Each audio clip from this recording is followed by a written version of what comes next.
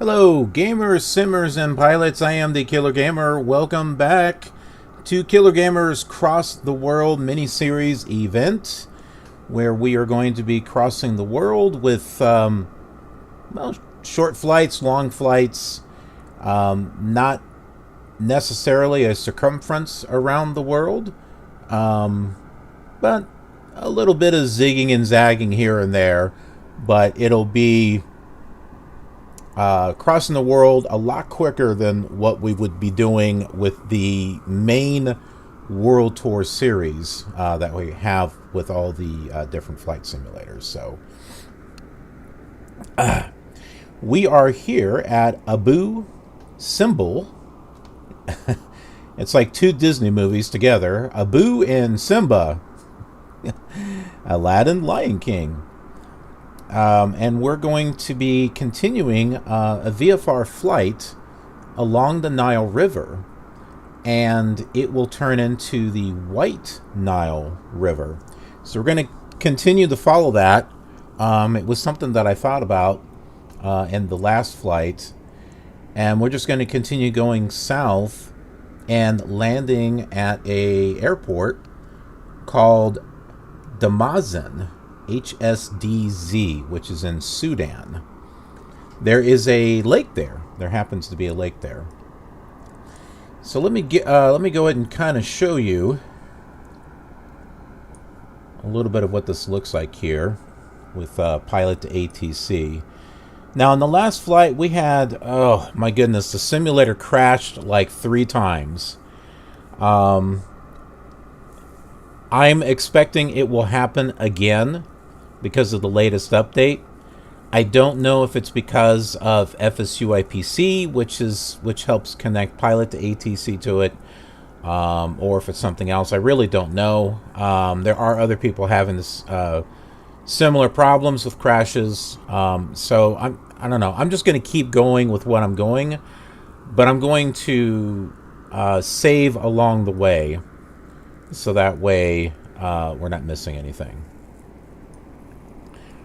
Or so I don't have to like restart it or whatnot. Anyways, this is where we're at, which is just south of Lake Nasser. And if you didn't know about Lake Nasser, this is the largest man-made lake in the world. We were looking this up yesterday, and oh man, that's just amazing. Look at the size of this. That's just amazing. There's a dam right here. And then this. It's just, wow. So we're going to be continuing along here. Don't pay attention to this line. It's just for reference. And you can see that things start to thin out here. But we will continue to follow this along to Coca. Coca Cabana. Coming on down here and around. There's going to be another lake here, the Shala, coming around.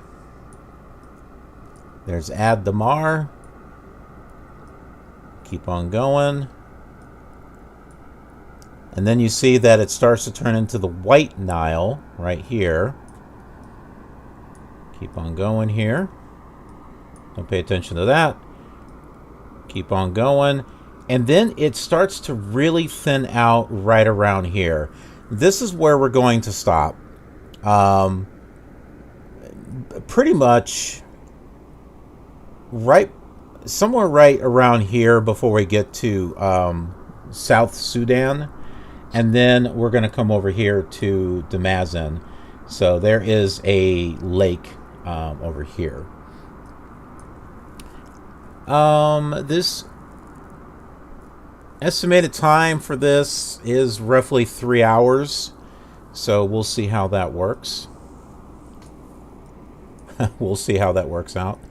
And another reason why I wanted to get this pilot to ATC working was so that way I could make use of this map as we're flying, so we can point out things along the way, which I thought made the flight really interesting. Because we were looking up towns and stuff along the way, and just, pretty much getting to know the area as we're flying. I mean, why not, right? Let's make it more than just scenery. Let's learn about where it is that we're flying too. I mean, I had no idea that Lake Nasser was the largest man-made lake in the world. So, I mean, I learned something. That's just amazing. It was just really cool. So, let's go ahead and do that. I will go ahead and we will file our flight plan here. And the simulator will crash or something. I don't know. Hopefully not. We'll have to tune in the tower frequency 118.1.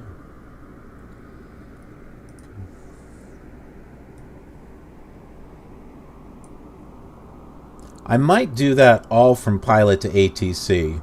The last time I tried to change it, like, we were 20 miles from the airport from landing, and I was going to change the comm radio, and the sim crashed. Out of all things. I mean, the comm radio? I don't know, just silly. And the other two times that it crashed, it was because we were doing an external view. So before I do any type of external views or anything, that's where I'm going to save the sim. Oh, let's fill her up too. Let's fill her up all the way.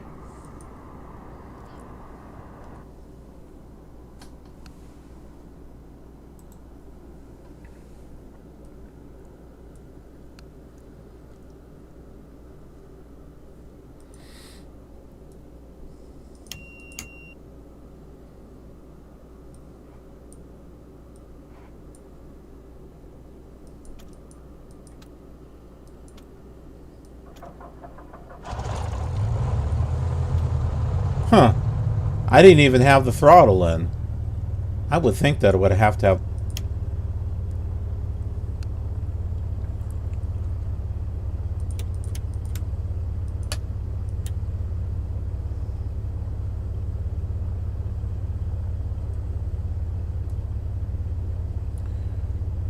I'm going to set our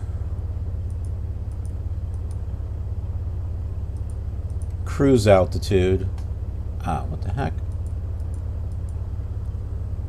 Around 3,000.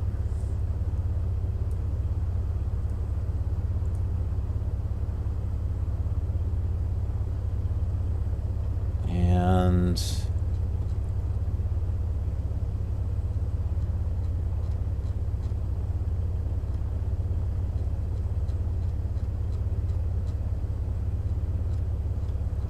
get this heading somewhat in that direction there.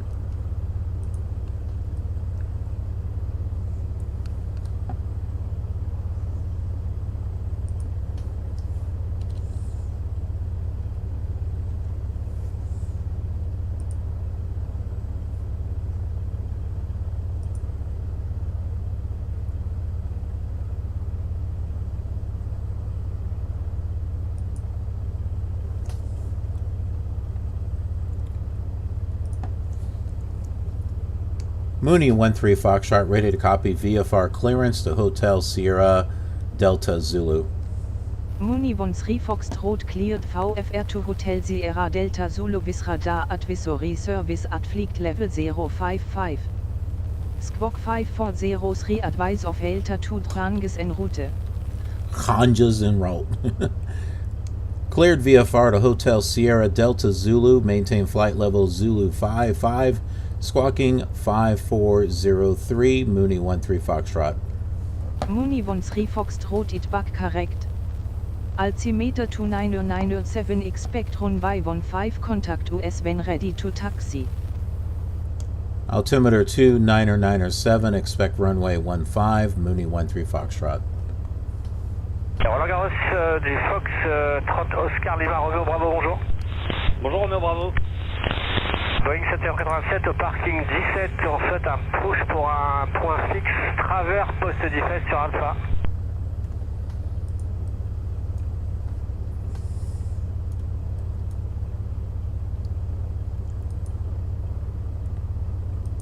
Five, 4, 0, 3.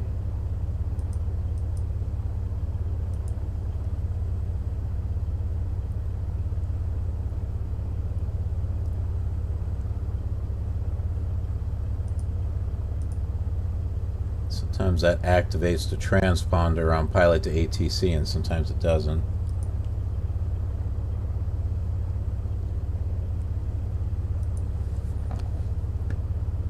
Mooney 13 Foxtrot, ready to taxi.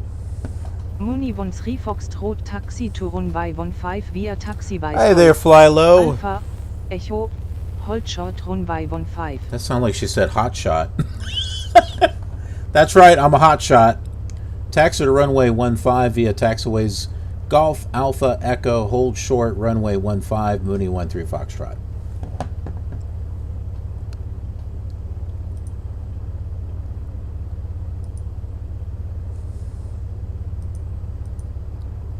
We have a diagram of this airport, but we don't have one of the airport we're going to. I don't know if it's a grass runway. Be interesting if it is. So, this is where we're at. Here we are. And we're supposed to take Golf. Here. All the way over here. Golf. Alpha, here's Alpha, Echo.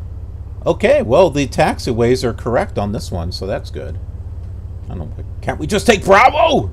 All right, we're going to do what they say just to kind of add, you know, a little bit of immersion and stuff. So we'll go over here to Golf and go down.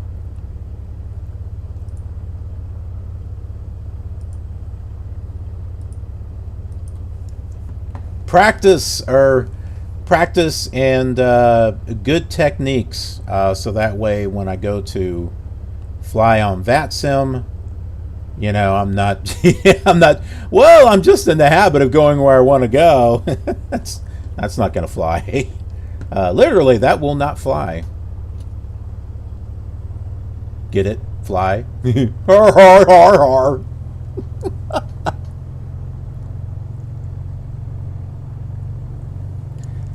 I'm hoping it will behave.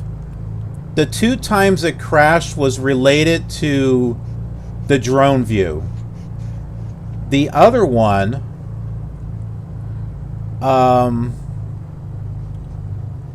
was just simply changing the comm radio. So I'm just going to change the comm radio. Oh, there's dirt right there. Is this torn up? What's up here? Oh, there's a plane over there. I have live traffic on. There must really be a plane that came over to this airport.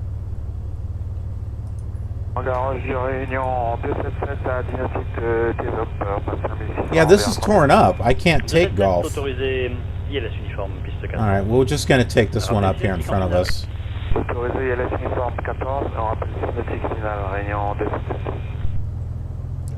Also, before I do any type of external views, I will be saving.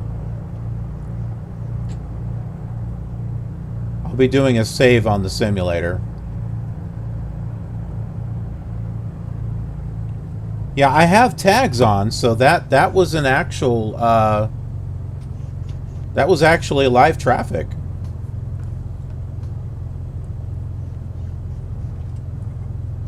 Wait a minute, that's the runway. Hold on.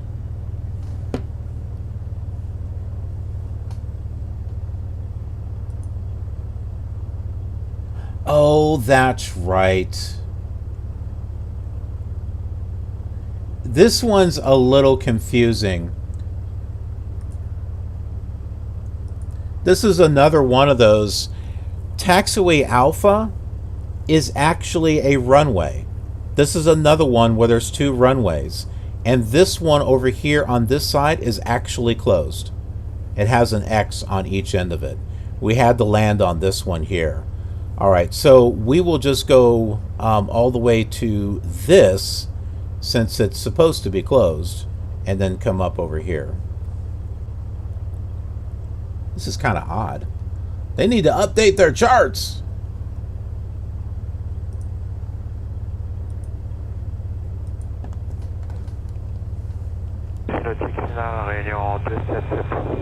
Réunion 277. Hey, John. De 14 autorisé atterrissage. Le dernier vent 120 degrés, 18 à 24 nœuds. Yeah, me too, John. Autorisé atterrissage, réunion 277. Other than our first flight, it seems like we're having some type of issue. The second issue, though, let's be fair, that was not the simulator. That was me dropping the controller. I mean, it's not like I dropped it. It's because of the wire. I had hit the wire, like my knee pulled on it, and it pulled the controller down.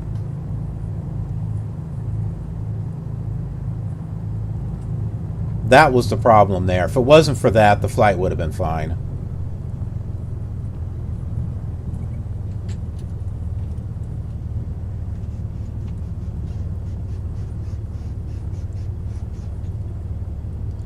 Yeah, do you see how this runway's got X's on it?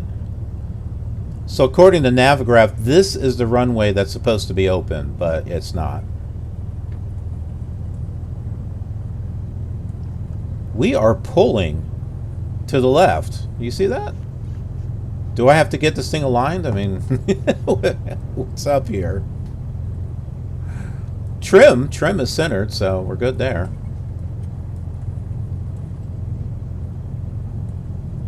But yeah, no, actually with a single prop, I had learned just with X-Plane that it does naturally pull you off to the side. I thought that was an interesting thing when I started playing X-Plane 11.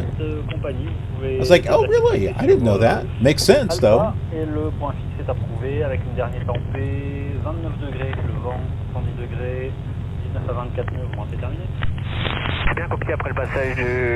Yeah, John, that's what I've been hearing also, and that's why I decided to I'm just going to keep using pilot to ATC, whether it's the culprit or not.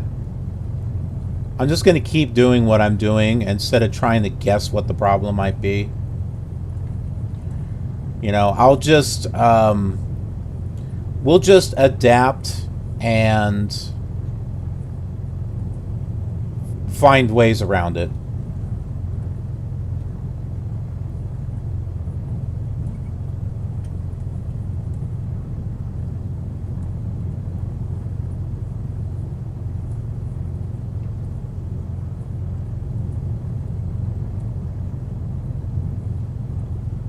The TU-154. I know what you mean, Fly Low. Is it not annoying? I mean, with all the previous simulators, you know, there may have been a few crashes here or there, but once they release some hot fixes, you know, and some stable updates, everything seems to be fine. And you weren't forced to do an update. So you could stick on the one version that you had if it was working for you until you were comfortable to update. But here, no. And that is the thing that annoys me the most.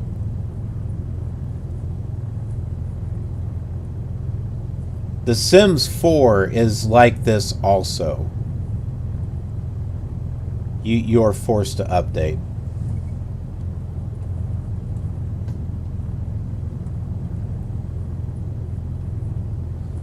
Which I got to get back to.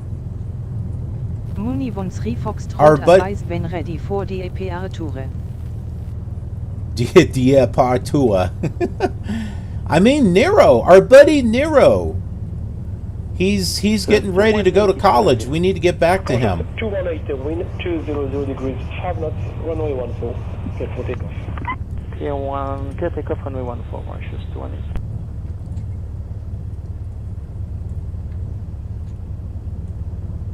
I mean, out of the characters that we have in the Killer universe, Nero is one of our developed ones.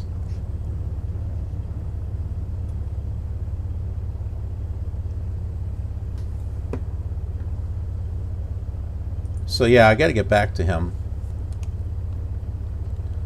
Wilco Mooney 13 Foxtrot. Mooney 13 Foxtrot, ready for takeoff. Mooney 13 Foxtrot ins Ares Re 16 at 6 knots cleared for takeoff, runway 15.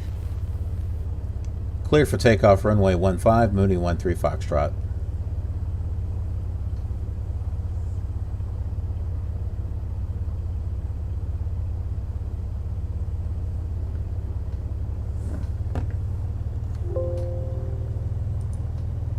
That had me worried.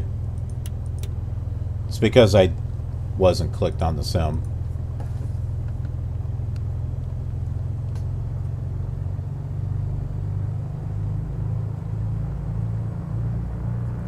Yeah, so we'll be doing more than just looking at scenery.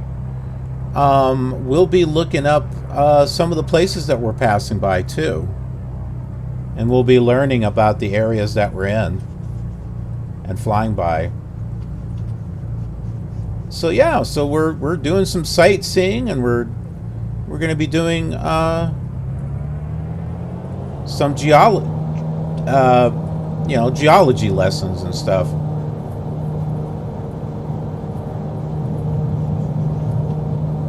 Boy, this is really pulling.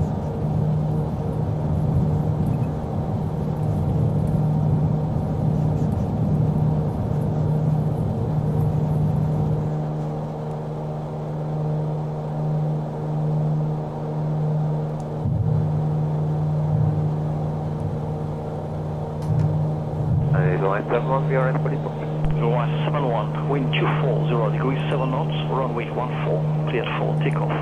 Runway 14, cleared for takeoff, runway 71.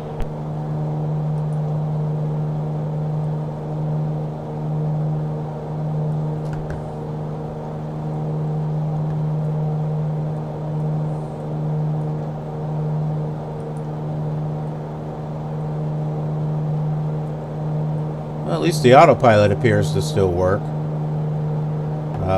Maybe. Ah, crap. Oh, it's because I had to arm this.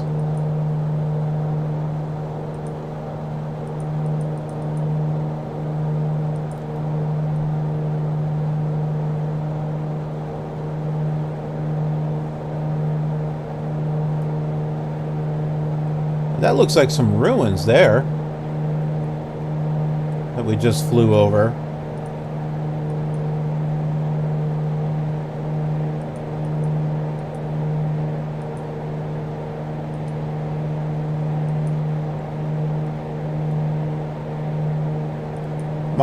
There it goes. I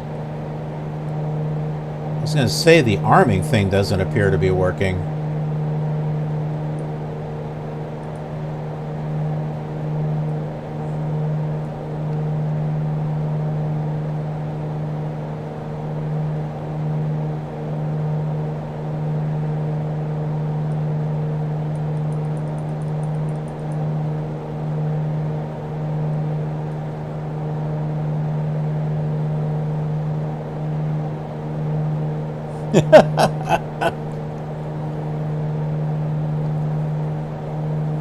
Mooney 13 Foxtrot contact Cairo control on 119 decimal 35.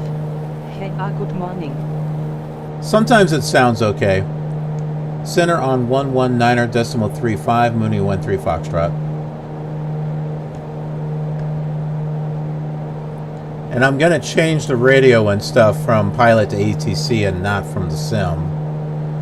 That's what caused it to crash the last time.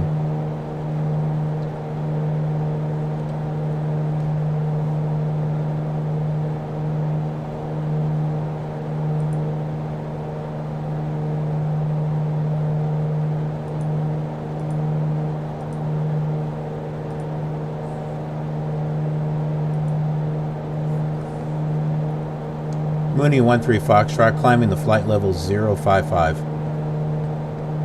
Mooney 13 Foxtrot, good morning. Radar contact.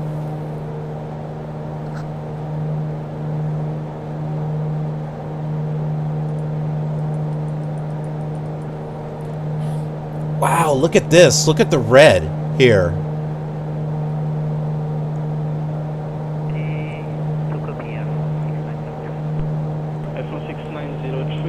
Okay, before I do an external view, I'm going to do a save here.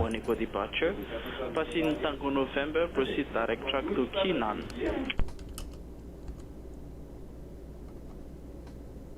Takeoff 11, flight level 320, Northwest November 1 echo departure, passing Tango November, direct to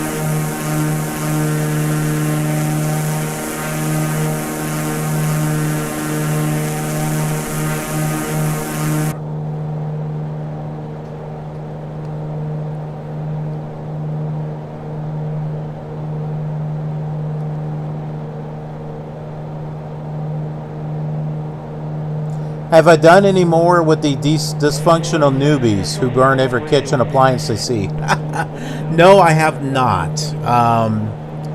I have been wanting to get back to that. I was wanting to get back to that several months ago because I want to kind of finish things up with the base version of The Sims and then upgrade to Living Large.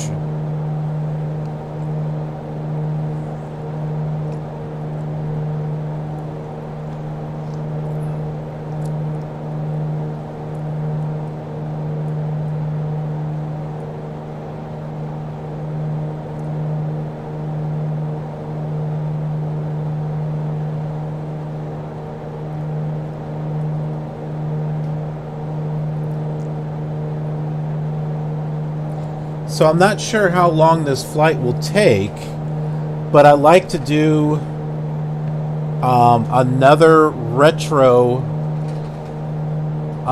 flight simulation today, one that I have not done and one that I've been wanting to do. I need to test it out, but Sublogic ATP, Flight Assignment ATP. There's quite a bit I have to install here. They're all in CD-ROM though. But yeah, I have been wanting to work on this for a while.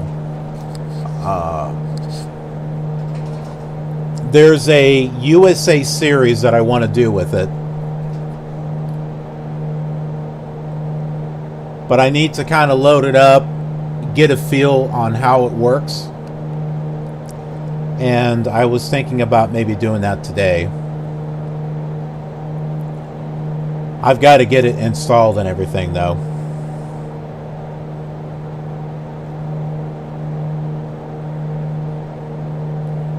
I've had a request for Sublogic ATP for months.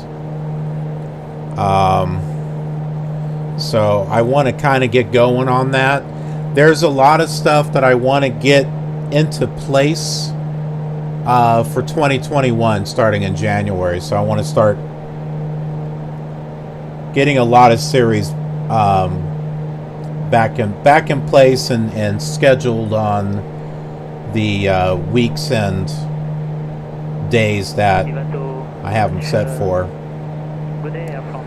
That is including not only game reviews, but I'm going to be doing something called Killer Quick Tips. They're going to be like short little tutorials on stuff there will be other things where there'll be longer tutorials, but the quick tips are kind of like maybe short 1 minute or so little tips on things. One, I need a little video to remind myself of certain things because I'll forget certain things. But also I think it would be helpful for other people too. So that is another thing that I want to get going.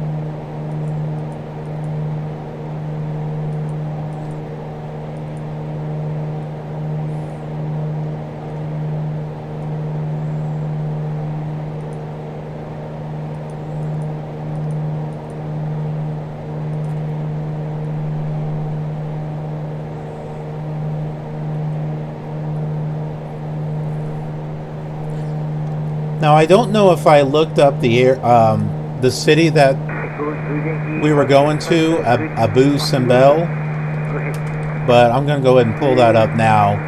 It's a village in Egypt.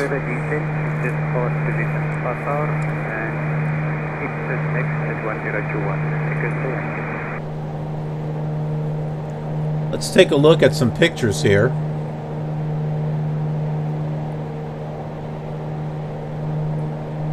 I'm going to set this up so we're not filling up the entire screen.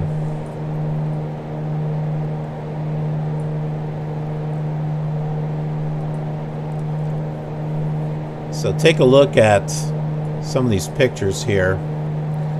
Let me zoom in here.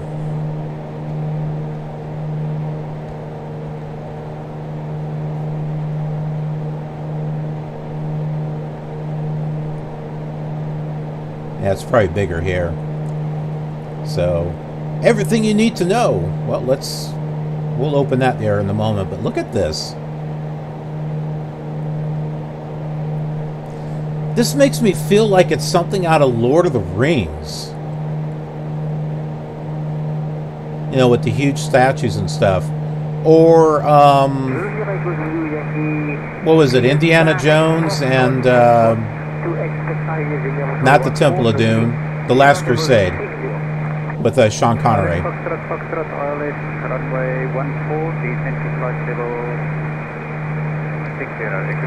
I seriously doubt that this is in Flight Simulator.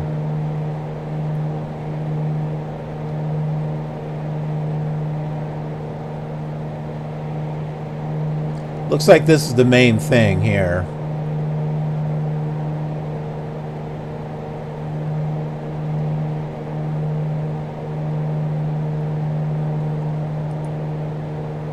Let's take a look at everything you need to know to plan your visit. That's where we were. Interesting facts. The temples of Abu Simbel were constructed over 3,000 years ago by the Ramesses II, one of the most powerful rulers of ancient Egypt. The great temple of Abu Simbel is dedicated to the gods Amun-Ra, Har-Kathi, and Ptah, but it was also erected to demonstrate the might of the Egyptian Empire and for the eternal glorification of Ramesses II. The small temple is dedicated to Queen Nefertari, the beloved and favorite wife, meaning I guess he had more than one.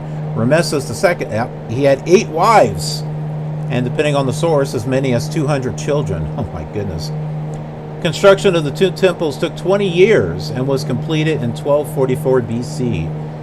Wow, that's how old that stuff is. Over time, the temples were forgotten and slowly covered with sand. In 1813, Jean-Luc Burckhardt, he's an archaeologist, rediscovered the temple, finding the top, I don't know if that's frieze, of the great temple. 4 years later, Giovanni Battista Belzani managed to remove some of the sand and find the entrance into the temples. Once the sand was cleared away, this became a tourist destination, attracting visitors even at the end of the 19th century. That's a really clear picture there. How to get there, round-trip flights, by land, visiting when flying between Cairo. Oh, and this is Aswan. We talked about Aswan. Yeah, we flew by this. We flew from Cairo when we passed Aswan. That's where the dam is at, just before the man-made lake of Lake Nasser.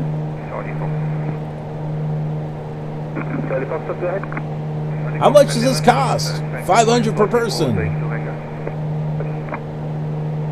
And just a few other things there. And I'm off course. It's like, where's the Nile River? It's over there. We're not too far off. You wanted to see some of the desert too, right? Some of the dry land out here.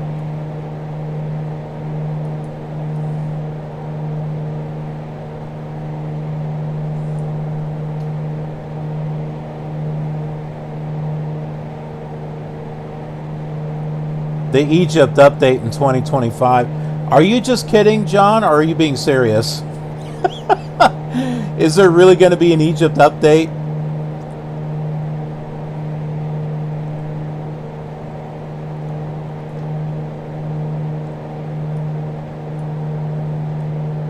I'm guessing that you're joking, but you know, I don't want to assume. There may have been a development roadmap somewhere that you saw. Arrow bisector, oi! Yeah, 2028. How about 2038?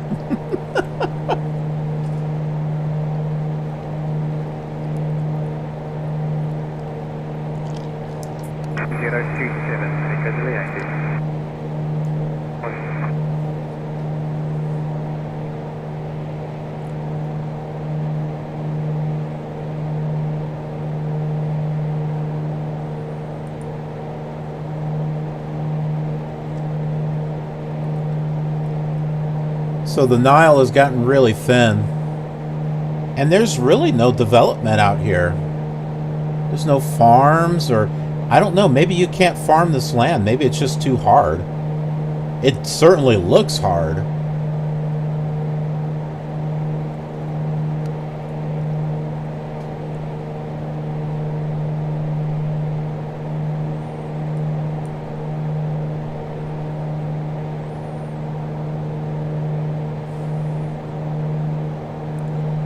We will be coming up to a city called Simna.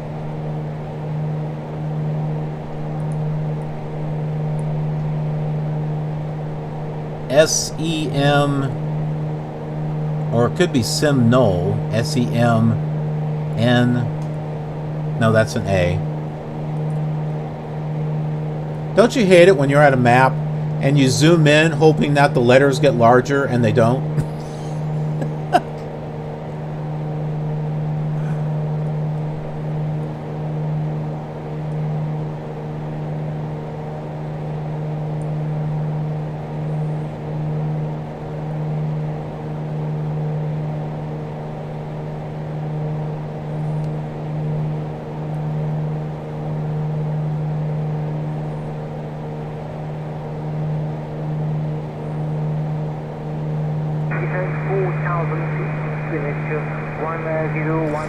Yeah, Arrow. I was looking up crash reports, And I did come across that in regards to the Airbus. So yeah, I knew about that.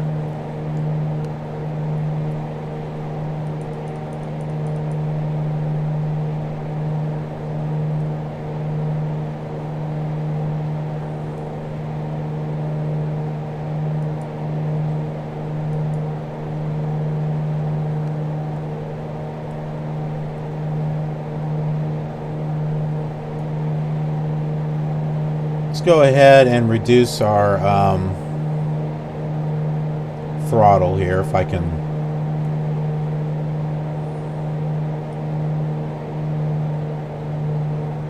Bring it back about 80%. We'll bring the mixture down to about 80. There we go. That's extended our fuel there.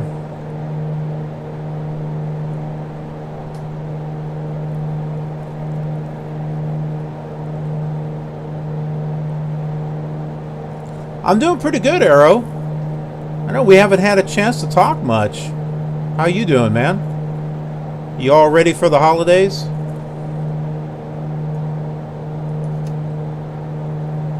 Did you get all your presents bought and stuff?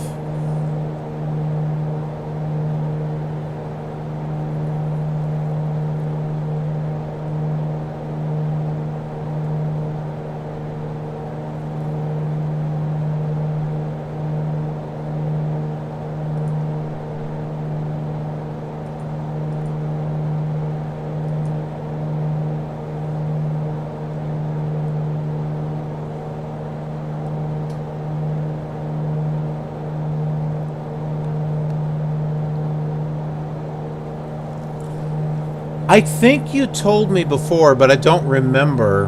What are you going for school for? Mooney 13 Foxtrot for continued VFR advisories. Contact car tube center on 124.7. Enjoy your morning. It sounded like he said cartoon. It's cartoon, Khartoum, but it sounded like cartoon. We're kind of the cartoon center.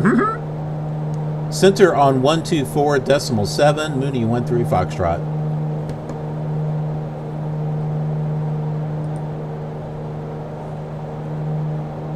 Okay, before I do that, save. We will save.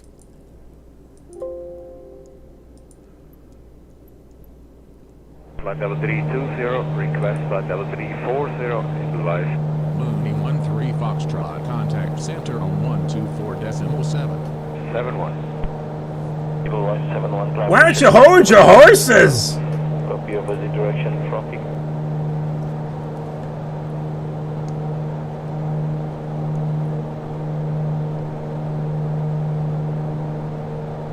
Mooney 13 Foxtrot at 4,000. Mooney 13 Foxtrot, good morning. Radar contact. Must be his brother.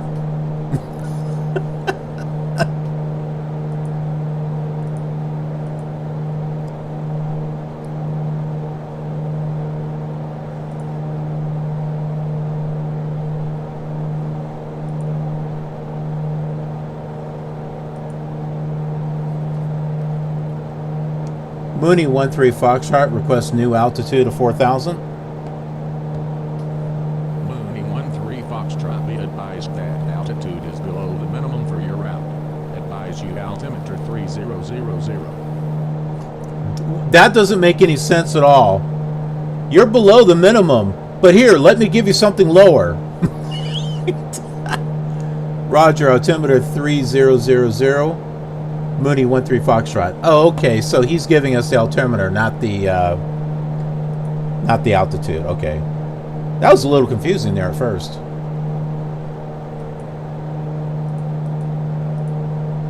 All right, there it is.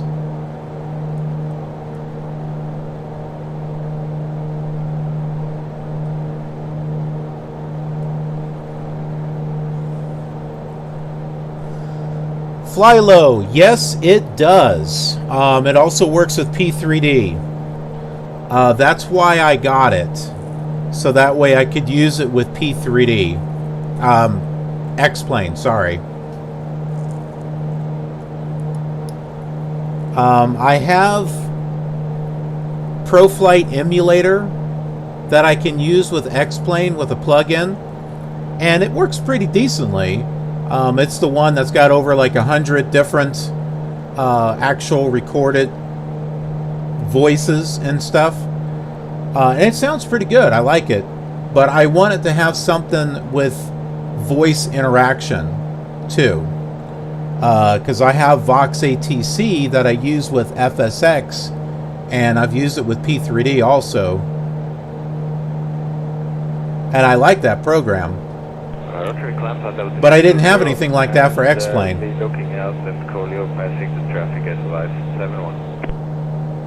171, report clear of the traffic. Oh, we passed Simna. It was somewhere around here.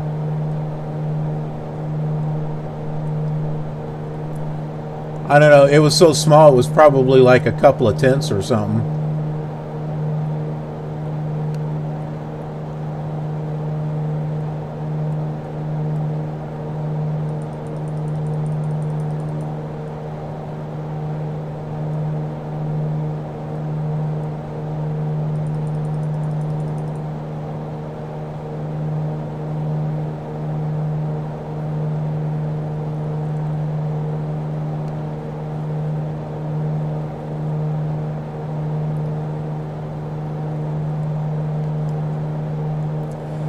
VATSIM, not on this. Not on this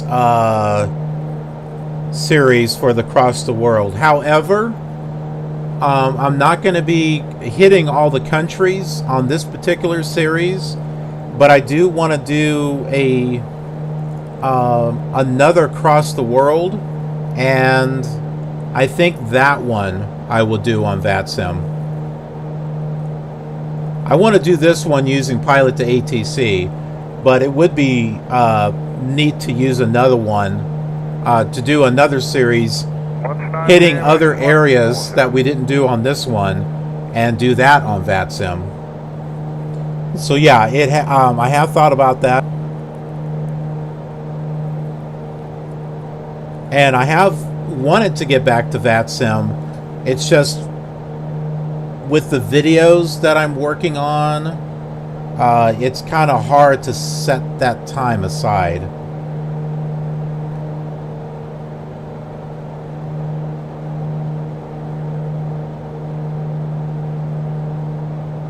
Yeah.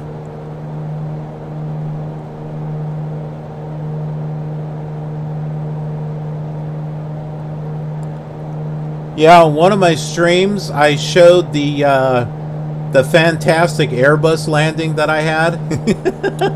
Remember the one? I mean, I landed it, but it was like wham right onto the runway, and the controller was like, "Hey, great landing." Oh man, that was priceless. I love that.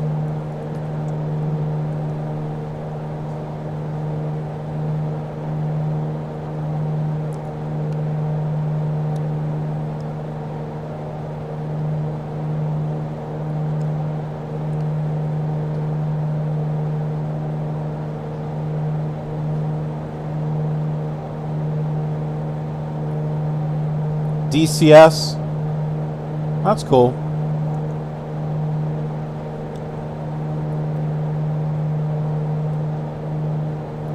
I'm not too much into combat simulators, but there have been some requests to do some combat flight simulators. So I'd say if I were to start with any, I would like to start with some of the old DOS and Windows ones. So like one that I've been wanting to get for a long time is Falcon 3.0 and 4.0.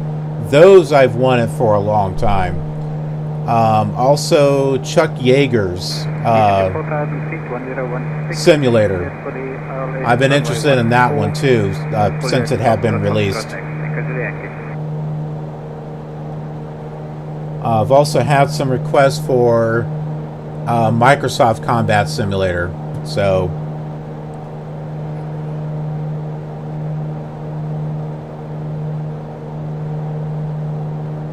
I've got more interest in those because they were ones that I wanted to play back in the day.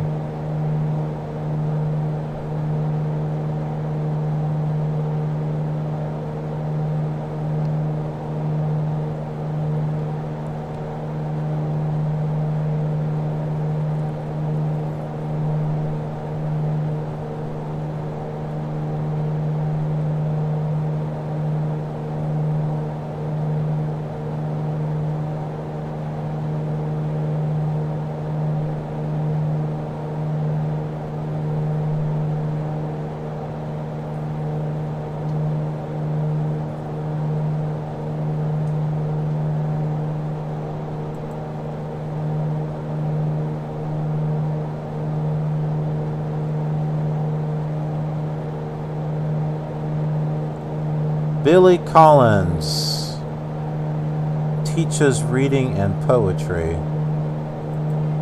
Hold on, I've got to mute that.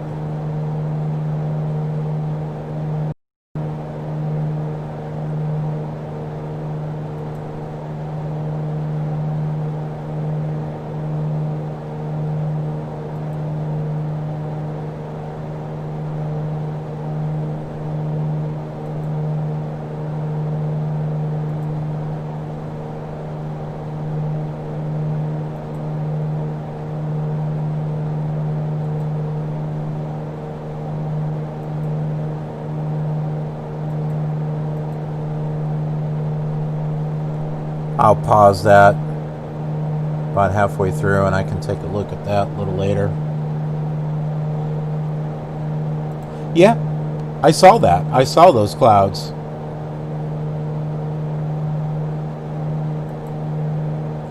So is that what DCS is going to have?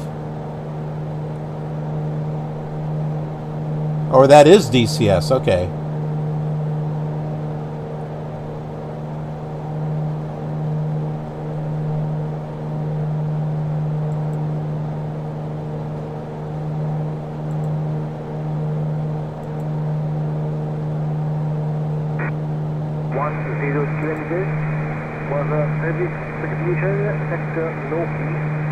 Cloud covered 1,700 feet, temperature T7, dew point 23, unit 1013.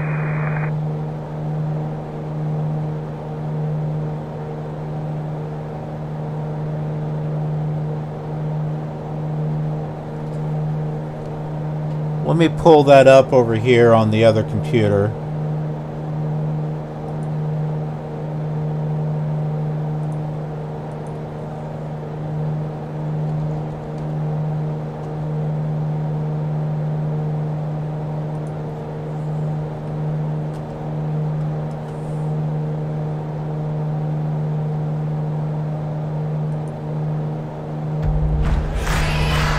Whoops.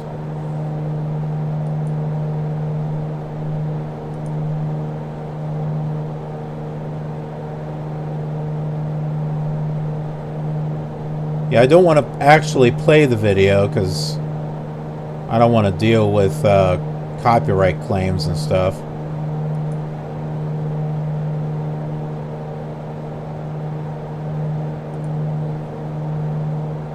It's about 428.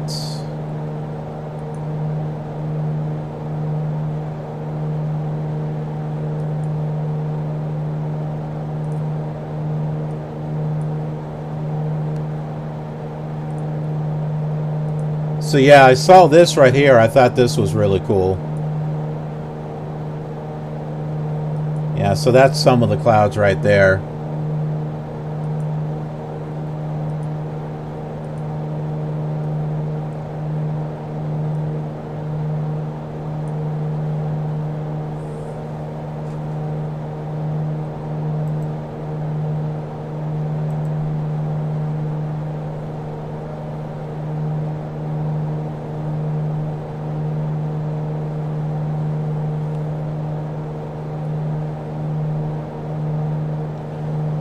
Give it time, and I think the clouds in MSFS are going to be good. So, like active sky,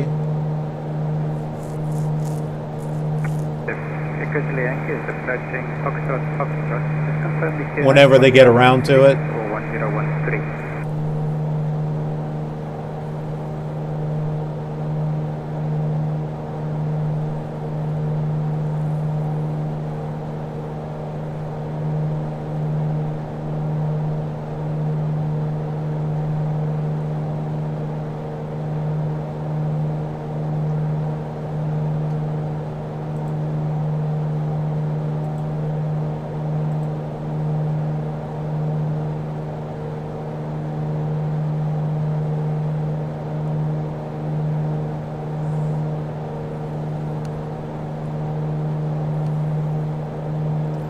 Inase, K again. Good to see ya.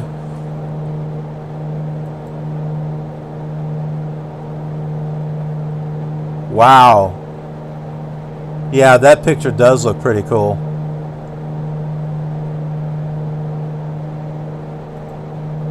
You know, I just realized that I can pull your chats up over here on this computer.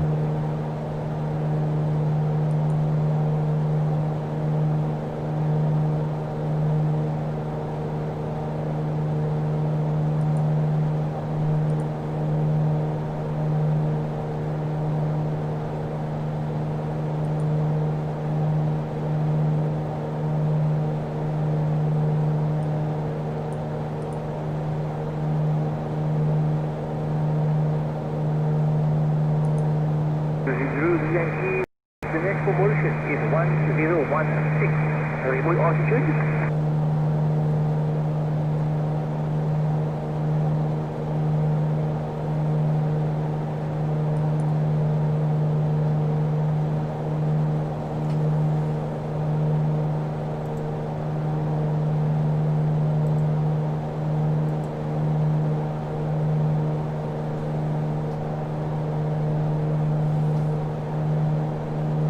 Yeah, that looks really good. But I have seen some areas of MSFS that have looked really amazing.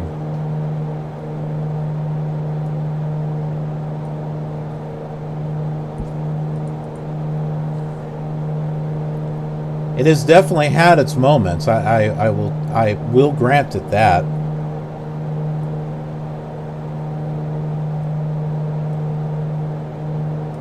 And there, you know, quite honestly, I've seen some times with P3D version 4.5 and Active Sky where it looked really good too.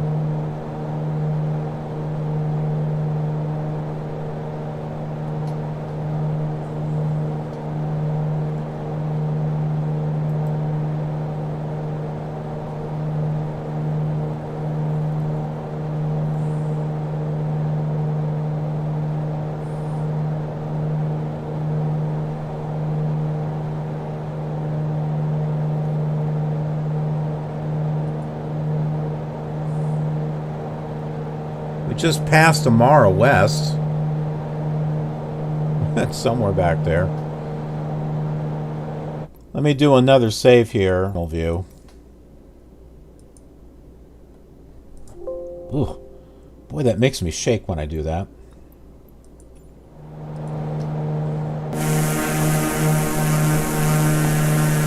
So I guess that's it right here. I guess that's Amara West.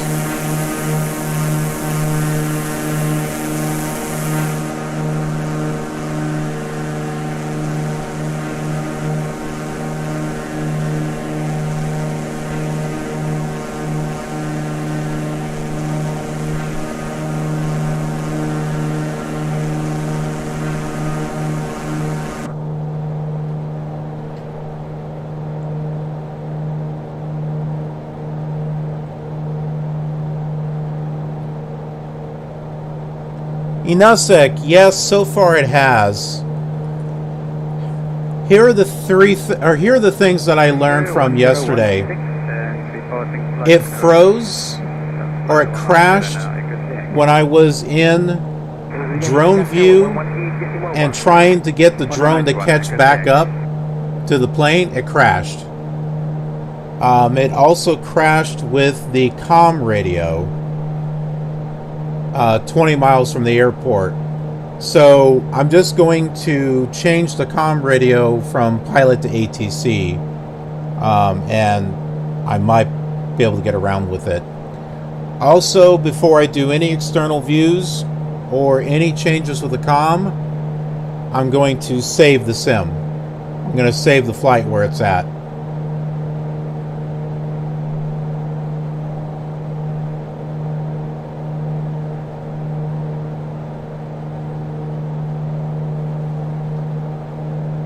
Yeah, V, Jim Boy, yep, this is for the 3DS.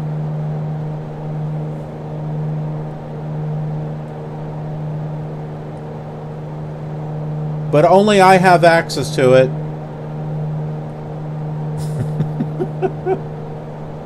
I get special access to it.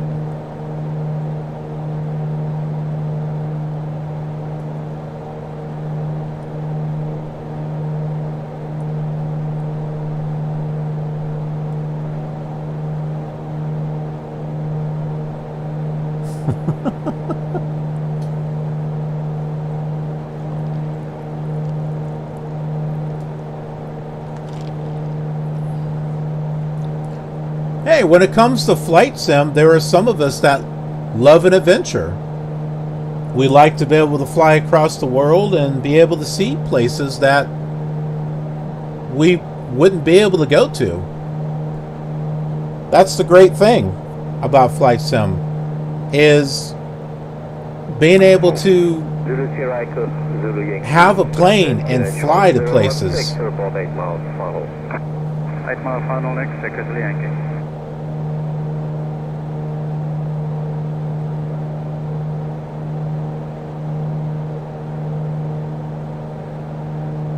Oh yeah, Red Dead Redemption 2 on the Sega Dreamcast. Yeah, I heard that was a classic. That came out, what, before Tomb Raider, right?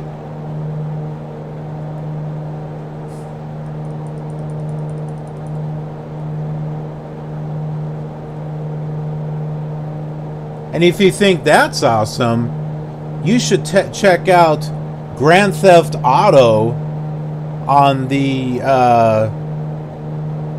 Atari 2600. Man, that was revolutionary back then.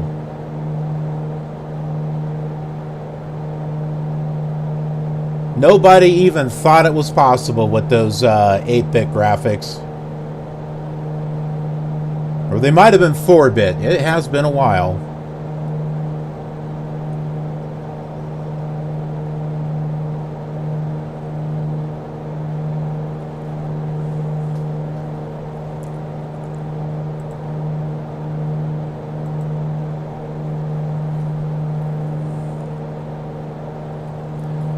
We have a little town called Wawa coming up. W-A-W-A. According to the map, it should be right here.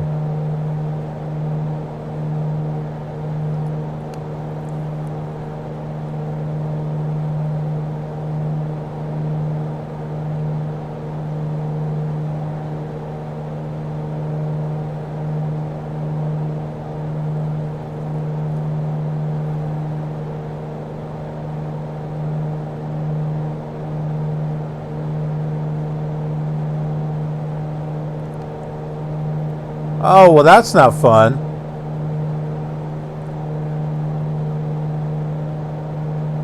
What is this place? This is Egypt. Or actually, we might be in Sudan now. That is the Nile River.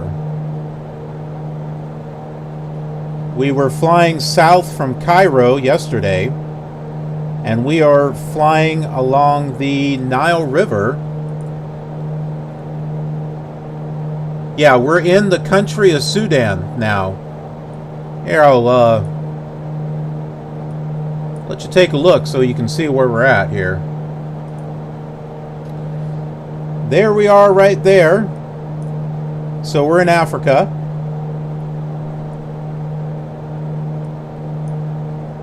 We flew south from here, and we're basically following the Nile River. Take that off there. Don't pay attention to these lines, that's just for reference. But we're coming around here just like this, and we're basically flying right about to this point, and then we'll be landing next to this lake over here. And then the next time I do a flight, we're going to be flying through Ethiopia, and over here to Yemen, over here to United Arab Emirates, and then back up here to Israel and Jerusalem, Lebanon, Baghdad. Then we'll be coming over and flying through Iran, Afghanistan, Pakistan, India, Sri Lanka, over into the Thailand and Indonesia, and then coming up north to China and Japan. So yeah, we're crossing the world. And we started over here in Algeria, in Timbuktu, which is in the middle of nowhere, and there really is a place called Timbuktu. And as we fly, I take a look at some of these little places along the way. You know, a little bit of a geology, history lesson type of thing.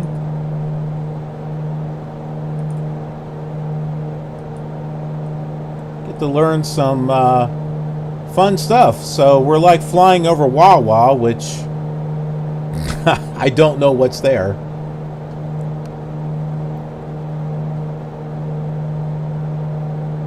Nope, it doesn't tell you where you need to fly. It's open-ended. It's a sandbox. Well, in this area, it really is sand. You can pick whatever airport you're at, and you can fly wherever you want.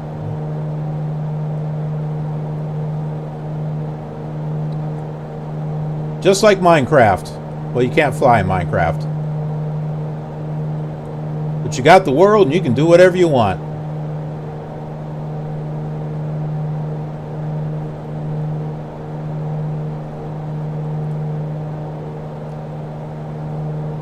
There it is. I lost my river.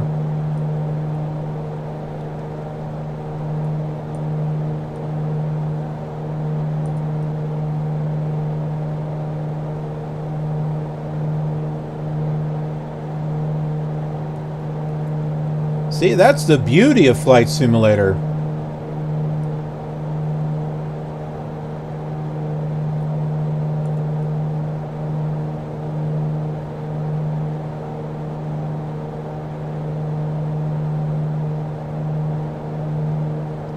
It's like freedom.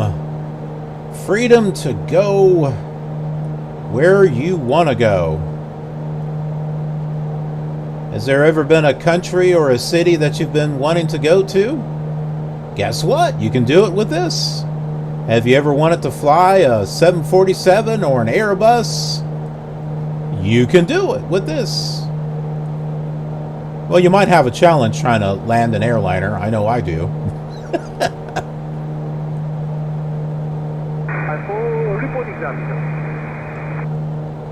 But for a car? Oh, you mean driving? That would be kind of cool, honestly. You know what? I've always wanted a game, like an open-ended game, like where you drive an RV and you can just go where you want to go. But you know what? There is something close to that. There is American Truck Simulator and Euro Truck Simulator, where mainly the purpose is to go pick up freight and go deliver it to one place or another. But there is a free roam ability where you can just pick your vehicle and you can just drive if you want to. So if you kind of want something like that, you might want to, and if you want to do something in the States, I'm not sure where you're at, might want to check that out.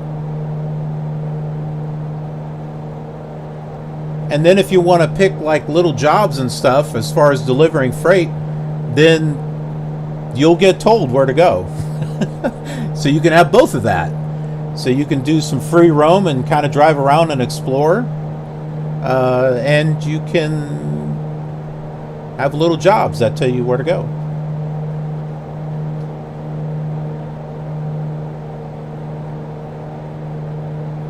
Well, no, you won't be able to drive to your home. See, the thing with the truck simulator is the scale is shorter. It's smaller. Because if it was real life scale, that game would be boring. Flying is one thing. And then there are real pilots that use this anyway to practice. But driving, on the other hand, if you were sitting there on a computer driving for 8 hours, yeah, I don't consider that fun. I consider that tedious. See, at least with this, you can set autopilot, and you can sit back, you can relax, go get a drink, whatever. When you're driving, not really. Tower, bonsoir. Oui, bonsoir, we have information, then 1-2. And we will be ready to start the gate at 1. Of course, that's just my opinion. Sorry. Transport 73 VL2 Paris Charles de Gaulle via Oakmore, Place en Rouge, flight level 240.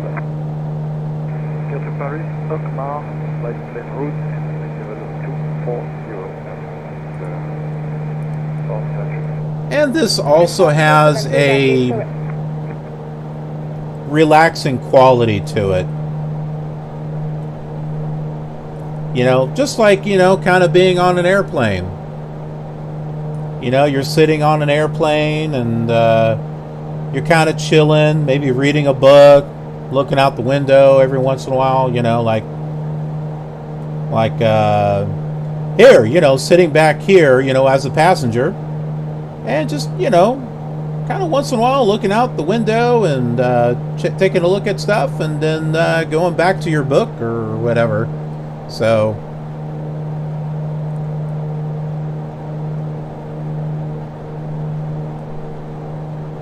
that's how I look at it.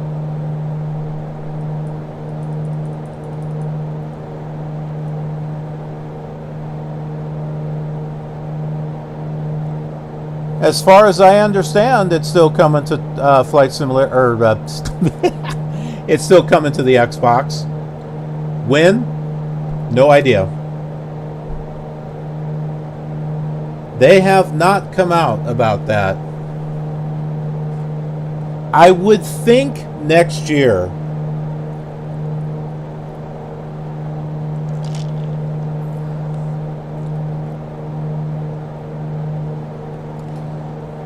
It would be in Microsoft's best interest to get it released on the Xbox in 2021 while the hype is still fresh. So from a business standpoint, I would say 2021. The longer they wait,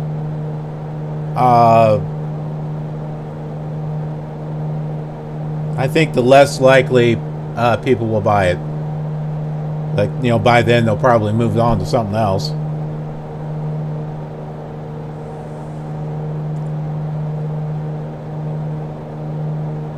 $15 frames per second? You know what? I doubt it, because when they develop stuff for the game consoles, they specifically design it to work, to take advantage of the system as much as possible.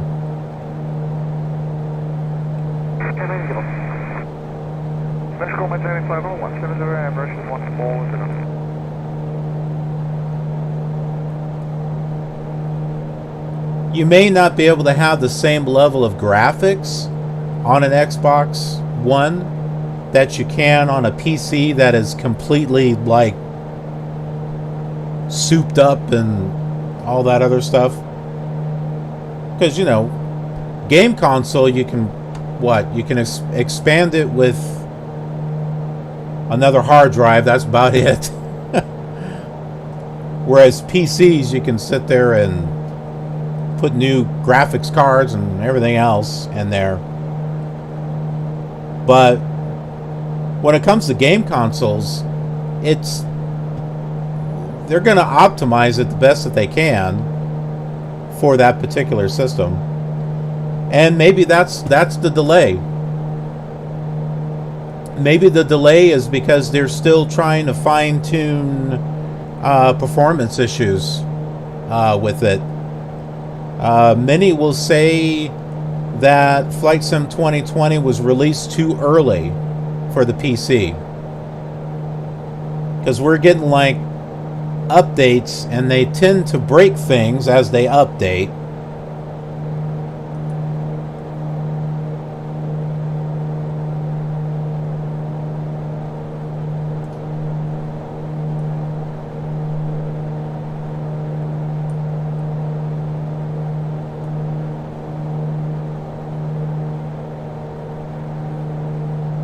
Alrighty, man. Good talking to you.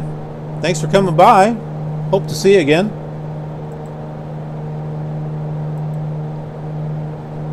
We do a lot of fun stuff on the channel besides Flight Sim, so I just do a lot of Flight Sim.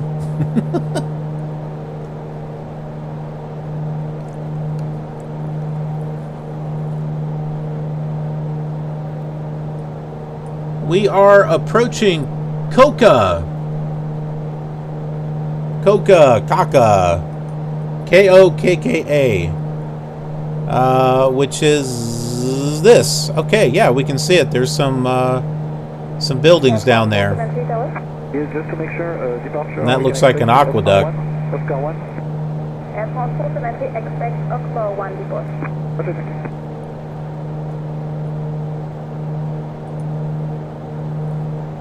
Let's do a little bit more geology here and let's look up this town.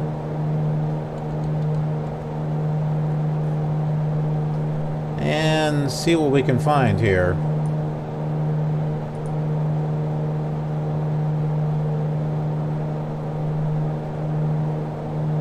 I don't think we're going to see too much. So here's some pictures here. Well, this looks like the wilderness.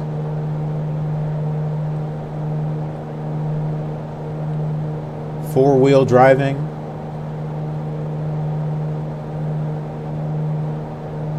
Yeah, there really isn't that much here.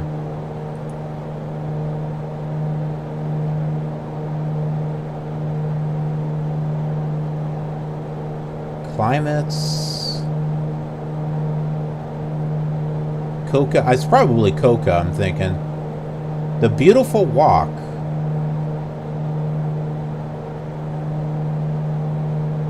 The Beautiful Ride.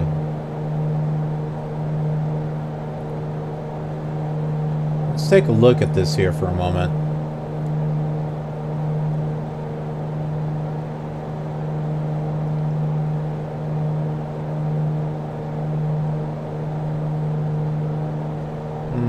Not really seeing anything here.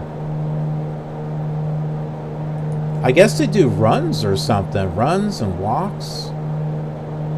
The Beautiful Walk is a race around the world of about 42,000 kilometers and 2,000 stages.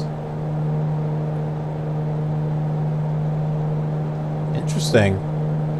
And then they have a walk around the world from Paris to Paris. Walk over, well, I wouldn't say that around as that's around the world. Walk over 5 continents in more than 40,000 kilometers. Of course, a walk around the world would actually probably take a lifetime, who knows. The walk is unique as you will experience an adventure for each step. The Discover the culture, the food, the music, and the religion of faraway countries. Cross the Sahara, the Himalayas. Enter Tehran, Lima, or Istanbul, not Constantinople. With more than 2,000 adventures, the beautiful walk will be a long experience in your life. And then if you want to read this in another language, you can.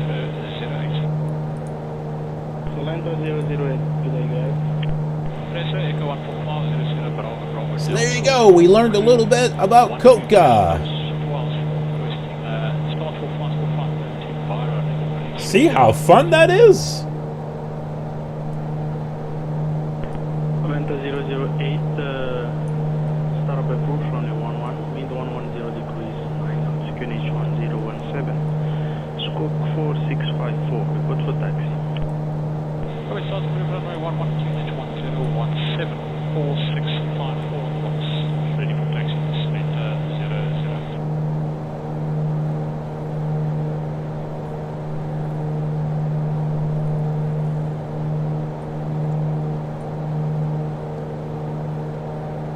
You know, let's make the flight interesting. Let's take a look and see what it is that's around us. You know, other than, you know, just looking at it.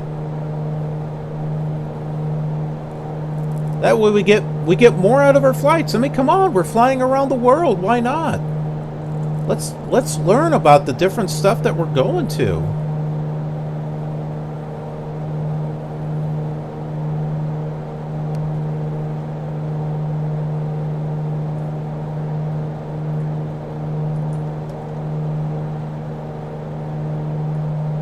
This looks like a mud pit up here.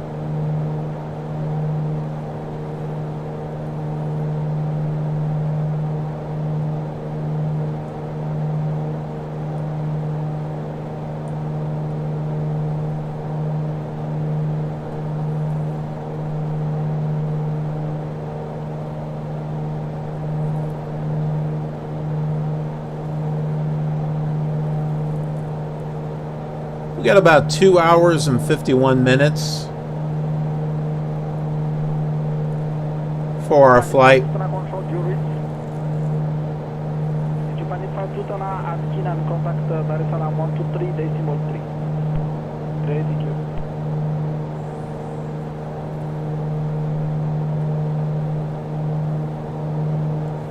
Heck, I find this fascinating. I've never flown in this area before.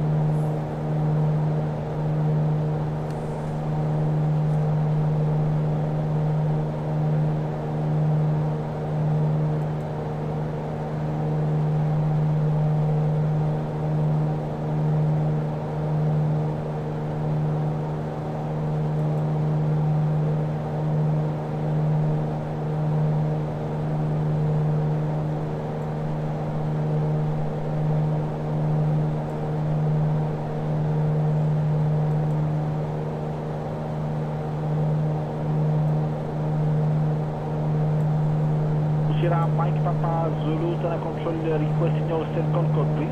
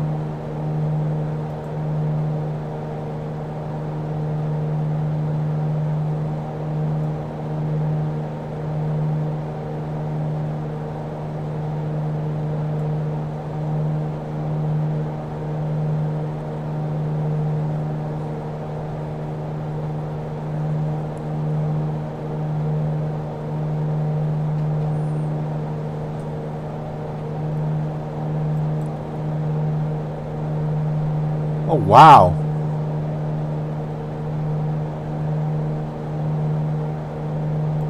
Hold on here. I'm looking on the wrong computer.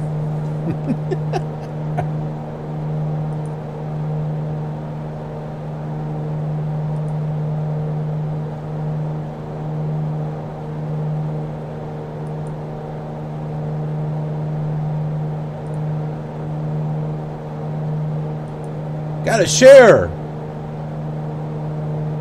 So here's one picture right here. Look at the clouds. Wow. It's got a lot of texture there.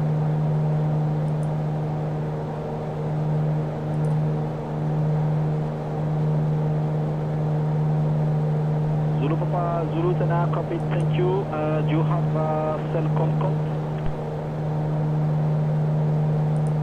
And here's the other one here. Yes, requesting cell call, please. Requesting our cell call. Wow, this is old-fashioned right here.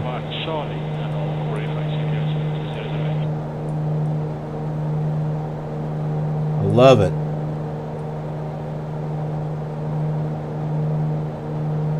Good old-fashioned flying.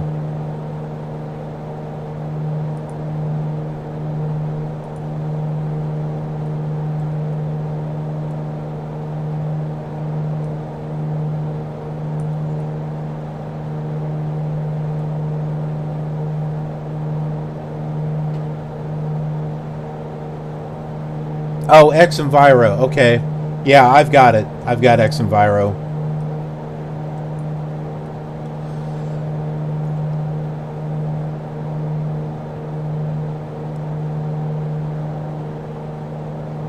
I'll use it off and on with X-Plane 11, but I primarily use Active Sky XP.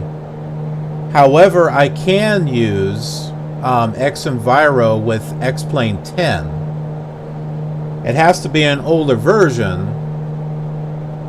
which thankfully you can download from their site.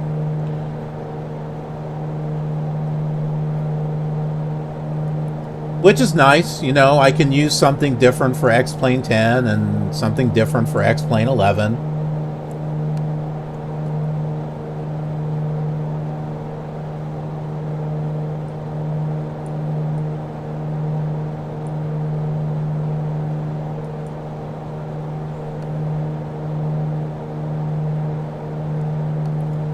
You know, from what I could see, I don't see too much difference between X-Plane 10 and X-Plane 11.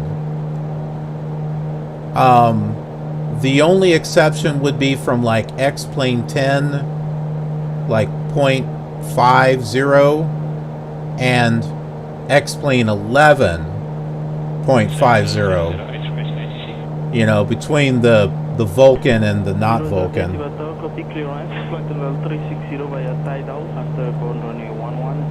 But other than that, X-Plane 10, I think, with some add-ons and ortho photos, can look almost as good.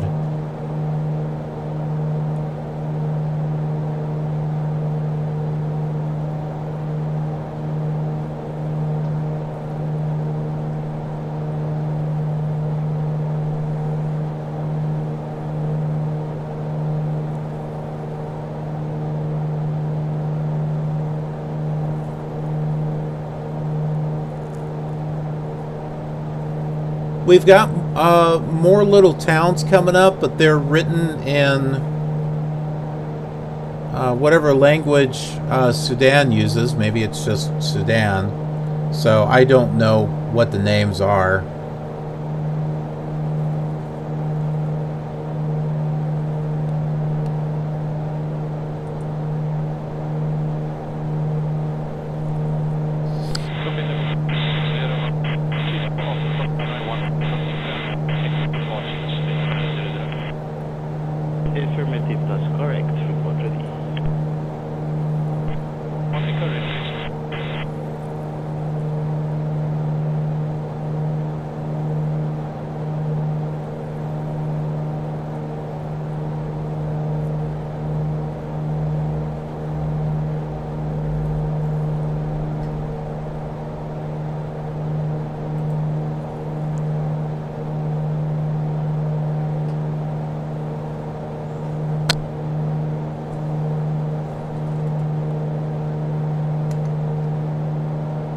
did bring my party-sized munchies in here. I thought I did.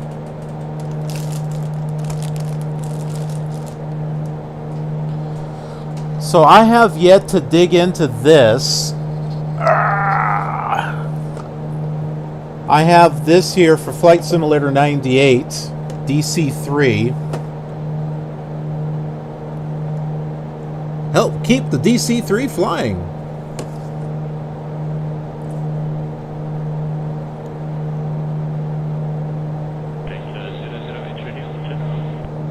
It's got a custom panel on it. Landing lights that really work.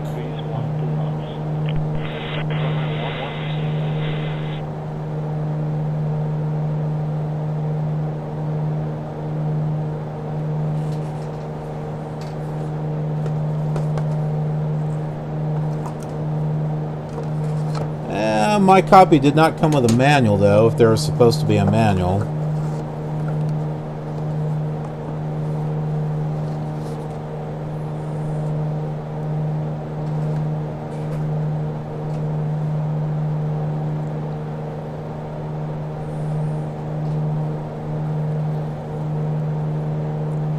Okay, this is the city I was mentioning that I am not sure what the name is. It could be Gondola, because there's a vor, or Dongola.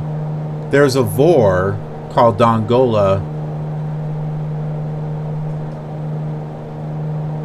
right over here. Gonna do another save because we're gonna do an external view here.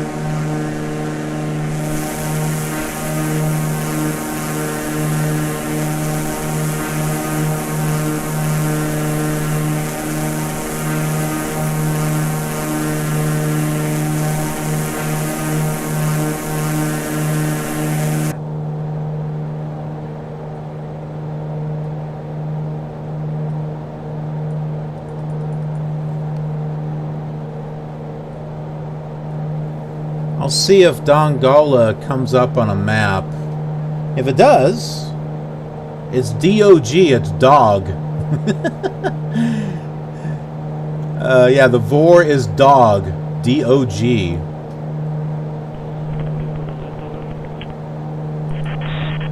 I'll see if there's such a place here.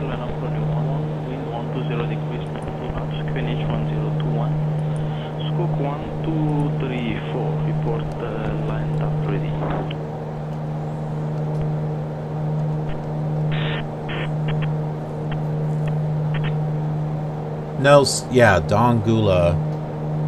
There is, okay.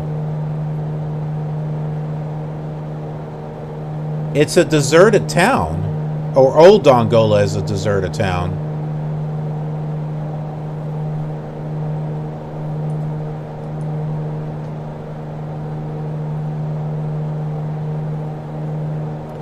It is the capital of the state of Northern Sudan. Okay, so that's the capital, on the banks of the Nile, and a former Latin Catholic bishopric.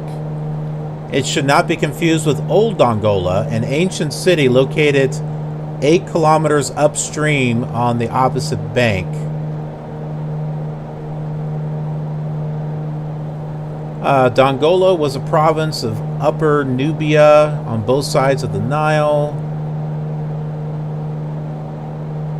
The modern Dongola was established in 1812.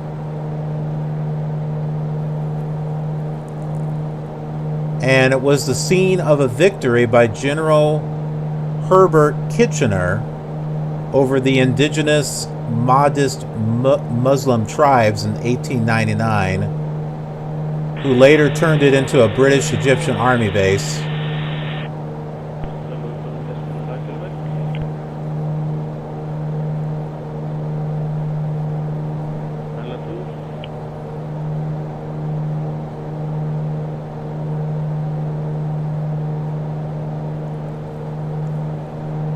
It looks like in June and July it can get to around 120 degrees Fahrenheit or 49 degrees Celsius in this area as a record high.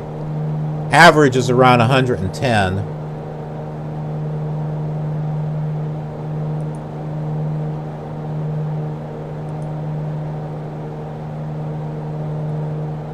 Ooh. Well, we got some interesting pictures here to look at. So this is Old Dongola right here. This is the abandoned city. This is neat. Kind of reminds me of like igloos or something, but just made out of sand.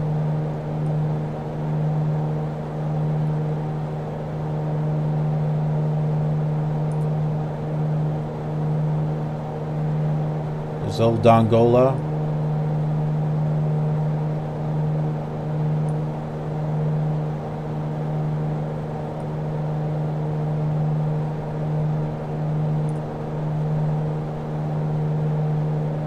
Mostly what's pulling up is Old Dongola. There's this here.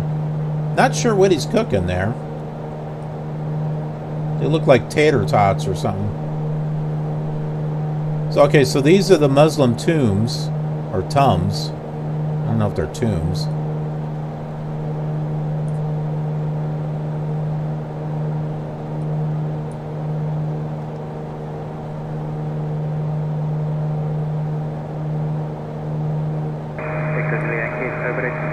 Throne Hall of Dongola.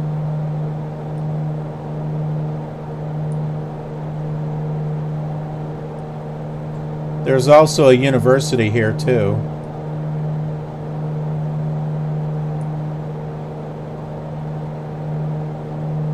Beehive. Okay, so they're calling them beehive tombs.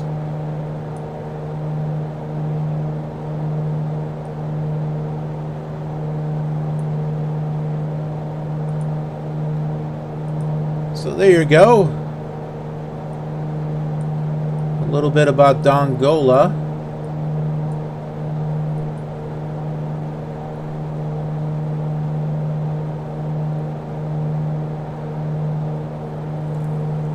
Ah, thanks, Fly Low.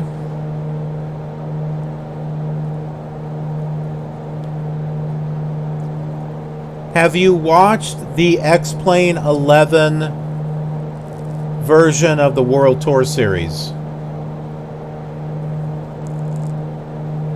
I have a documentary at the end of each flight of where it is that we fly.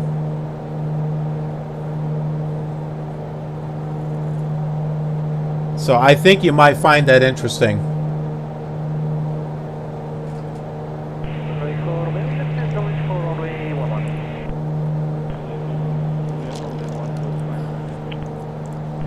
I do this little thing where I use Google Street View, and it takes a little bit of time, but I'll take screenshots as I'm moving from the airport to where it is that we're going to, and put it together as an animation with some music in the background, and it'll be like we're driving down the road going to these different places and stuff after we land. So,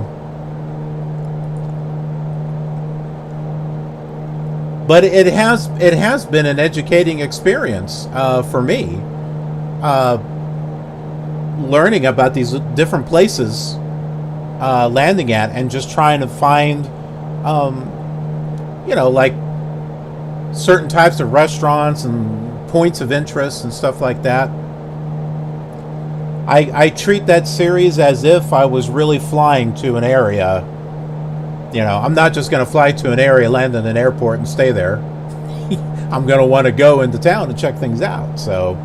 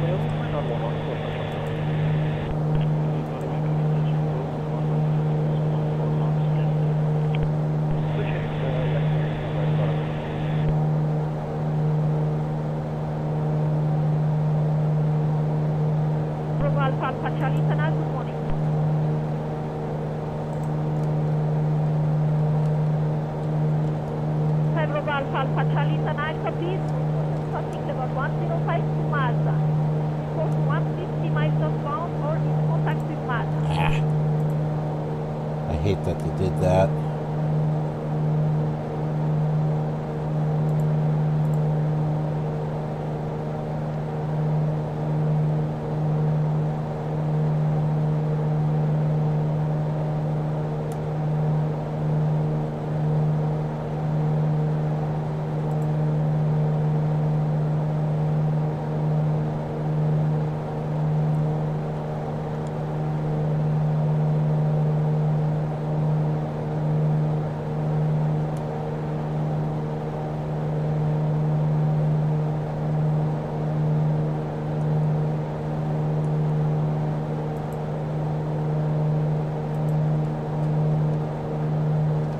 For convenience, if you don't have the playlist saved, there it is right there. So you can just click on that. It'll bring up the playlist and you can make it a favorite. And it'll be a lot easier to see all the episodes so you don't have to try to dig around for them.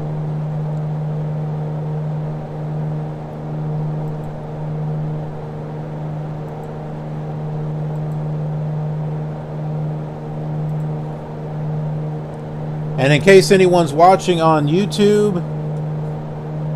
there is the link there as well.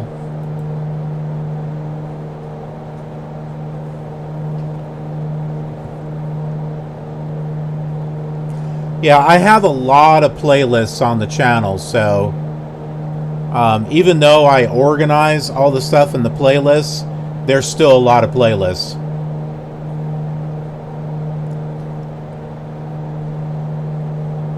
But yeah, that way you don't have to go digging for it.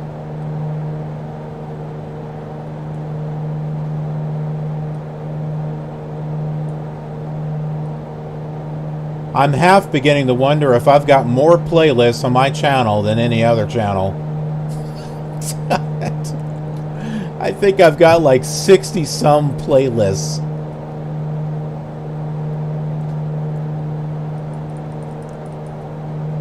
But, you know, I'm big on organization. Unless it's, you know, real life. But digital organization I'm big into.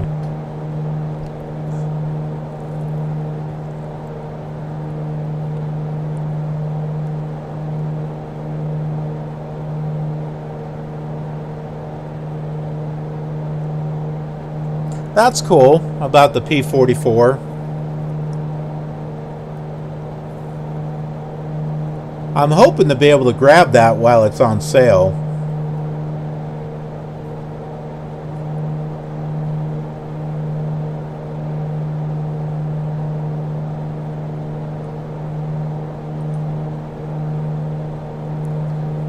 Okay, we have another town coming up, Al Goled. That's it right here.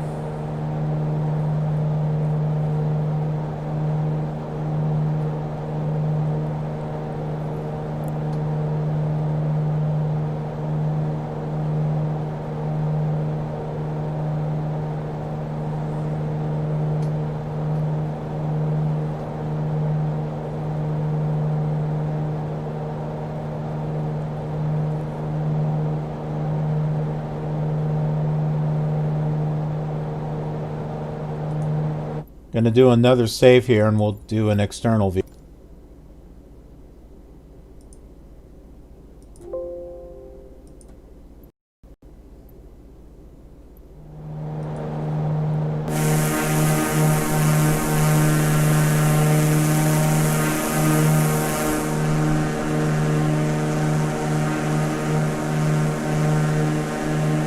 Got quite a few buildings down there.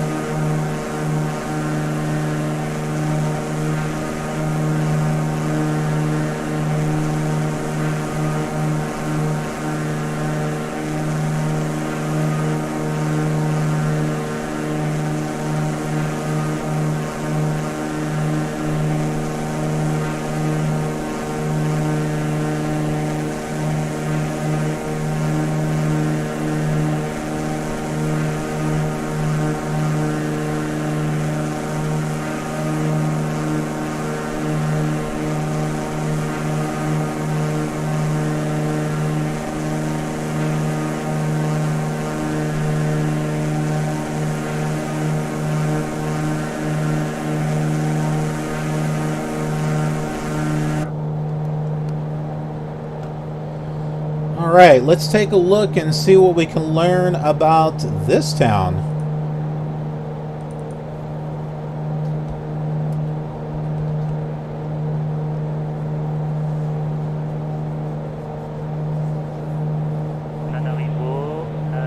Good morning again.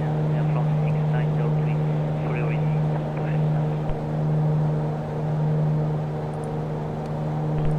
push. Okay, here's some pictures from... Good morning again. And move it over here.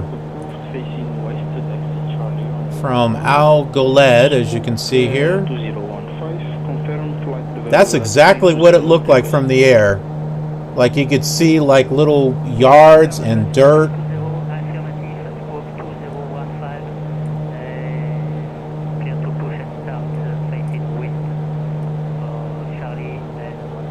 This here, I bet, is right. That's got to be the Nile River right there.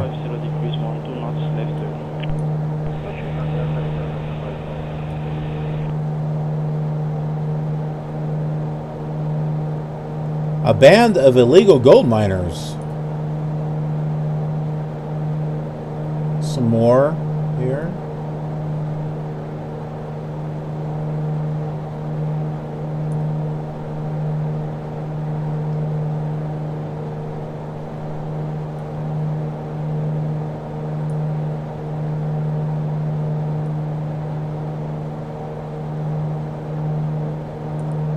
Lost or list of cities in Sudan, okay.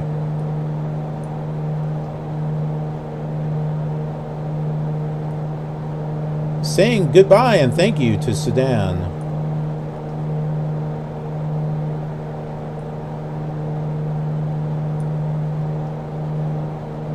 Not really seeing too many pictures of this area. See if I can find some history.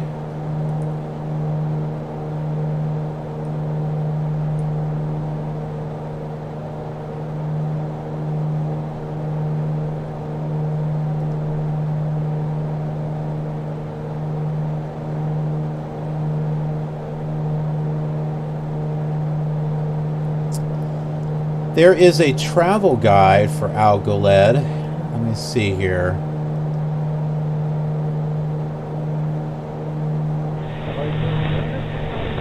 Yeah, it's not really.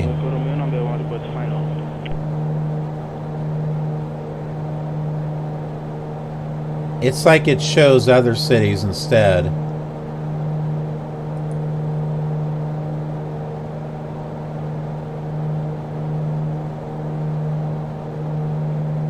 Unfortunately, I'm not able to really find anything in Al Goled as far as, other than just one picture. Try to look it up in Sudan. It mentions it as part of this, as part of the northern state of Sudan, but it's a red link. which means there's no information.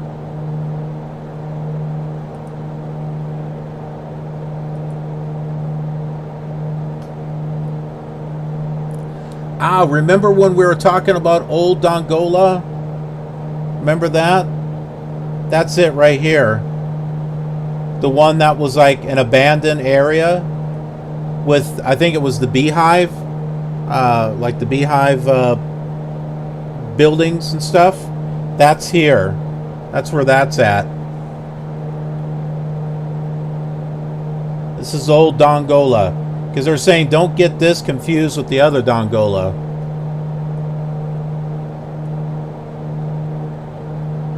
I don't think we're going to find the beehive stuff here in Flight Simulator, but yep, that's where that's at.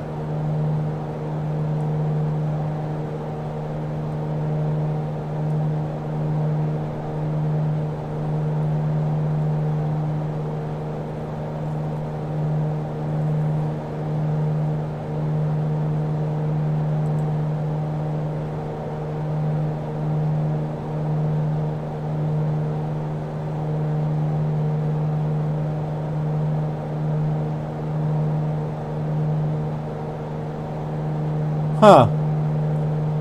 Apparently Myst, the game Myst, is now for the Oculus Quest platform. That'd be cool. Can you imagine playing the old Myst game in VR? That'd be cool. Go Romeo, your number 1 spot final.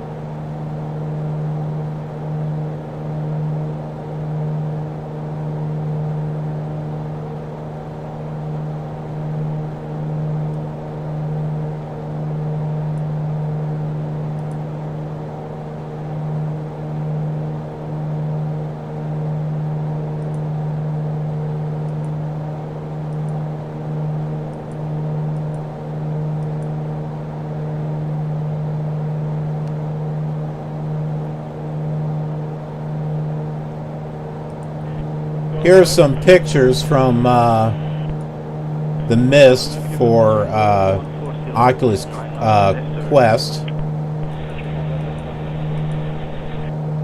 don't want to send feedback.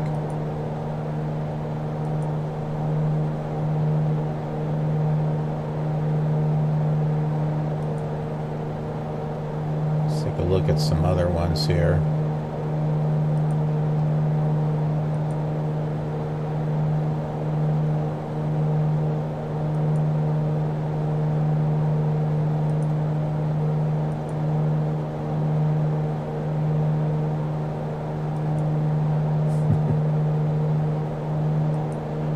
That's all we'll play on that.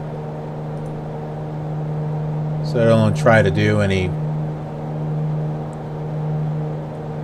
copyright stuff.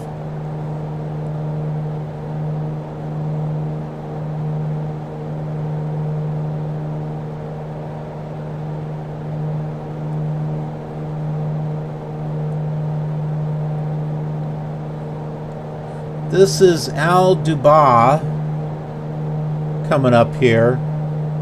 Should be right around this area here, but I'm sure it stretches out here since this is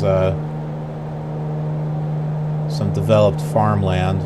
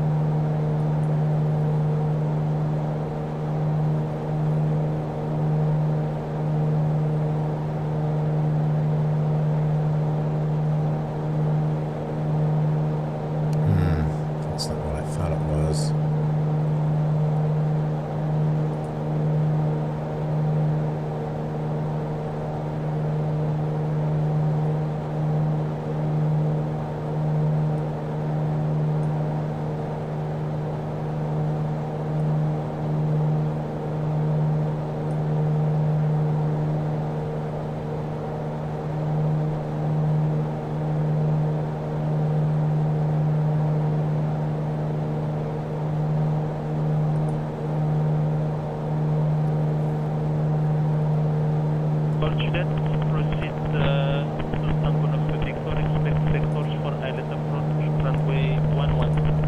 Ultimate report, wind 130 degrees, 10 knots, visibility 10 kilometers. Cloud scattered 1,600 feet, broken 1,900 feet. Temperature 23.16, QNH 1021, trend no 6. Go ahead.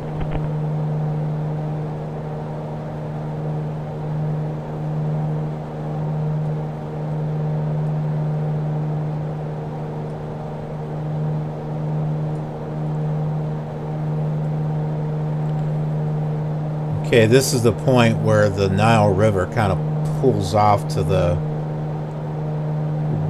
east before it comes back around.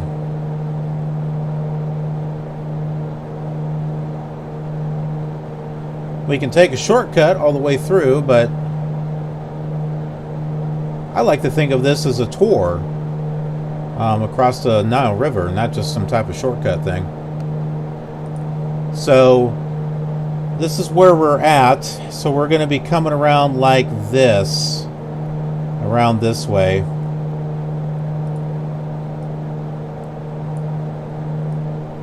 But once we make it around this here, and over here to Omdurman, we don't have too much further to go here before we turn and head over here to Damazin. 6903, enter and back to 21 line up, report ready, 16 minutes.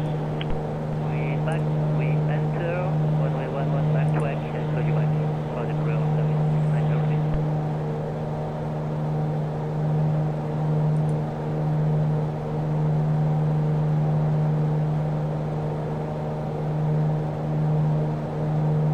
Yeah, actually, I am liking this plane. Other than this one, I like the 172, not the one that does not have the G1000, just the regular Garmin. So I like those two. I also like the Icon. The Icon A5. I kind of like that because you've got you can land in the water or on the ground. But when it comes to Icon A5s, I'll show you what I really want.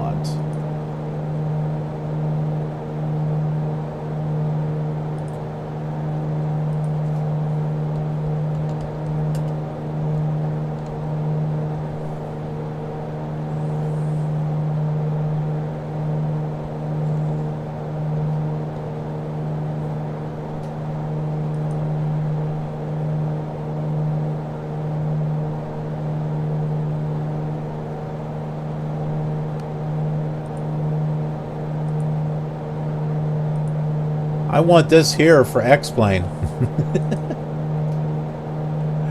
I want to get this. Because the wings fold up. Look at that. The wings fold up.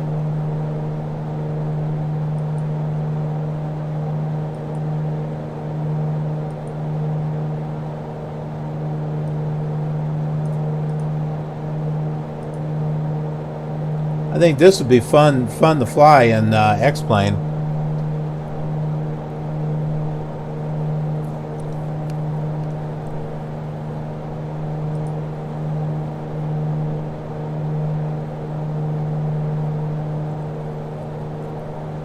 If the Bonanza V35 was in here, then that would definitely be my favorite. That's my overall favorite.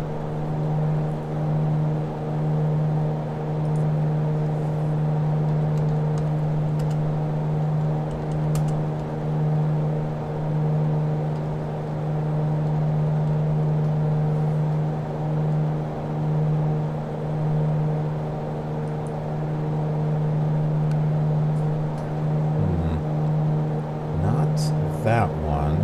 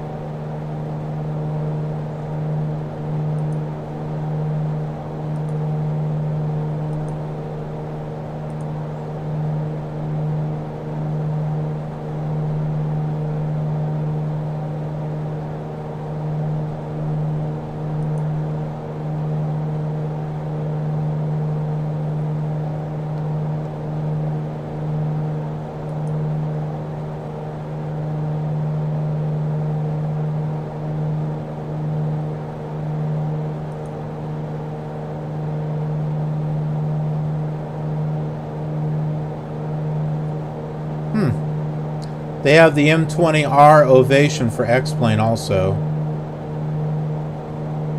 And the PA-44.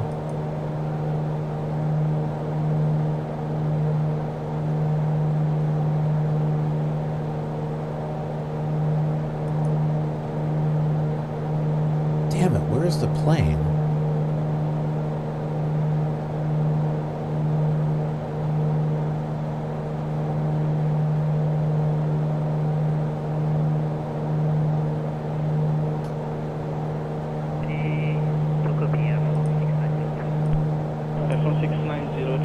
Copy clearance, flight level 320, the report runway 11, complete Tango November 1 Eco departure. Passing Tango November, proceed direct track to Kinan.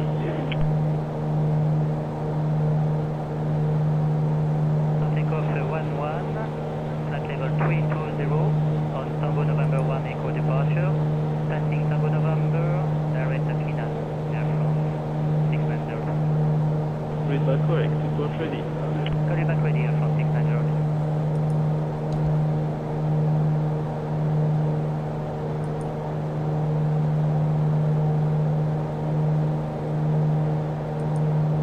Okay, I am going to make that a favorite.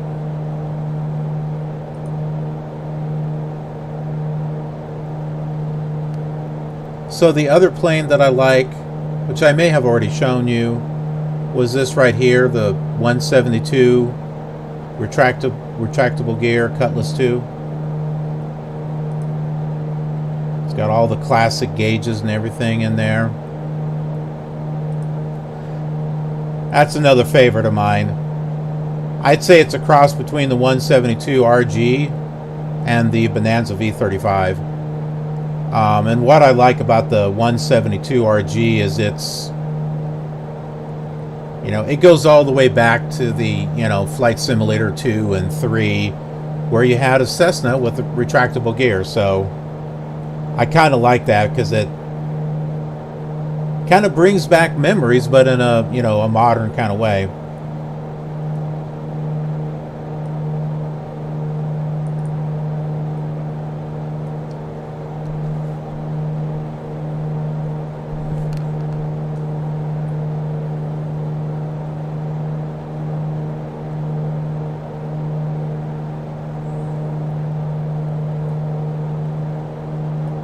Yeah, it's funny. Just when you think add-ons for Flight Simulator are expensive, think about the real plane. And that doesn't include the cost of insurance, fuel, maintenance, license, storage. Well, actually the Icon, you can actually drive that on the road, so you can store that at your house. But yeah.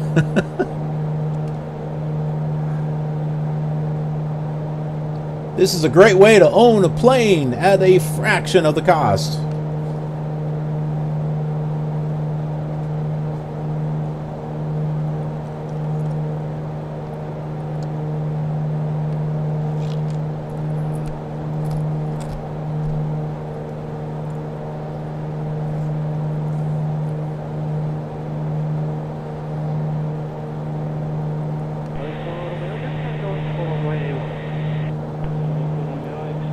This is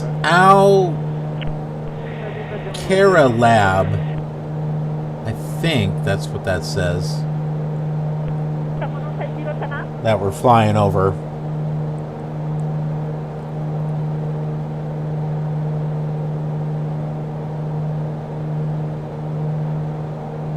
This just looks all muddy. What is that? Just sand, I guess.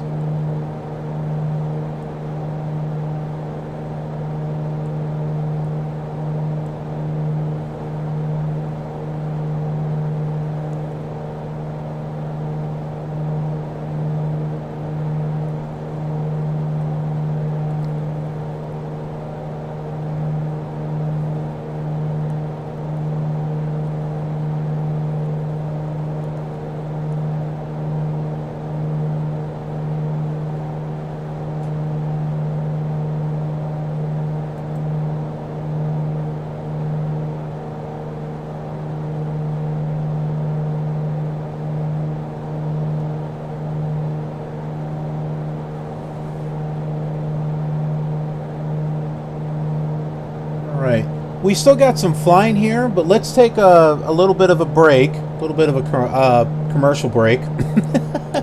I'm going to go ahead and do a save here, go grab a drink, and we'll be right back. Don't go nowhere, folks.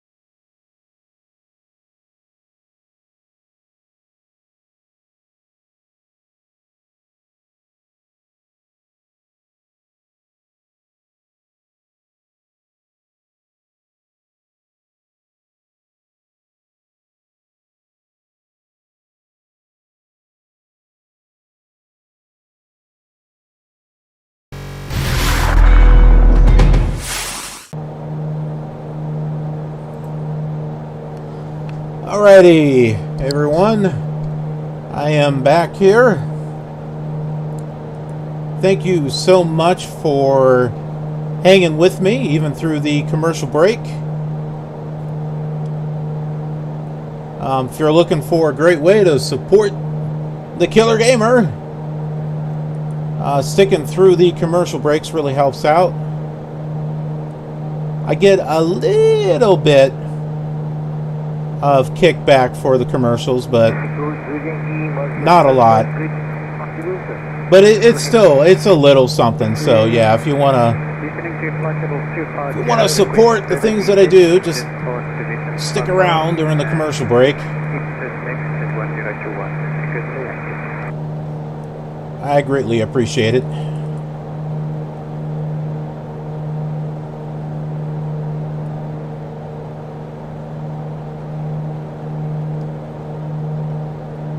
We got an airport that will be coming up here shortly. It is HSMN, Hotel Sierra Mike November.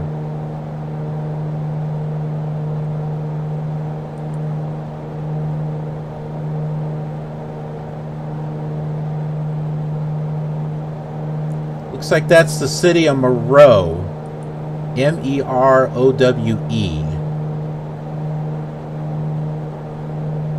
So we will see that right around here, I think. Go ahead and change my course here.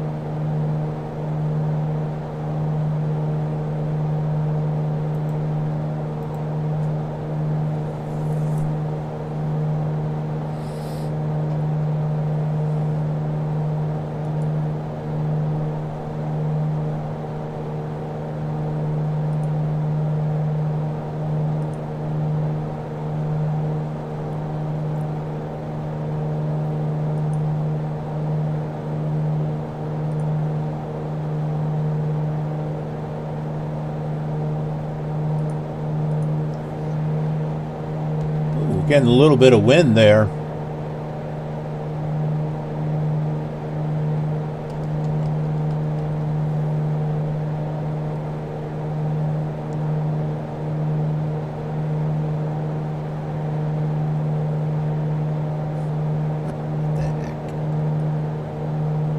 Oh, that's why.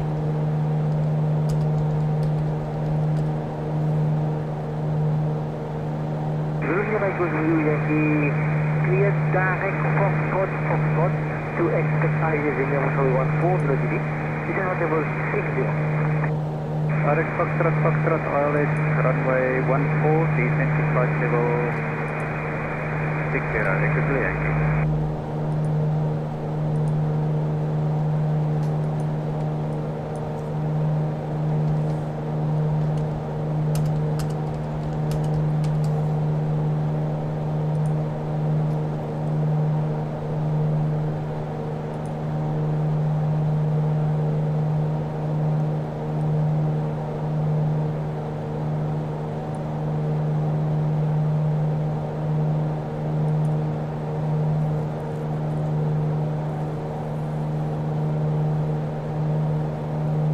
We should be coming close. Is that it? Yeah, I think that's it. Road. I was going to say that could be the airport right there, but I don't think it. This is it. I think right here.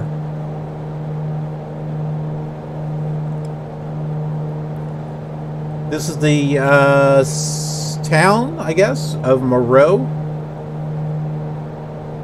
Right about here. And there's another town up here called Noon. There's Karima and Noon. N-U-N. Or None, but I think it's pronounced Noon.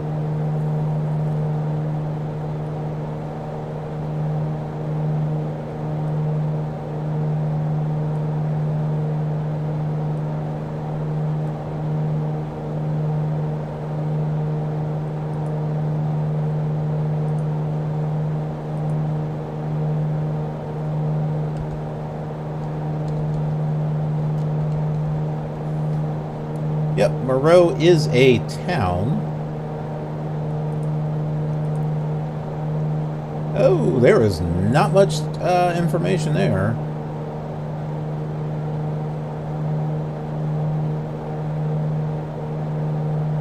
Only that it says that there's an airport.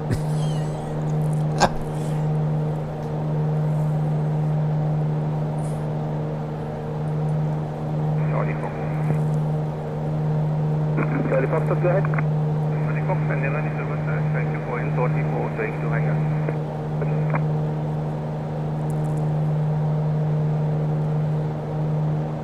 But it is close to Karima,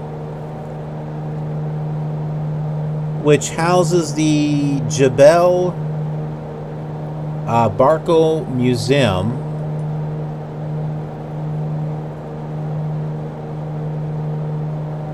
And they display artifacts and pottery findings from excavations. Among them is the Royal 25th Dynasty of Egypt.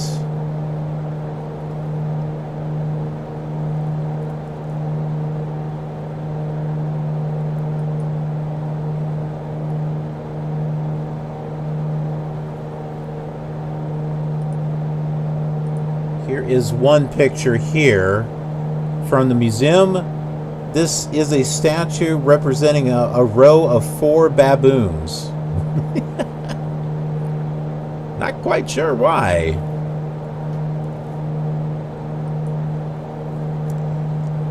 Here are some pictures from Moreau. There's a Moreau Dam. Oh, look, there's a little water thing there. I wonder if... Oh, that's it. Oh, no, I don't think that's it. Okay. Maybe we passed it.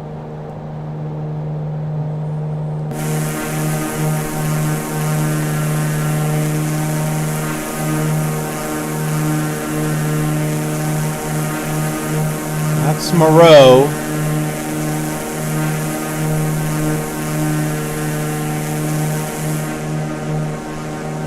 There's the airport. This is the Moreau Airport.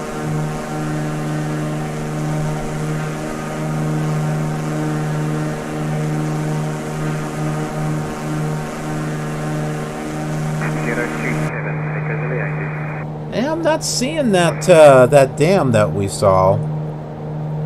This right here.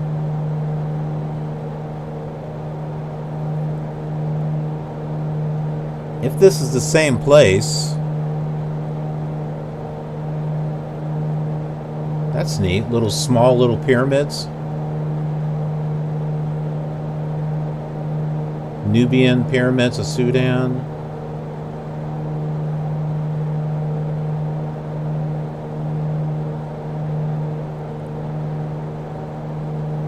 Yeah, I think that is it. Some bigger pictures there. Here's the Moreau Dam right there.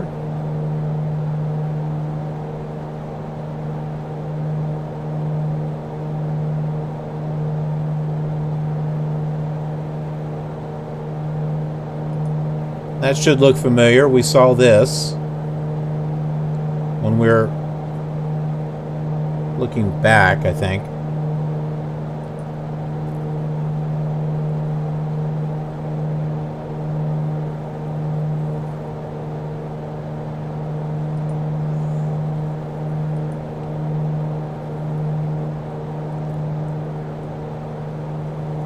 And this here is Noon, or Nun, N-U-N.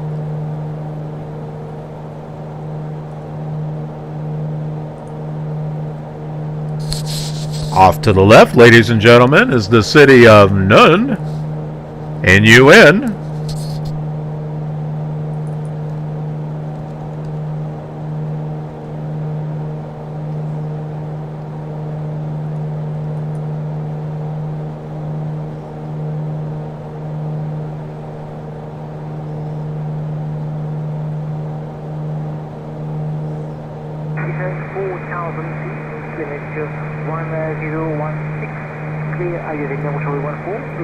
Maybe they have a lot of nuns. I don't know. I can't really find much on the city. If I try to look up pictures, it kind of just shows nuns. Oh well.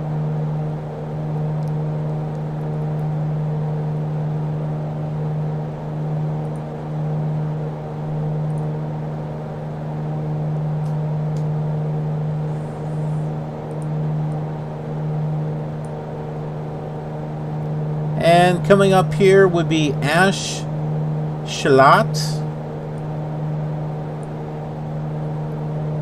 It's not this. It's not the lake. The lake here doesn't appear to have a name.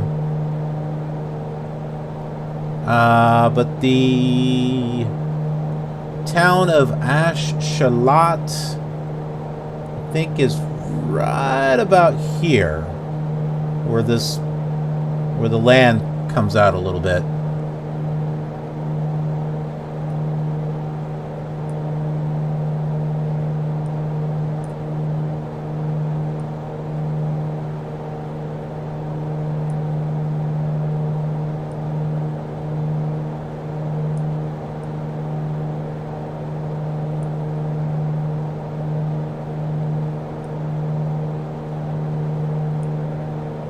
Flight level 320, request flight level 340, Edelweiss 71.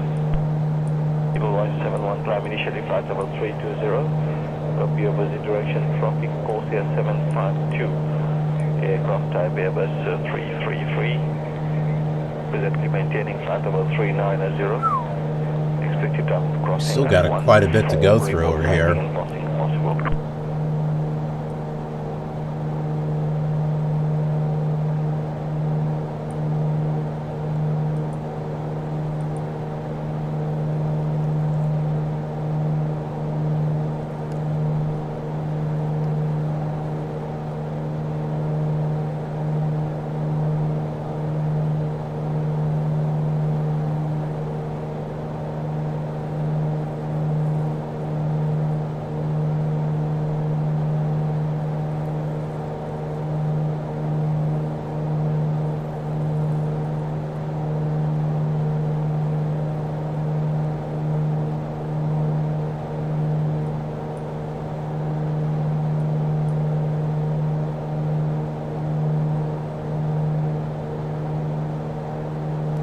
Oh, you know what?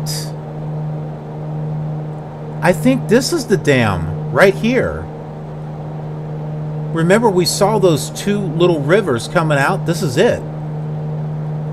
I think this is the Moreau Dam right there.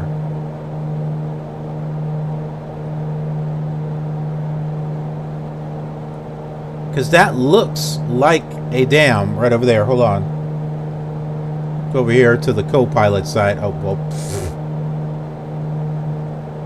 Still in the way.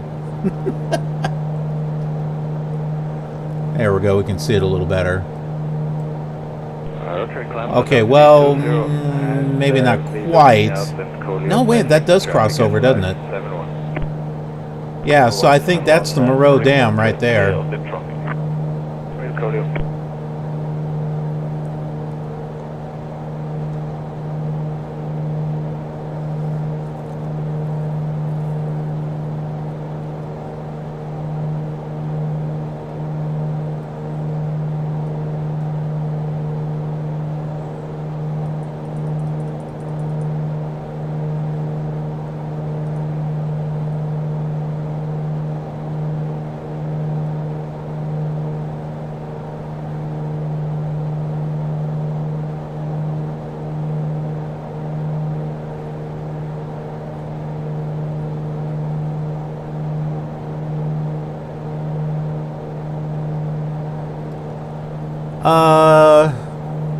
Do you mean for X-plane?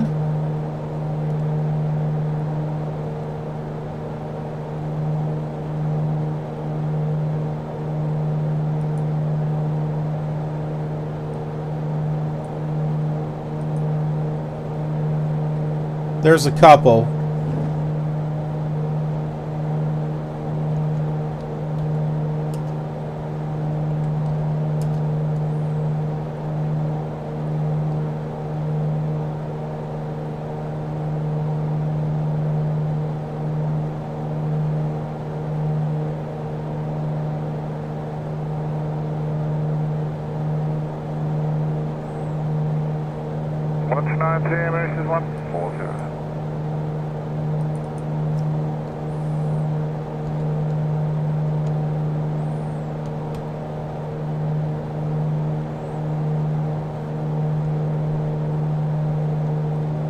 Pulling up the information, so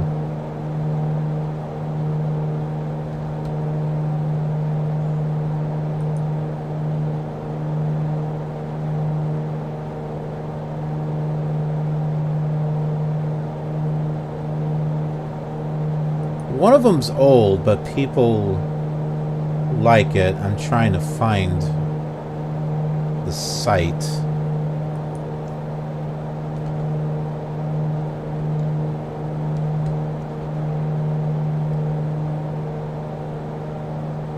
Okay, there's one.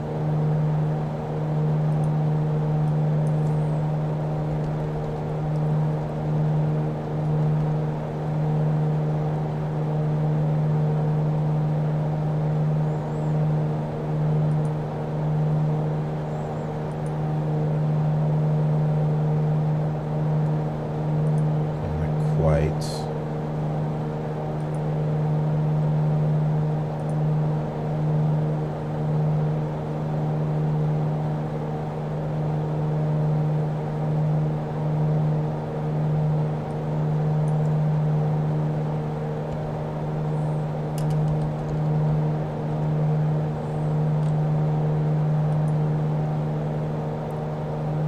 There we go.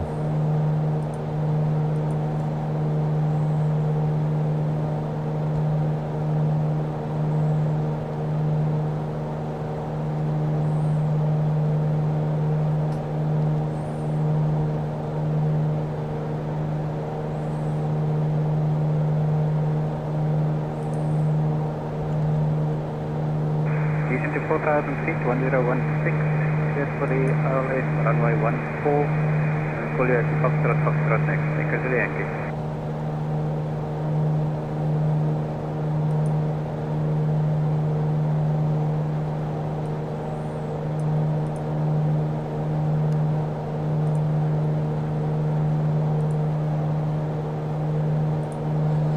Okay, so here's one. Pro ATC-X. This one you can use in...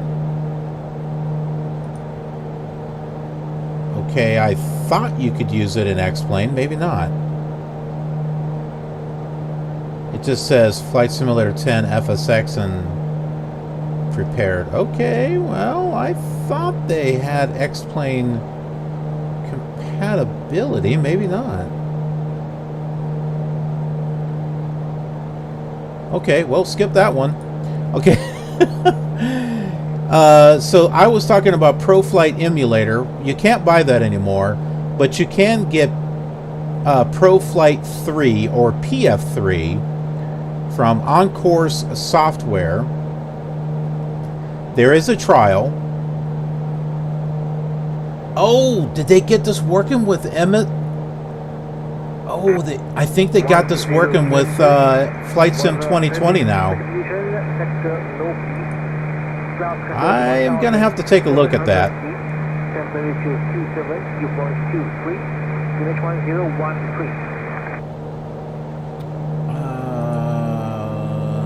Let's see. So this works with FS9, FSX, P3D, and, well, I guess they got it working with Flight Sim 2020 now. It does work with X-Plane. I'll get to that in a moment. This comes complete with 119 voice sets covering 26 geographical regions in the world. These are actual voices. These are not text-to-speech. It will monitor all AI aircraft on the ground as you taxi to and from the runway. Provides automatic taxi speed control to assist you in maintaining a steady taxi speed. Comes with additional voice sets for ATIS information.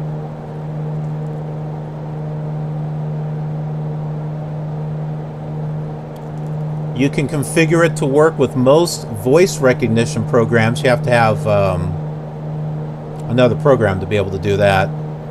It's from another company. I forgot the name of it. Oh, nice. You can use PF3 on either COM 1 or COM 2. That's new. That's not on ProFlight Emulator.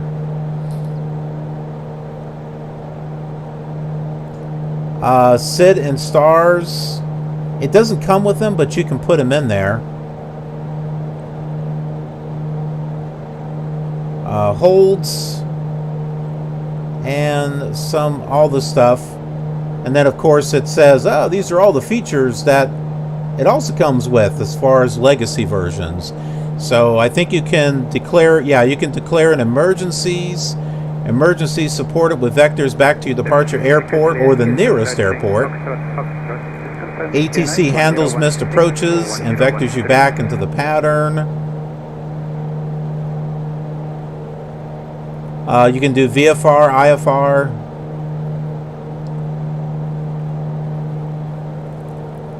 AI traffic advisories en route. Also, the AI will make use of the voices that are in here, so you'll hear them talking. Push and start, closed caption, etc., etc. I'm gonna have to get PF3 now. Yeah, I love this. So PF3 or ProFlight 3, just to give you a little bit of history, goes all the way back to ProFlight 98 for Flight Simulator 98, as well as ProFlight 2000 for Flight Simulator 2000. ProFlight Emulator, the reason why it's called ProFlight Emulator is it allowed you to emulate this and use it on FS9 and FSX. And then eventually X-Plane.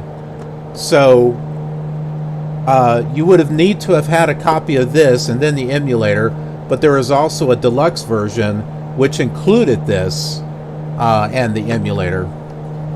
So ProFlight 3 or PF3 is basically the third version, where 98 was the first one, 2000 was the second one, ProFlight 3. So that's what this is based off of.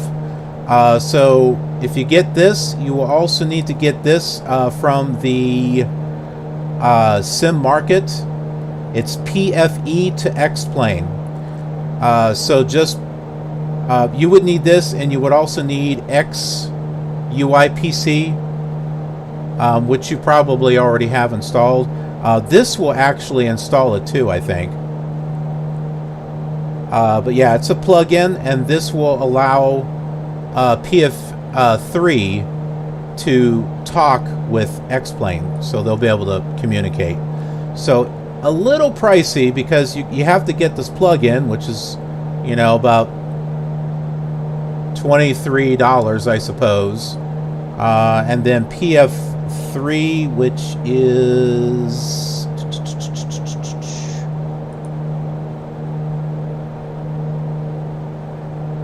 that's cheaper than I thought. Around $40. And plus you got a trial version. There's no limit on the trial version, but you only get like 1 or 2 voices with it. But you can at least try it out and see if you like it. And you can take your time with it. Uh-oh. See our known issues using PF3 with MSFS. I guess we better look at that. Well, that's a bit long. AI traffic. At the time of writing, AI traffic tables made available by FSU-IPC are not fully functional. It's worth pointing out this has nothing to do with FSU-IPC, blah, blah, blah, blah. Weather. Most of the Microsoft weather interface has been deprecated by Asoba Microsoft, and what we do have access to is a little hit and miss, to say the least. This has probably caused us more grief than all the other issues. That sounds like what all third parties have been saying. Oh, here are the known issues.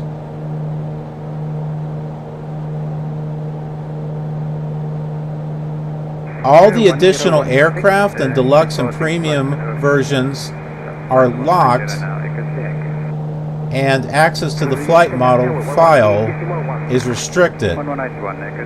Since PF3 uses this file to extract the aircraft's fuselage length, it was yet another step backwards.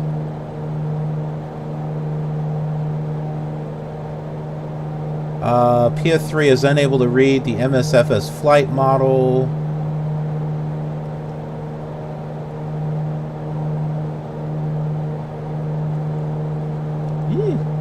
So I guess it's supposed to work with it, but oh, that makes me wonder if PF3 is going to work with payware. If it'll work with payware, or not. Oh man, I may have to download the trial and see how well it works with this. It'll work fine with X-Plane though. I mean, no problem there. Don't worry about that.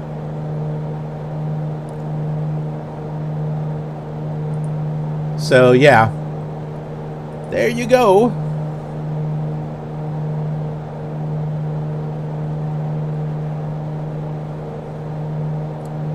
Yeah, and I can vouch for ProFlight. I like it.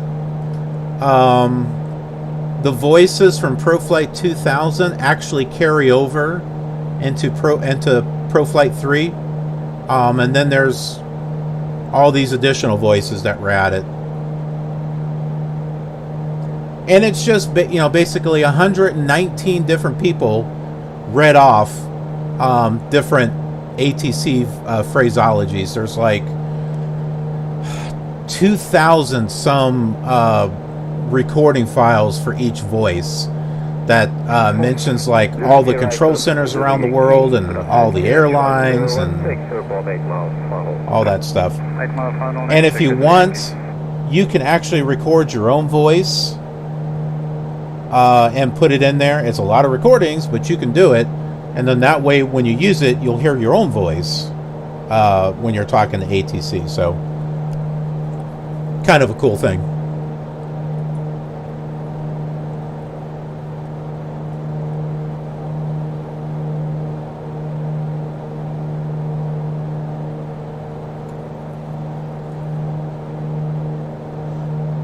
If you would like to see ProFlight in action with X-Plane, I have a video. It's from another X-Plane series that I've got that is a cinematic called X-Plane Escapades.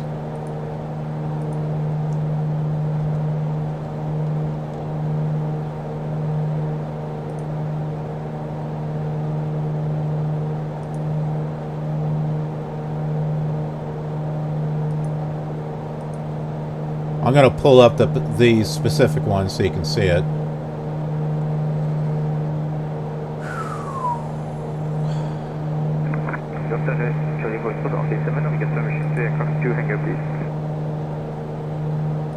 Why is that not coming up? Do this another way.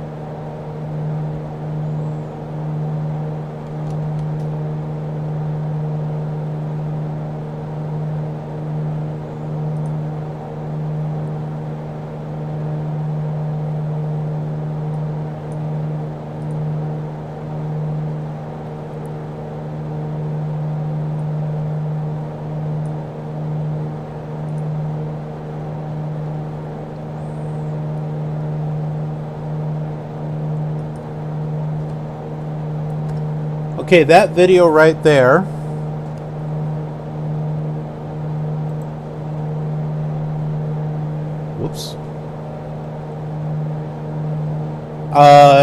is called Vegas. Did I call it Vegas Vacation? No, Vegas Getaway. That's what I called it. And it is a X-Plane cinematic. There's no talking or anything. It's the full flight, and it uses ProFlight emulator with the plugin. So if you'd like to hear what it's like, check out that video, and that will give you an idea.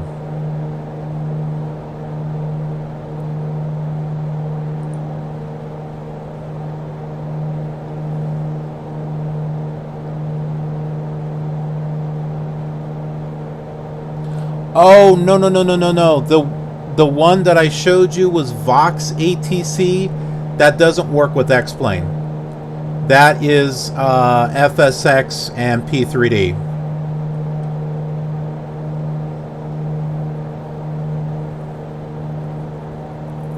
I wish it would work with X-Plane, but it doesn't.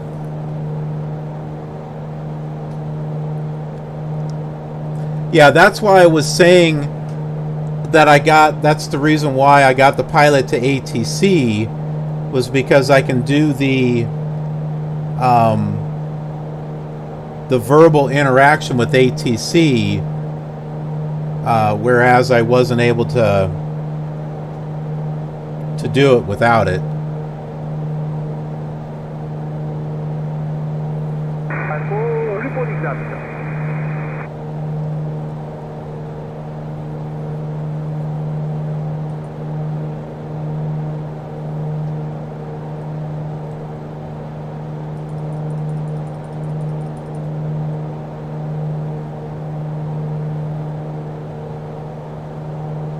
Wow, it is really barren out here.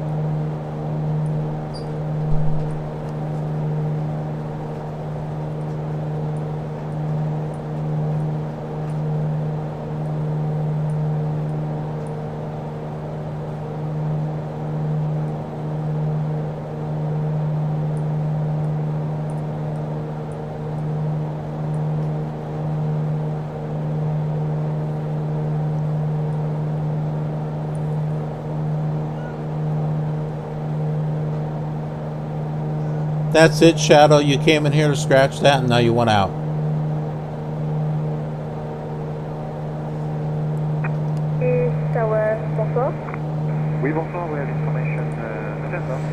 This is where we're at currently. If you remember, this goes off, kind of backtracks a little bit, but we're about to start heading south again and back around. And there will be a city over here, Omdurman. Is there an airport? Yeah, there's an airport here. If by chance we need to get fuel, we can get it there. Going off this direction actually makes the trip a lot longer.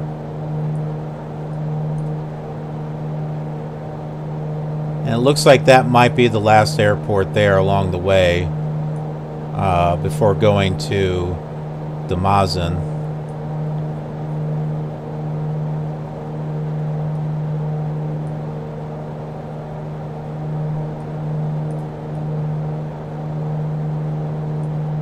But you can kind of see where we're at. Here's Port Sudan, or Sudan, I don't know. The Red Sea over here, kind of going into the Gulf of Aden. Here's Yemen. So this is kind of where we're at the moment, right down here.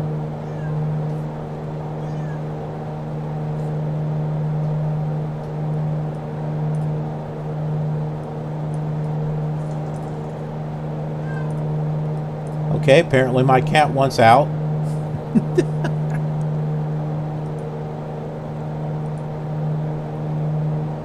Give me just a moment while I take care of that.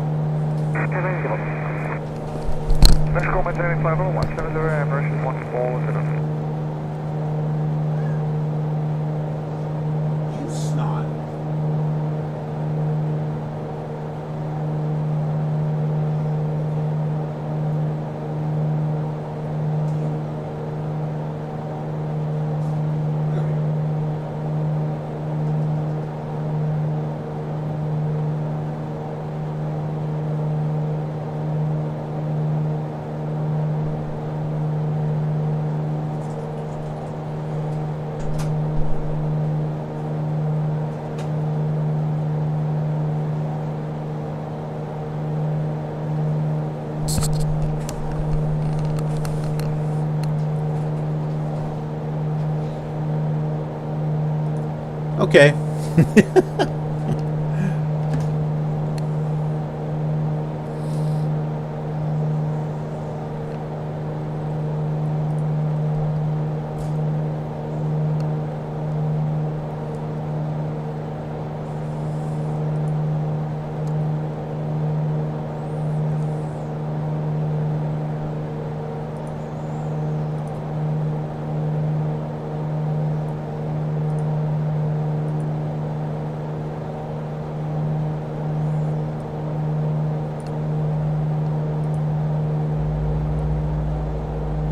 And now for a little bit of self-promotion.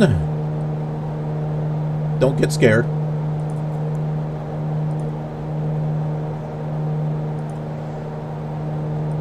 So, another way if you'd like to support me is over on Patreon. And I have some little bonus stuff here that you won't be able to find on the Killer TV channel. There are 3 different membership levels with different benefits here, and here are some of the folks. Here are some of the things that you can see. I've got raw and uncut flights that are on here, where there are shortened versions on Killer TV. You'll be able to see full flights. That where I use the footage to make some of that stuff, so you'll be able to see that here. Also, exclusive videos that are not on there. So, like there is this Star Trek Online one that I did a while ago. You can also see videos weeks in advance before they show up on Killer TV. So, like, here's flight gear right here. So that one is going to be coming out. Also, ideas for shows that I had that I wasn't really sure if I wanted to do them or not. And this is one of them here. Killer Cooking. Chicken Broccoli Oriental. There's a couple of these on the channel. I had thought about doing like a little cooking show or something. So there's stuff like that. Here's some more stuff here. This is like live and uncut.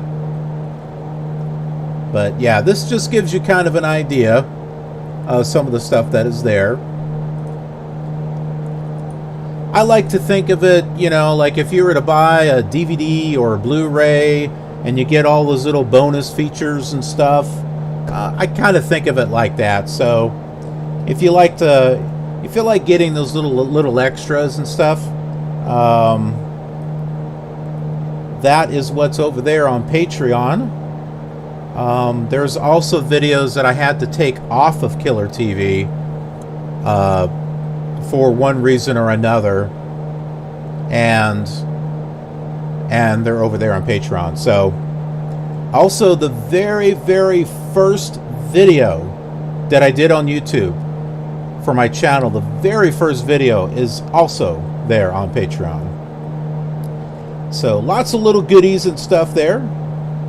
Just a little bit of self-promotion. No pressure.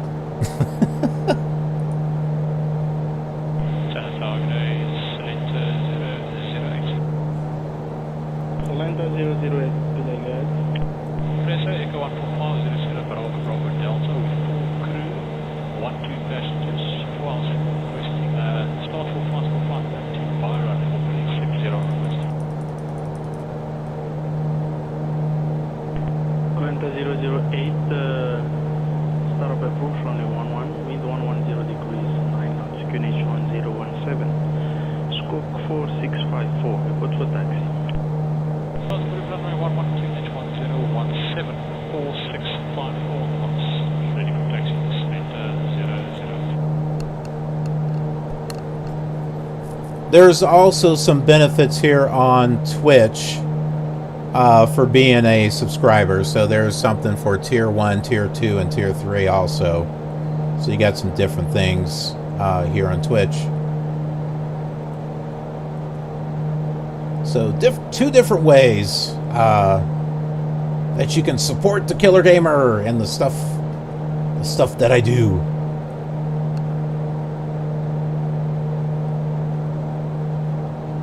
Some self-promotion.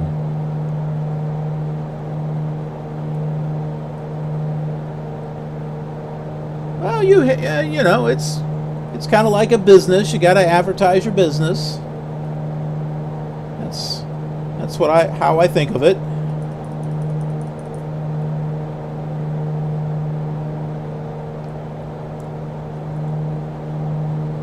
I do have some merchandise as well.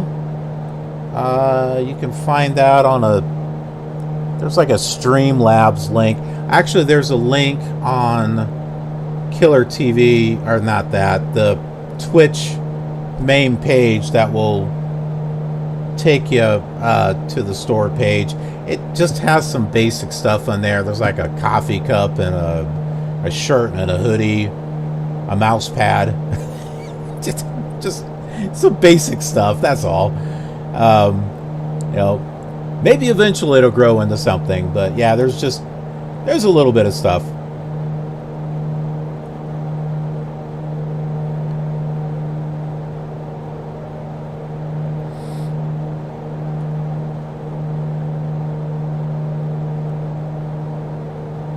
Act now, don't delay. Buy one and get the second one for just 1 penny. I should make a jingle.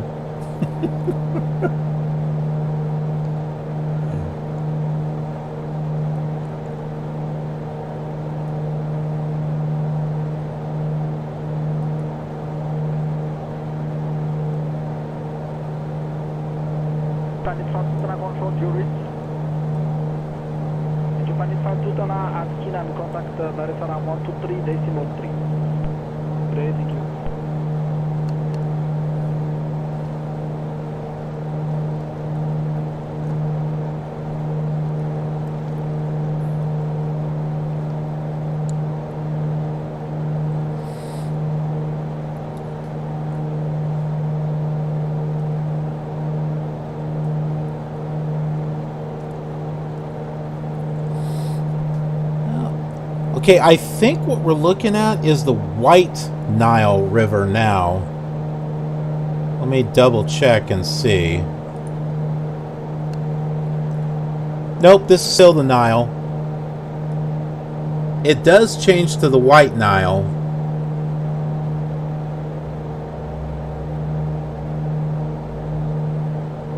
Just not yet.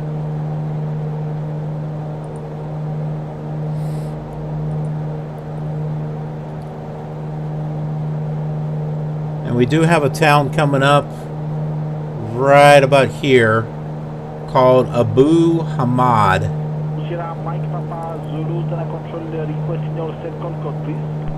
And this muddy little thing right here is part of the Nile that comes across.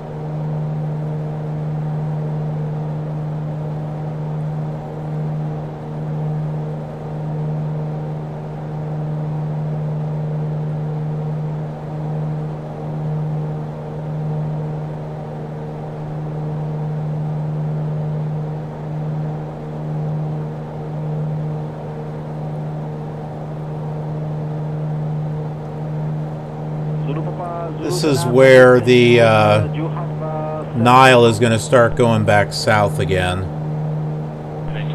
You can see how it's going out and curving around.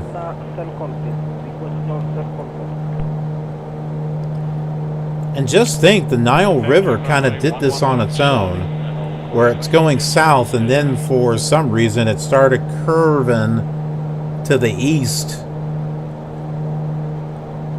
And I don't mean like a little curve, I mean like a huge curve.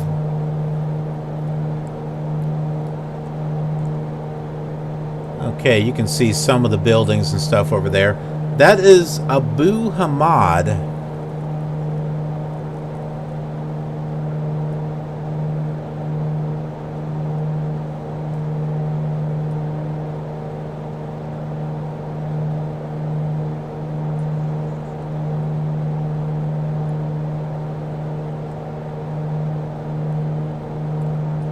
Let's pull some information up on Abu Hamad.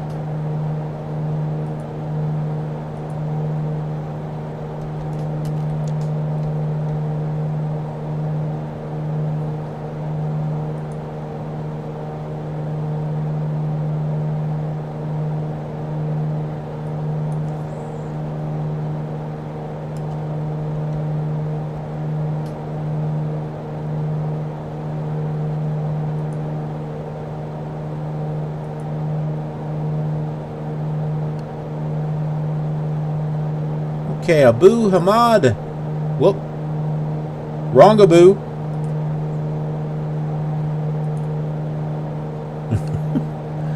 Abu Hamad is a town in Sudan on the right bank of the Nile.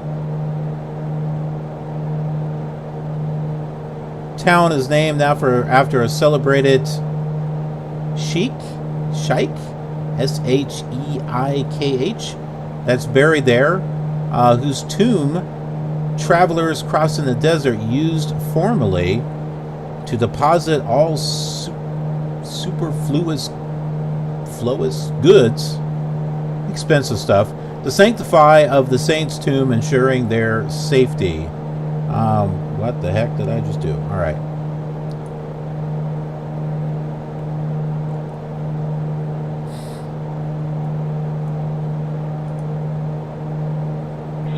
The Battle of Abu Hamad is a part of the Anglo-Egyptian reconquest of Sudan,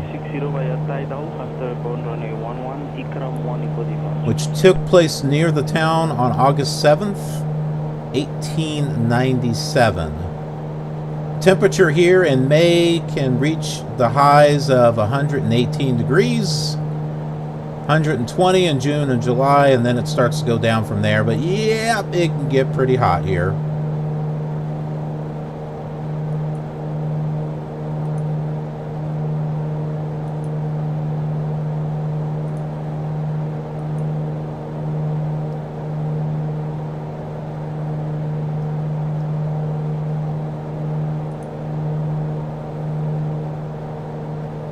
Here are some pictures of Abu Hamad. There's the rail, the rail station.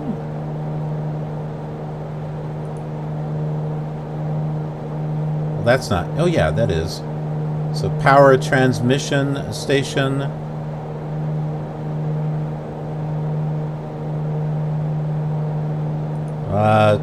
Dr. Abu Hamad. It looks like Mr. Bean.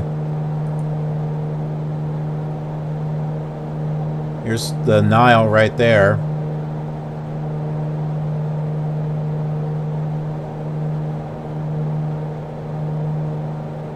And see, like Mr. Bean.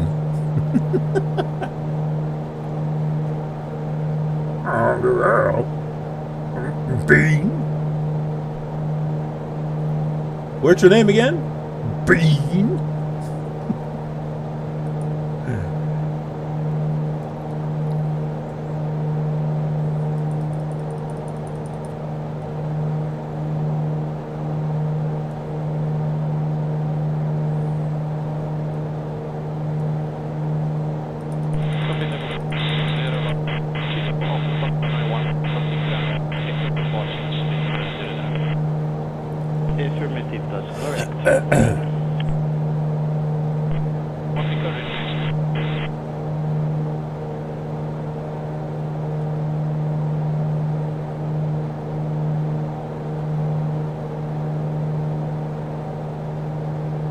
You all comfortable back there?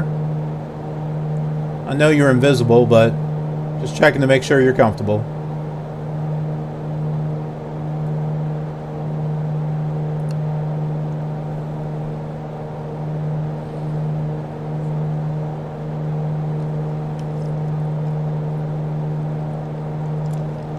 Yeah, it does have a lot of villages and stuff.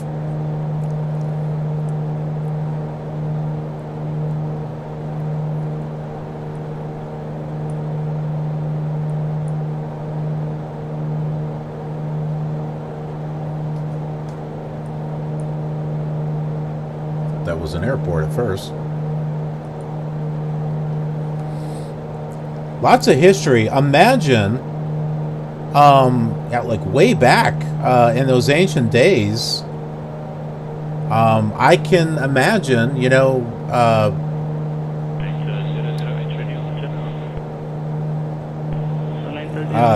Sudan people were, or even Egyptians, were doing a long trek over the desert, probably with camels, and they stopped and settled in a lot of these different little places next to the river.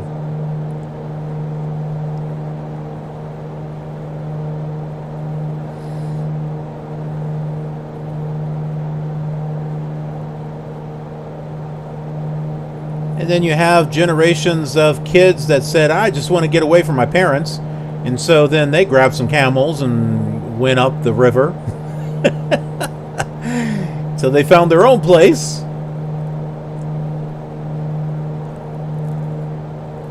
So you probably had some from the south that were coming up the Nile, and some from the north that were going down the Nile.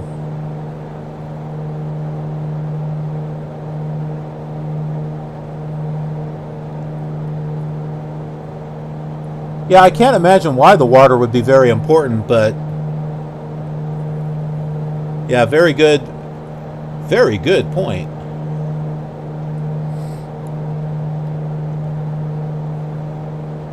Got some farmland here.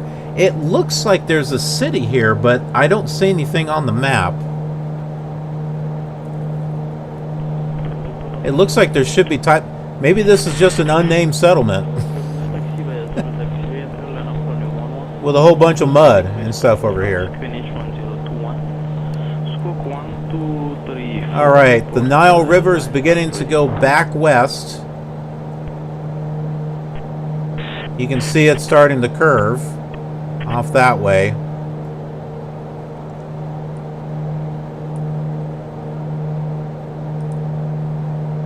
And we'll bring that up here. Okay, well, not quite going west. So it's going south.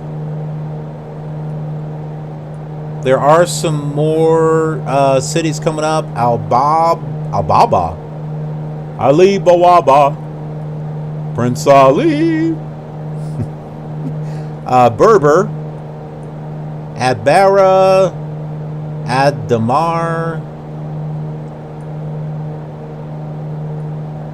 Got a few more here. Looks like this stuff is developed. And then we got what looks like a big city right here. That's where the next airport is at, Omdurman.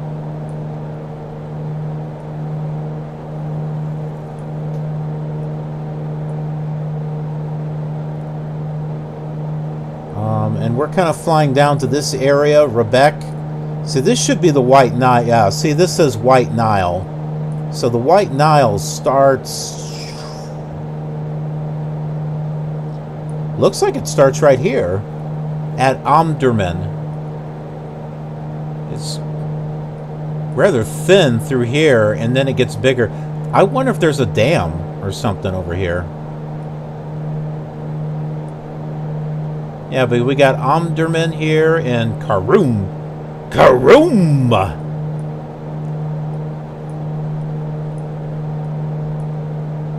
Yeah, so the idea is that we were going to take... We probably don't need to. We can probably just go from here. But I thought about taking the White Nile all the way down to the border and then over. But we've seen quite a bit of the Nile now. So I think once we get over here to Rabat, then we'll go ahead and we'll make the turn and go to our final destination over here.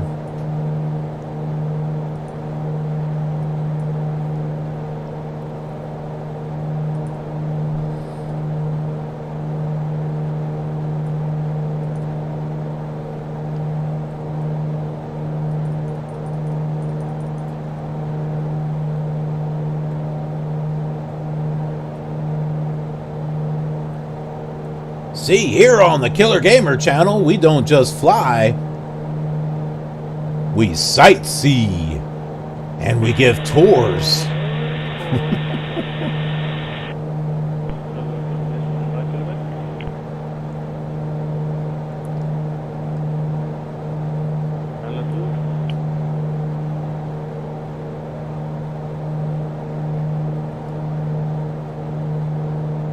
Yeah, that would be pretty cool, traveling by boat. Well, they do have boat tours. It's mainly more in the populated areas, but yeah. Man, can you imagine how long would that take?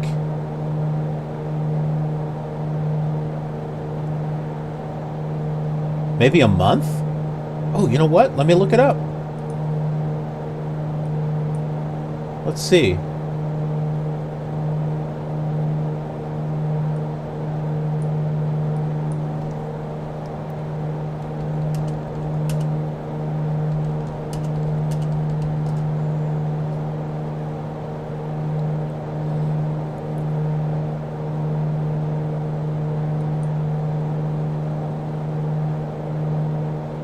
The 10 best Nile River tours. How long does it take to travel the Nile River? 3 months. It takes approximately 3 months for the waters near the town of Jinja, Uganda, the point where the Nile leaves Lake Victoria, to reach the Mediterranean Sea. Well, here you go. The Nile is the longest river in the world.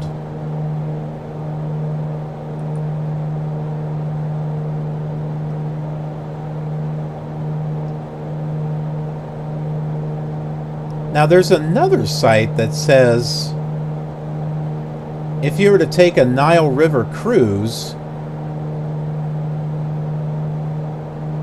Oh, no. Okay. So they have like a 3, 4, and a 7 day. I think those are just cruises. I don't think that's like how long it takes to travel the river.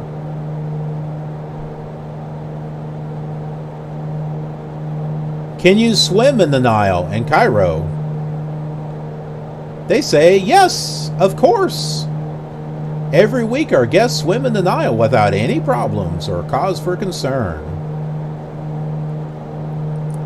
How safe is it to cruise on the Nile? Well, prepare for bag searches, apparently. Can you wear jeans in Egypt? Well, it can be very hot, so jeans may not be what you want to pack. Do's and don'ts in Egypt. Ooh, this will be good. Let's read this.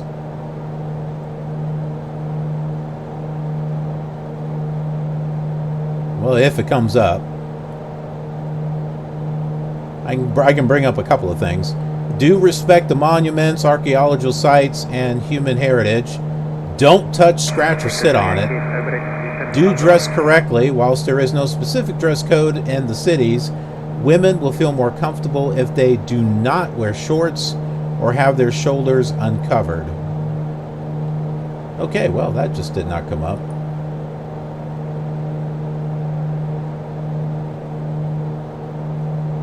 Yeah, I couldn't pull up the rest of it. I just got an error. The best time to cruise the Nile River is between October and April. That makes sense. During these months, the weather is not too hot, meaning you can get the most out of your day trips to the iconic sites from Luxor to Aswan, which we flew by. We actually flew by Luxor and we flew by Aswan as well.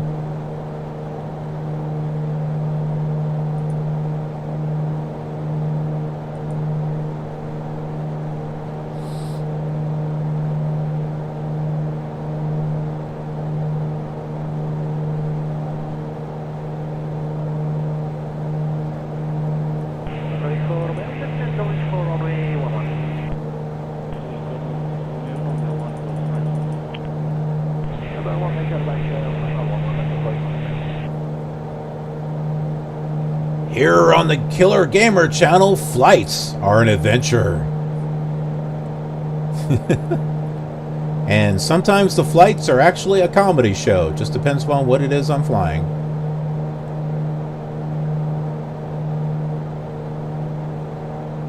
It's unlike any other channel you'll see on the internet.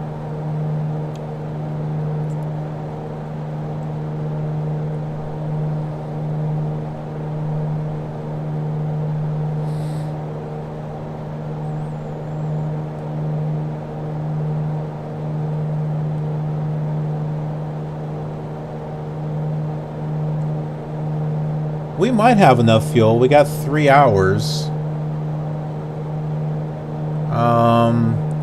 2 hours and 40 minutes to our destination, so we might be okay. We're now at least heading in the direction of the airport instead of backtracking.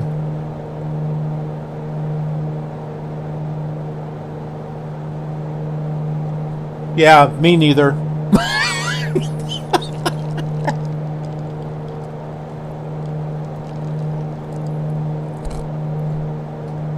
That shouldn't come as a surprise. I'm artistic. I have a very creative mind. It's very active. I've always had that. A bit hyperactive at times. But yeah, with all the creativity and the ideas and stuff that run through my head. Yeah, you can imagine that in high school geography. I did okay in geography though, but the worst subject that I barely passed was civics. That's what it was called back then. Translation: U.S. government. Politics. I hate politics. I can't stand politics.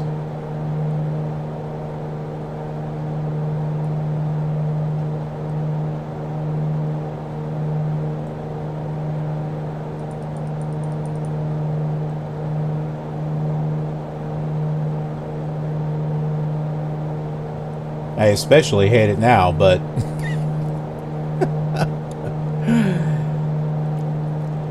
we won't get into that.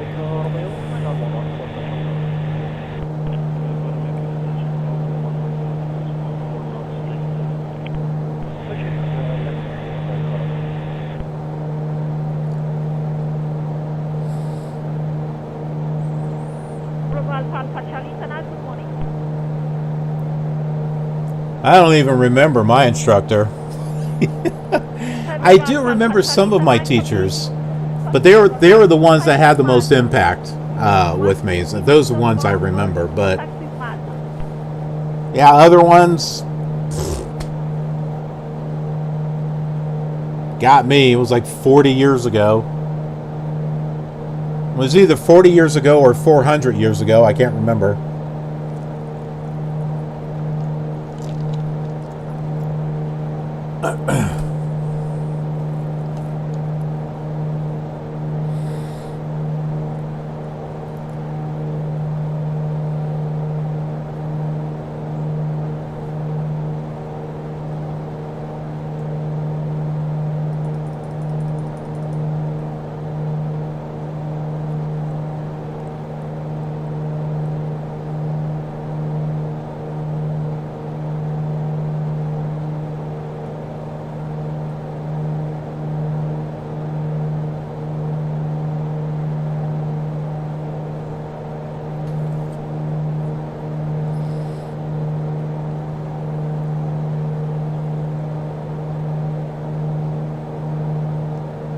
Look at this. There's like a little bit of white here on the glass. What, did a bird crap on my window and I couldn't clean it off correctly? Can't there be an option where I can just clean my windows so this stuff is clean? I mean, come on.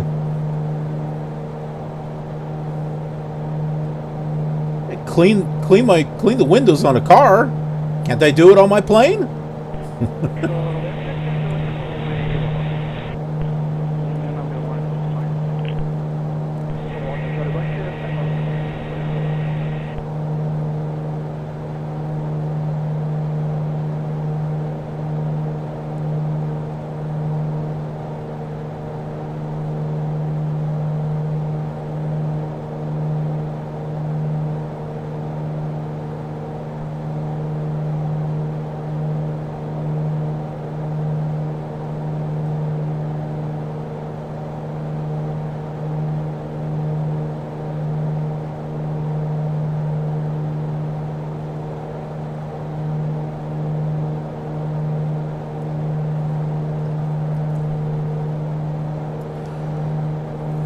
So one of the reasons why I'm doing these like cross-country flights,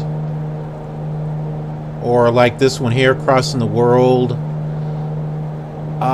is because I don't know if I'll ever be able to finish the actual world tour series that I've got because of and it's not something that I've ever wanted to rush through. I wanted to kind of take my time and explore stuff. But at the same time, I'd like to explore the world on a more wider expanse. So that's why I'm doing some of these alternate things here.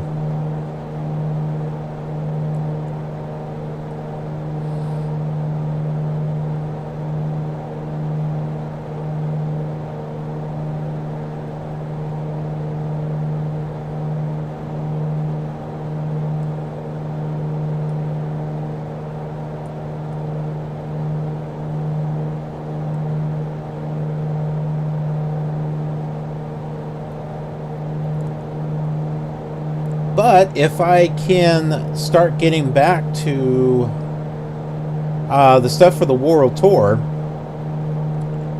we got some cool stuff planned from Gogabik, Iron County, which was the last stop for Flight Simulator 4 on up. Not all the way up, but most of the way up.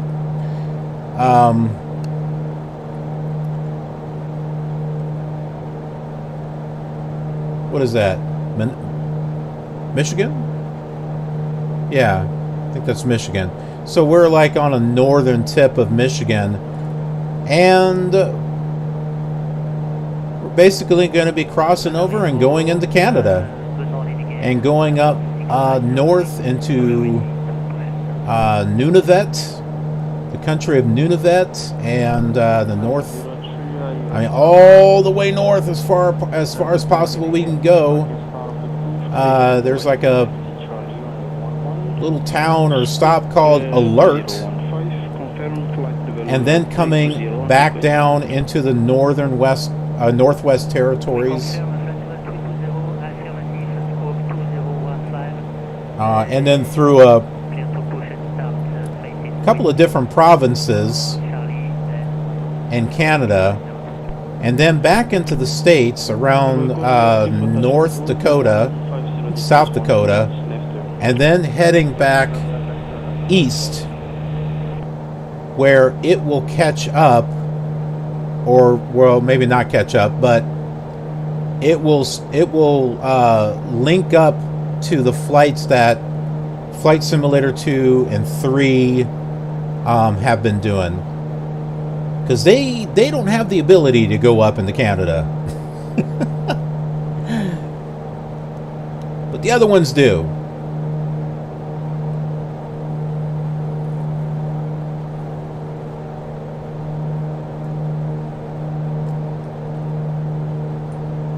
But you know me, doing default flight simulation isn't enough.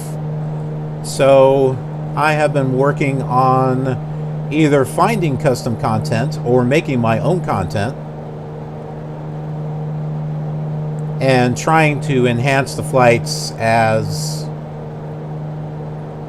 much as I can to make it an experience that won't soon be forgotten. All right, we got another. Nope, that's not a city. It's over here. Abba,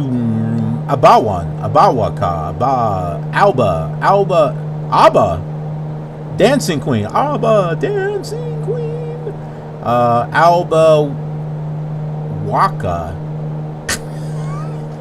ALBAWQA.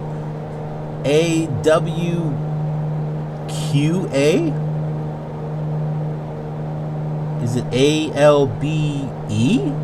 I have no idea. It's hard to read. But that's over here. Let's change course here.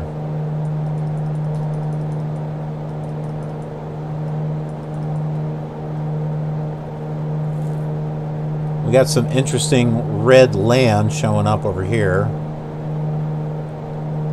In the midst of the farmland, right here in the middle. I'm sure you can get some really good soil right here. That looks like mud. That's probably what that is. That's all mud. So what do you think they do? Do you think they just kind of swim across, or?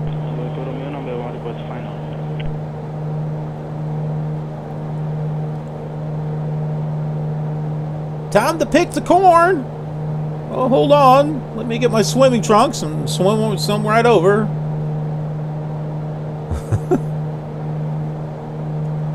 I don't know. What do they farm out here, I wonder? What grows out here?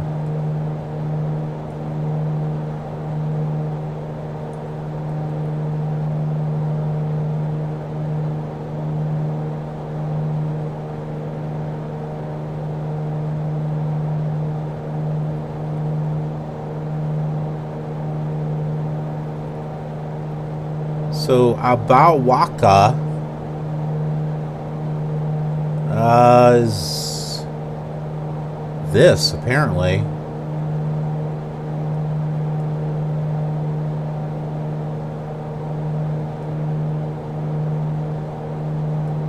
This area here, I don't really see.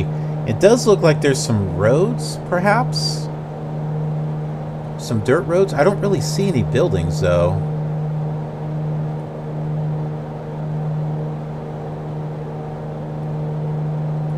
Might be some buildings right there.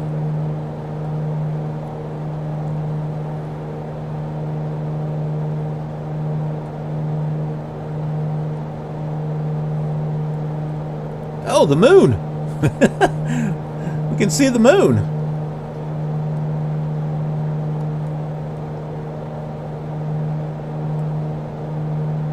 I don't see an alignment of planets, but...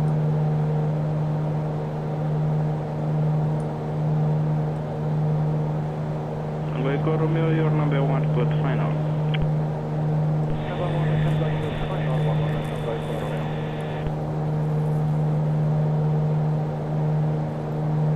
Oh, that's not the river. That, I don't think. That looks like mud.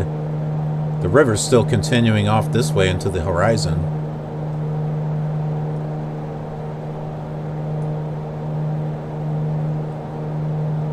Ooh, I see a little bit more green.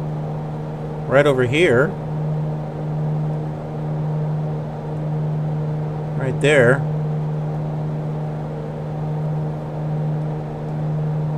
Ah, there's some buildings. Just a few. Right there. Either that or those are ruins, I don't know.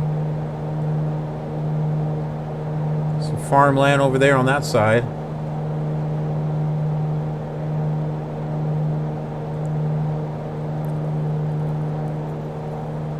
We got a few other towns coming up over in this area, which is no surprise. I mean, there's some farmland and stuff.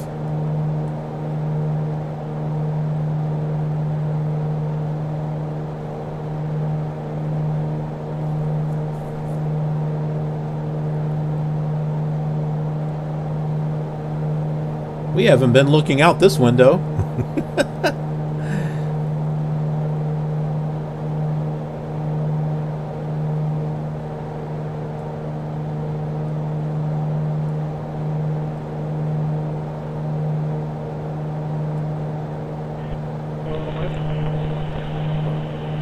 We are due up for another save, though, so let's go ahead and do that. 9 knots left turn.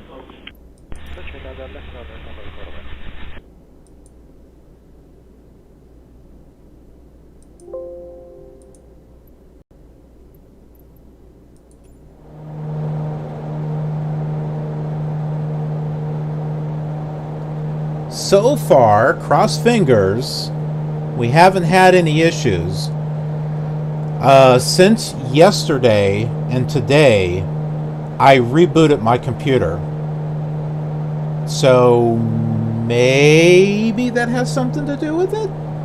I don't know.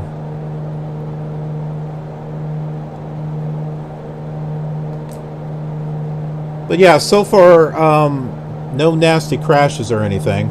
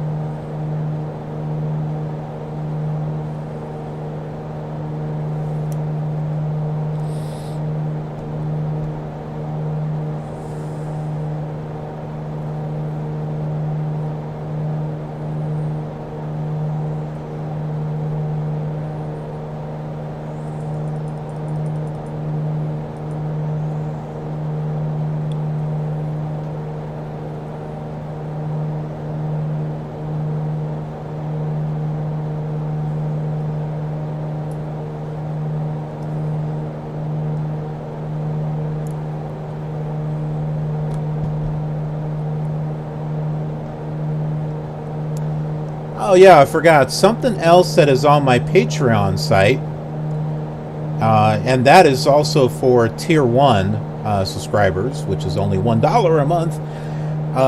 Not only do you get access to the Discord server and early access to videos, but you also get to listen to the Song of the Month, I guess. Which is music that I compose with Magic's Music Maker. I have a lot, I think I have like 5 or 6 hours worth of music that I've composed. I've used them for some of my videos.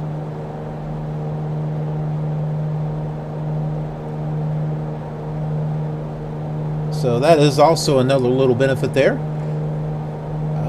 Definitely got a town. Is this Berber? Goober? I can't read it. I think it's Berber.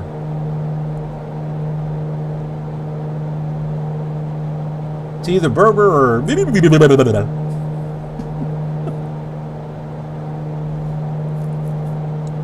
and Albara is going to be up a little bit.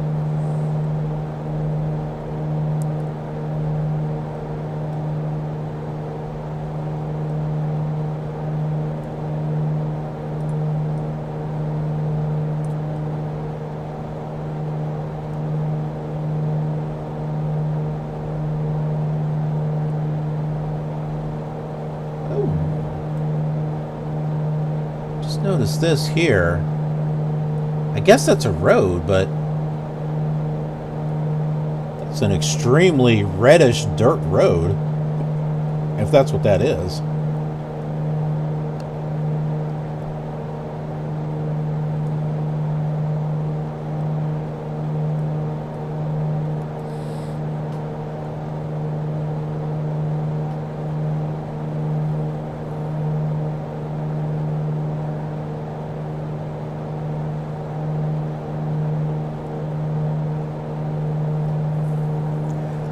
You know, as far as add-ons and mods, really the only ones... I mean, I have some Orbix, and then I've got the Mega Livery Pack, the Fly-by-Wire mod.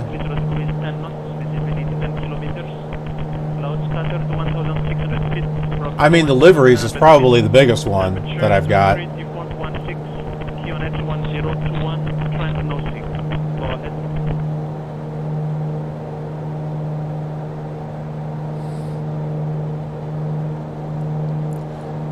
I did read, though, that the Airbus fly-by-wire mod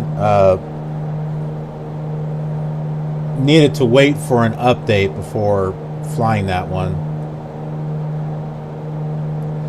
which was updated today, so I'm going to need to update that.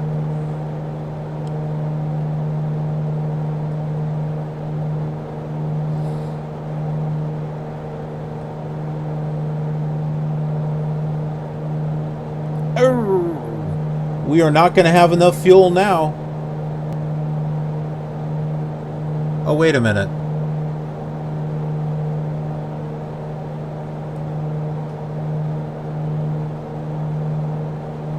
No, we still got enough. Only about 20 minutes enough. But we do, it does look like we do have enough fuel.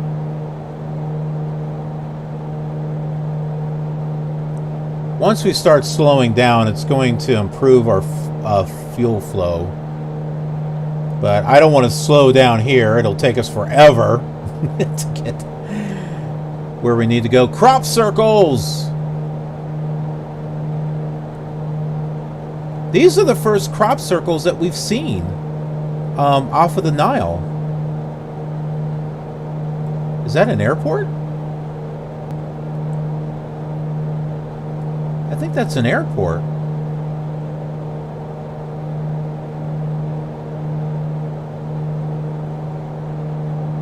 Or something. I don't know. Is it over here? I don't know. I'm afraid to click on it.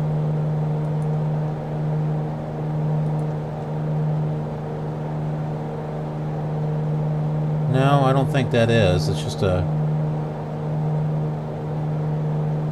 Oh, maybe it is.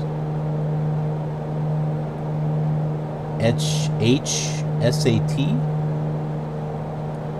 Or that's... No, that's not a VOR.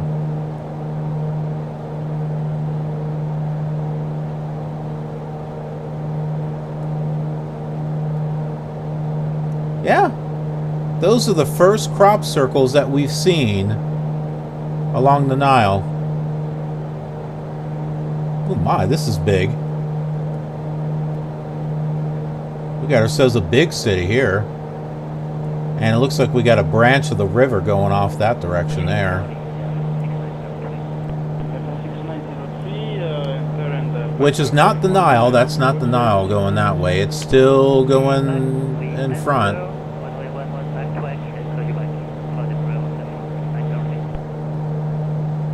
This is Atbara. We're flying over that now. and Add-Damar is on the other side of this river that branches off.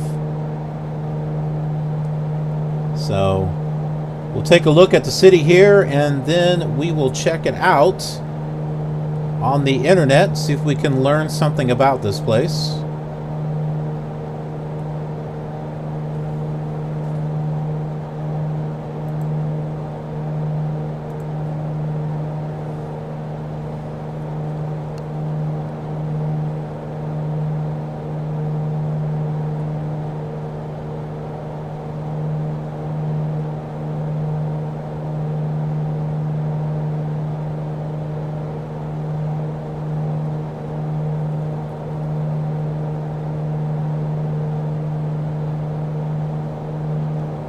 That's a big dirt road.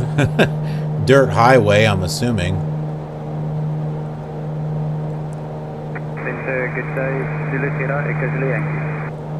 It looks like they have some stuff that's paved, but I can understand that there's not a lot of pavement out here. That would really heat up this city. Can you imagine how hot it would be if they have blacktop? There's some there, but I mean, if it was all over, holy crap, this thing would be so hot.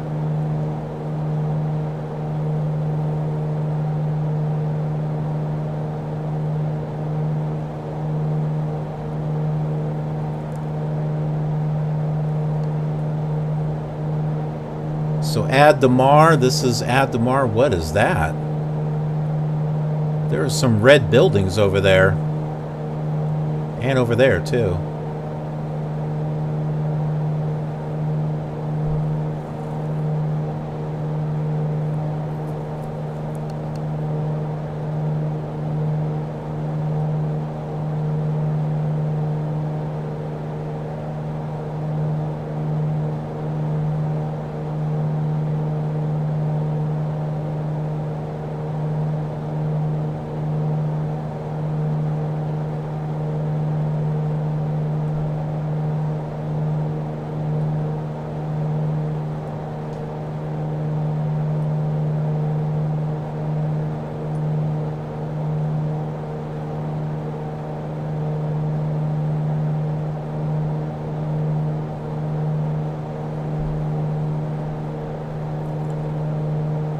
You can see the Nile continuing to wind its way around there.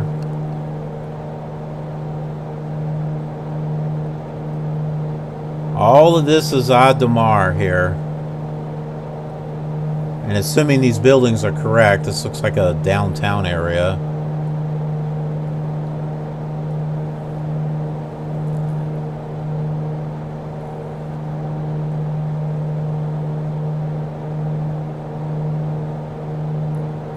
I hope that eventually X-Plane will be able to do this instead of just putting, you know, generic autogen along roads that don't really belong.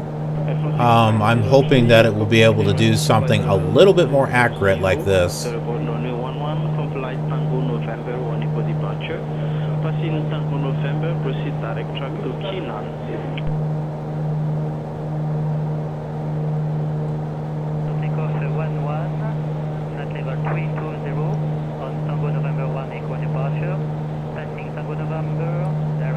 This looks like there should be a city over here, but there's not.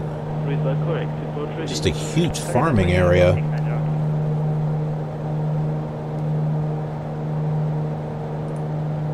Alright, I'm going to look up some history here of what it is that we've been passing by.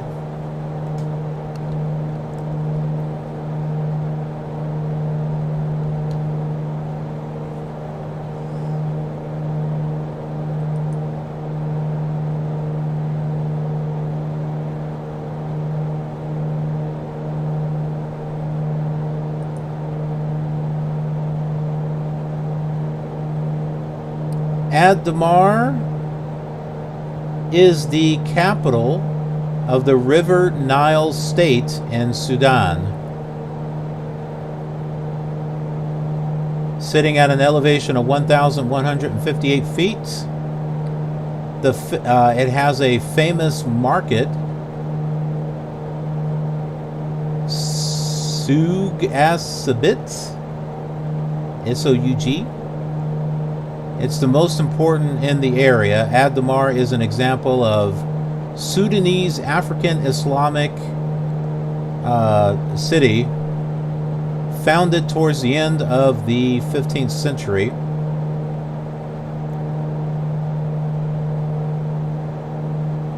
By 1814, it was a large town containing about 500 houses. The city was clean and had many new buildings.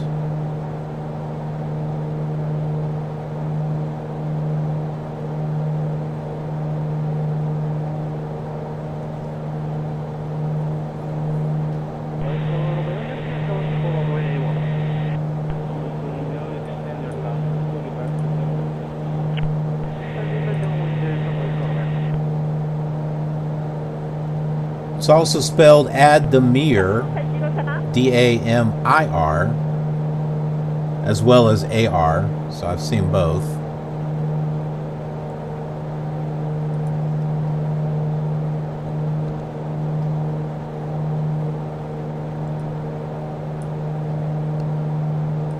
And here are some pictures over here in the lower right of Ad-Damir.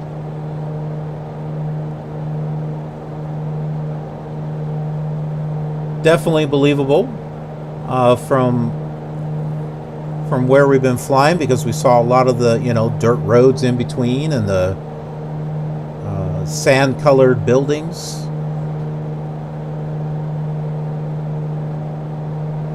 This is interesting.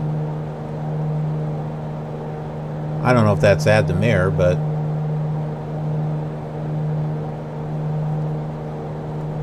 I don't know if Ed-Damir or Demir or... Yeah, it looks like it. So it looks like there's some type of mosque or cathedral or something back there. This is crazy looking. This is cool with the yellow. You've got this green right there.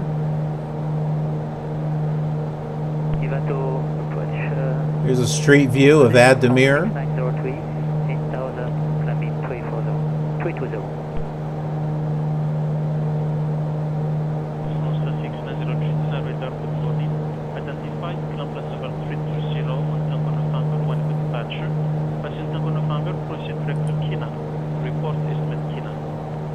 Pretty cool. Let's see if I can find At-Bara here.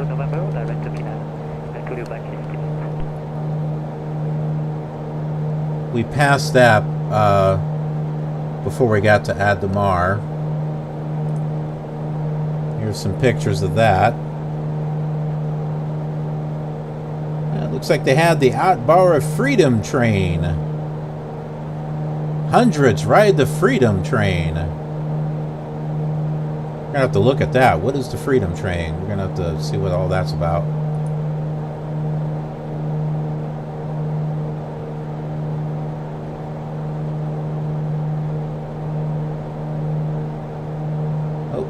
And Wikipedia.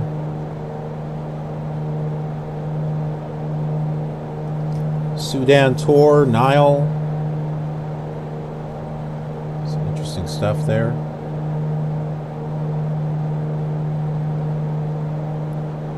Local market.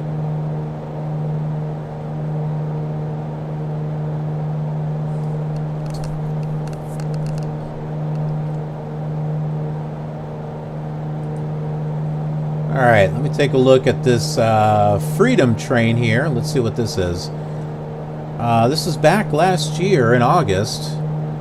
The Freedom Train arrives in Sudan capital for Constitutional Declaration celebrations.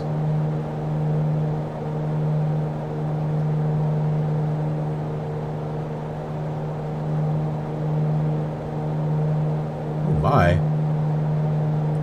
Look at that picture. Lots of people up on the train here.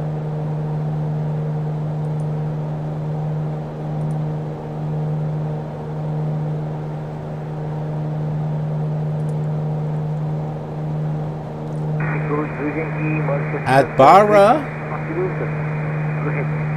located in the River Nile, states, because of its links to the railway industry, Adbara is also known as the Railway City.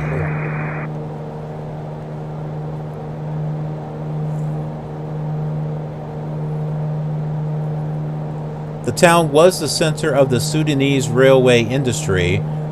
Few trains are made here now, and rail traffic is much reduced.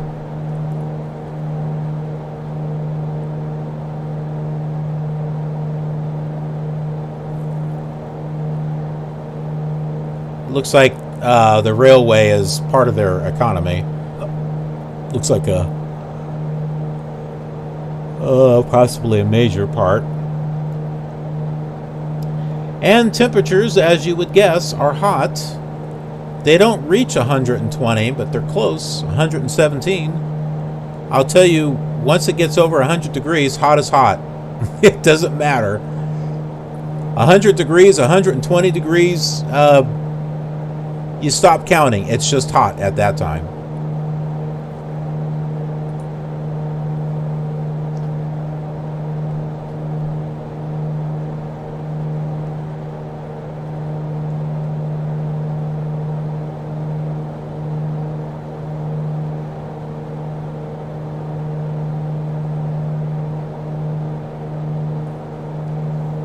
Let's go look out the passenger view over here.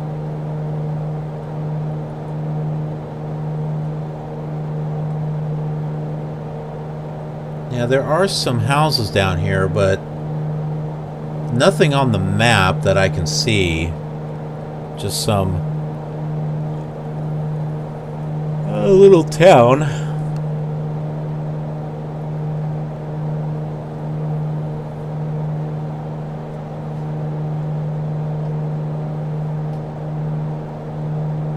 You know what I wanted to look up is, we're seeing all this farmland. What do they farm? Let's see if I can find out here.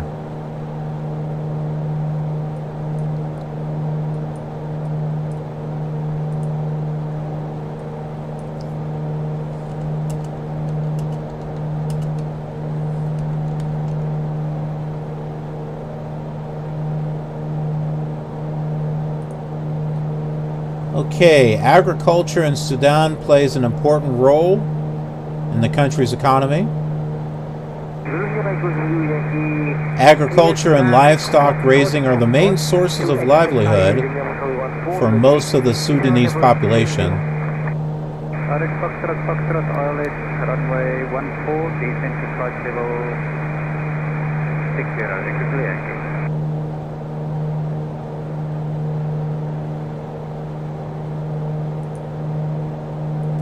Sesame seed became Sudan's prime agricultural export. And, as you would guess, for oil for cooking.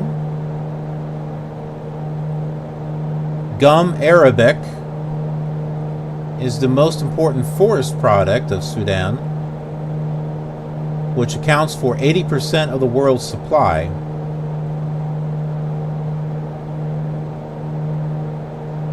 I don't know if that's done in this area, though. Possibly.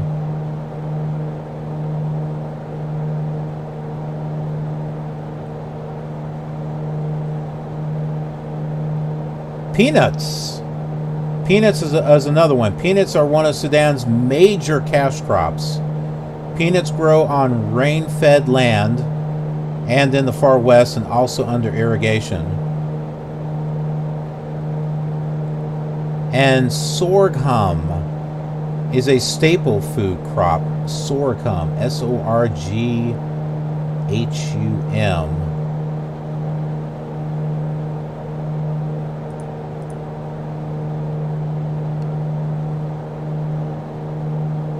This is sorghum right here.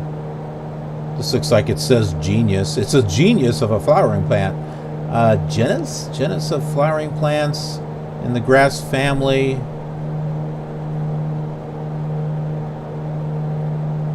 Some of these species have grown as cereals.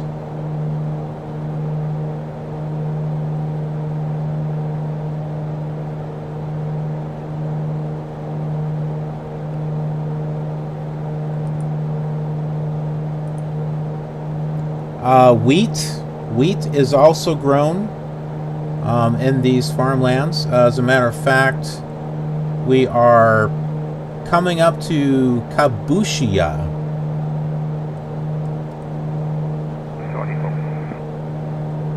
This is Kabushia right here. See some buildings out there.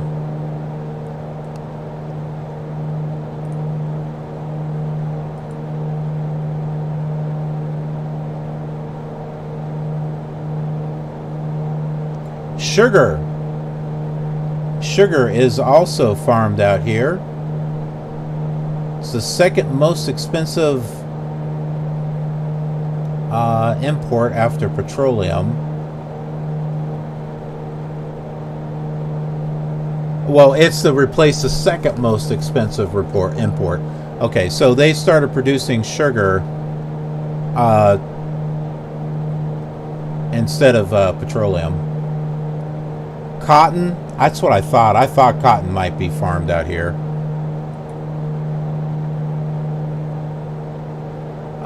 They've also produced 1.5 million tons of onions. That was from 2018.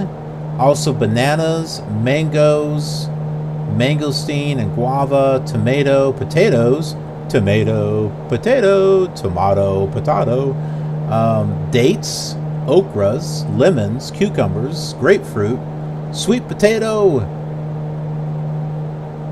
watermelon, orange.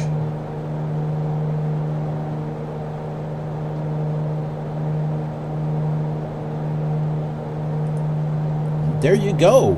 We've been seeing a lot of these farmlands, so I've been curious about the type of stuff that they farm.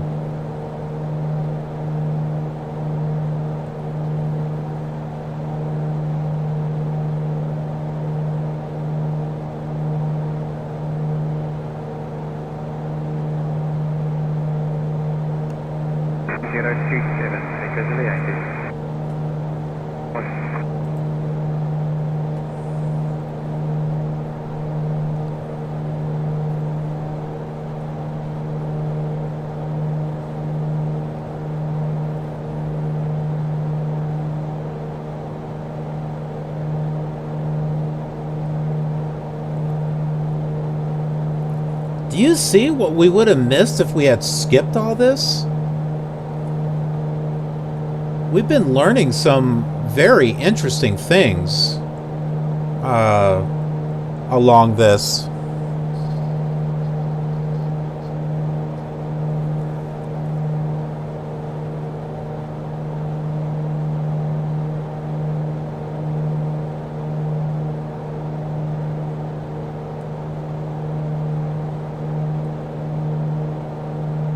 My original idea was not to come down this far, but I'm glad I did.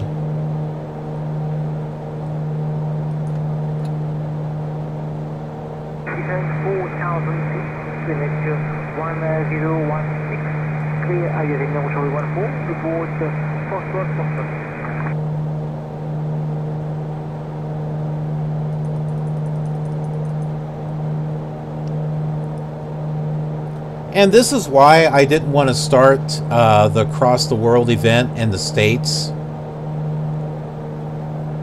Because, you know, I've been there, done that. I want to fly in some areas that I haven't been in before. And this is one of them.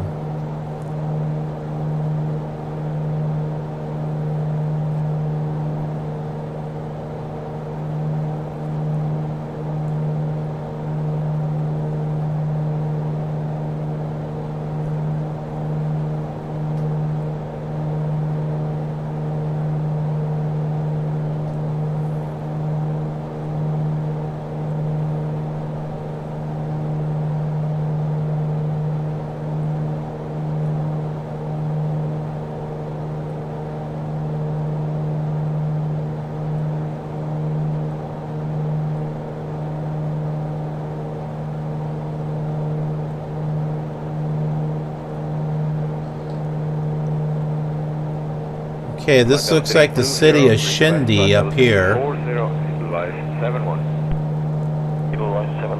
initially flight level 320. Copy opposite direction, traffic Corsair 752. Aircraft type Airbus 333. Presently maintaining flight level 390. Expected time of crossing at 14. Report sighting and crossing possible.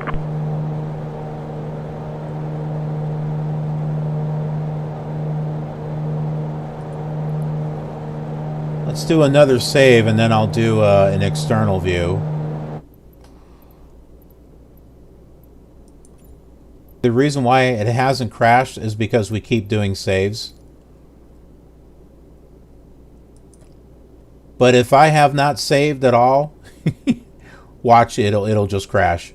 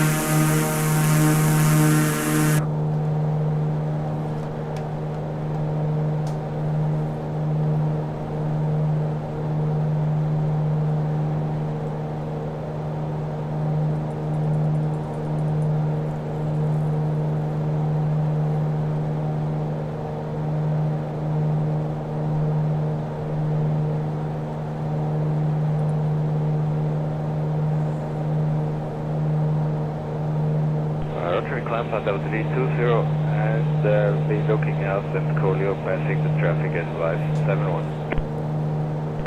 71, report clear of the traffic. Real Colio.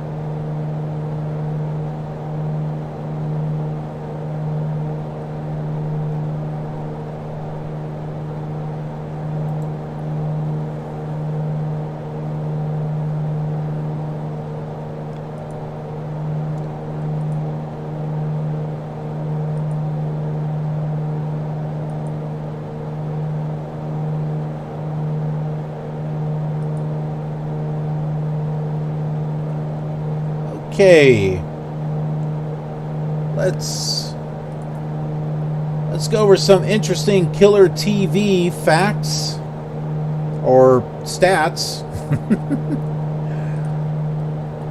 What's 9 TMS is 140. What is this set to here? I guess it's the... Alright, so in the past 48 hours, The Flight Simulator 4 video that I just recently did, or streamed, with Flight Adventure 685 is number 1. That is the number 1 video that we currently have right now. Number 2 is Cross the World Miniseries Part 2. First half, well, not the first half, everything but the landing. That was on a second part. From Libya to Cairo, Egypt. Hanging in the top 5 for the past several months is X-Plane 11.50 officially released. Install comparisons and more. That was part of my Shep Rambles series. Number 4 is the landing part from Libya to Egypt. That was due to an issue where the controller fell and we were on final, and then the plane went all over the place. So went back and redid that so that way I could give you all a proper landing. Number 5, Flight Simulator 2020 payware aircraft so far. I'm not quite sure why that's still in the top 5. That's kind of like an old video. But anyway. Number 6. This is an older, this is from like last year, from season 2 of Shep Rambles. The United States and Canada, will they become one country?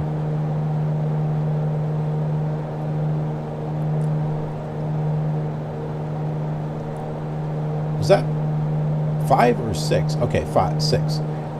At number 7 is the first episode of Minecraft Greenfield, the Minecraft Survival Showcase. That is one of our longest series on the channel so far. And that one has been in the number 1 spot for months, over a year. That is one of the most popular videos on the channel, I can tell you that. Number 8 is from Shep Rambles, Minecraft seed for the title screen found after 9 years. So in some of the older versions of Minecraft, when you start it up, there's this panoramic view, and they finally found what seed was used for that. So that's what that video is about. I even have a series that I started that is in that world. So if that sounds interesting, might want to check that out. Number 9, Shep Rambles from season 1. This was 2 years ago. Buying a Tesla with a credit card. Just interesting articles that I find. That's all those are. And number 10. Number 10 is Cross the World Part 3 from yesterday. Cairo to Abu Simbel. So we did that yesterday. Those are the top 10 within the past 48 hours. Number 11 is worth mentioning. Man jumps Detroit Bridge like the Dukes of Hazzard. That was Shep Rambles.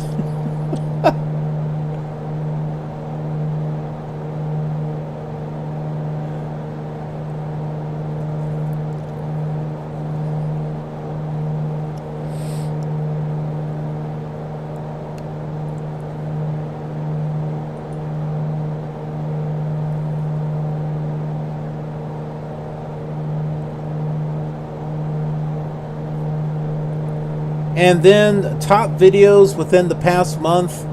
Number 1 was the X-Plane 11.50 officially released video. Number 2, Flight Simulator 2020 payware aircraft so far. Number 3, this was the live stream that I did from Geneva, Switzerland to St. Catherine, France. And I did it with X-Plane, Flight Simulator 2020, and then Flight Simulator 2000.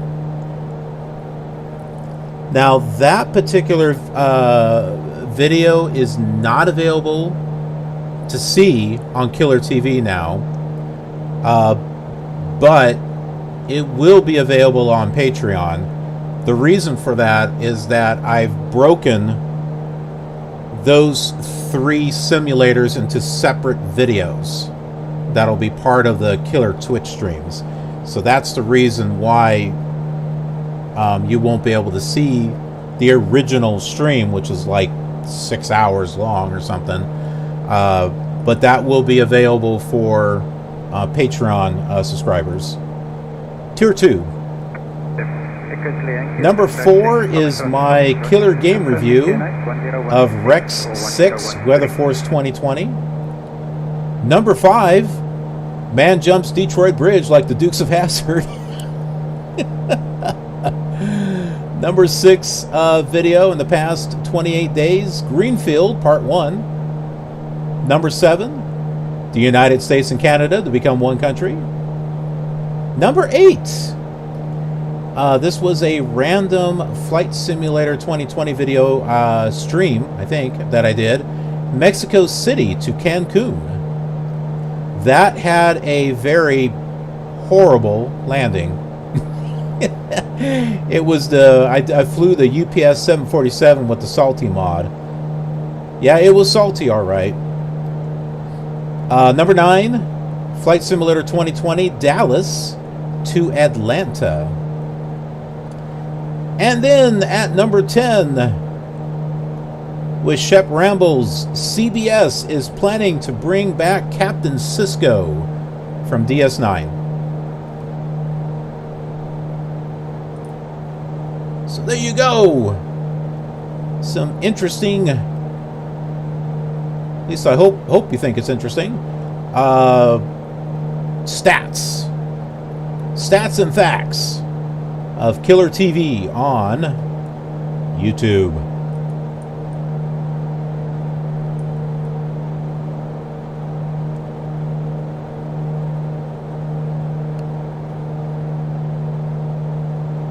Oh, thanks, Anusik. I appreciate that. You know, the videos are hit and miss. There are some that do well, and then there are some that just completely flop. One of the ones that I did just recently, and I spent like a day and a half working on it, was Killer TV reviews for Star Trek Discovery. It was a 2-parter of Terra Firma, which was Philippa Giorgio. It involved the Guardian of Forever going to the Mirror Universe. It was a great 2-parter. It was so far my favorite of Discovery. The last I looked, it had 2 views. That's it. Just 2, that's it. And I spent a lot of time on it. But, you know, you win some, you lose some.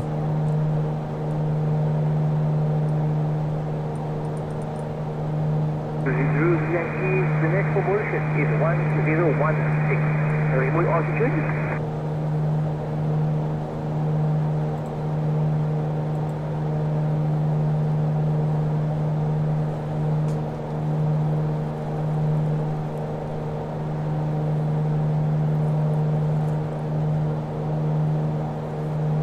It's kind of a learn as you go. I try some different things with the channel, try to bring in a little bit of variety.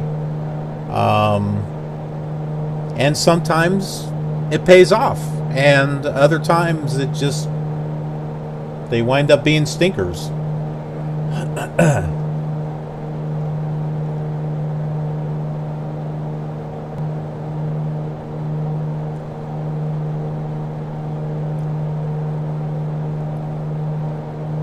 But, you know, that's just the thing, you know. I've got to be... I got to be a little creative, a bit flexible, and just...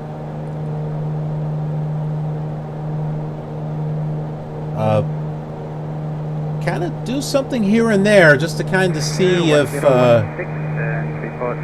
people like it, or, you know, maybe they prefer my style of something other than, you know, what someone else does. But the only way to know is to do it.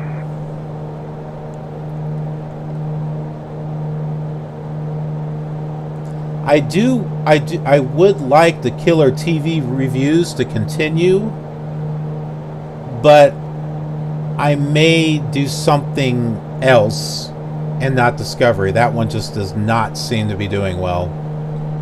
So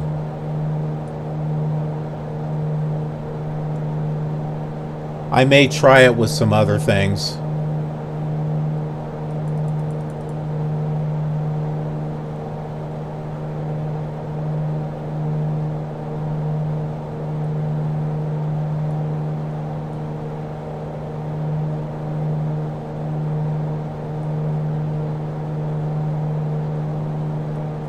I think we're going to be fine with fuel. We got about an hour and 44 minutes until we get to the airport, and 2 hours worth of fuel, which once we start slowing down, that's going to increase our gas mileage.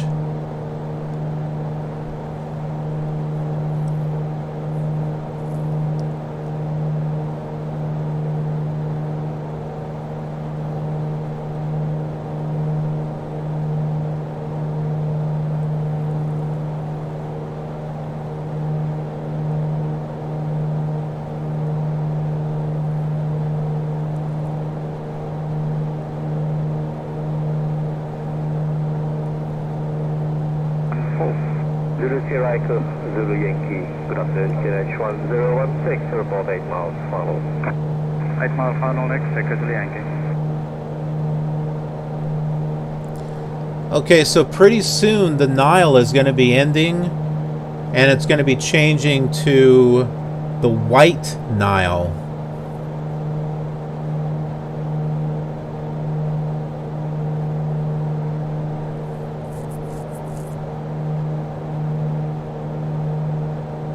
Look at this. There's like a little mountainscape or something where the Nile goes around.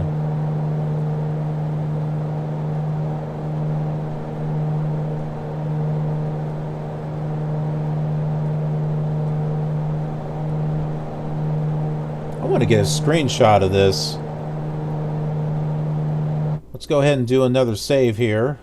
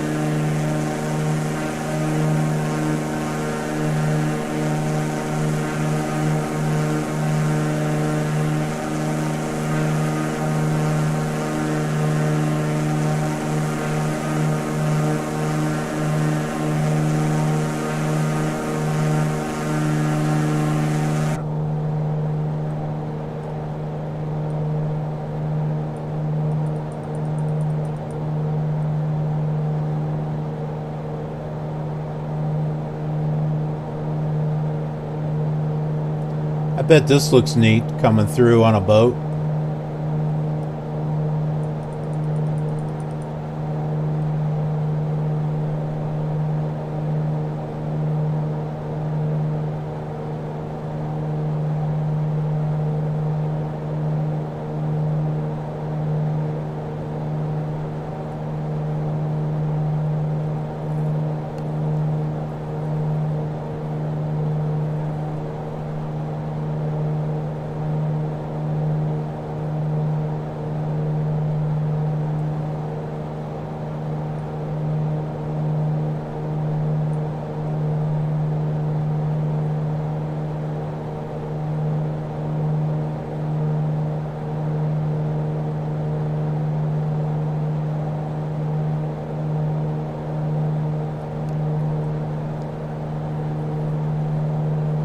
Omdurman and Karom and the airport, they're all up here. So we're approaching them here soon.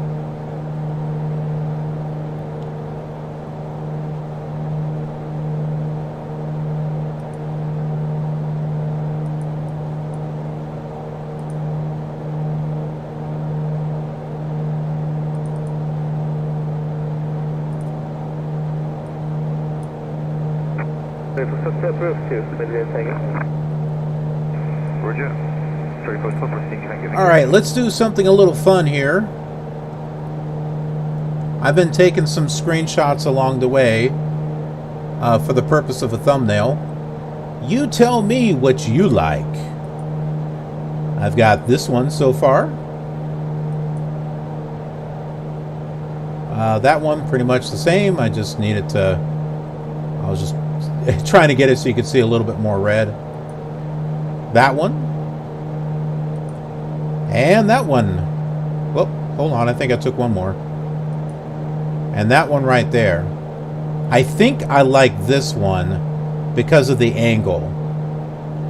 This is a really interesting angle. And just kind of looking at it design-wise, I like how the river kind of winds around like this. So this, I think this is my favorite, but here are the other ones going backwards. There's that,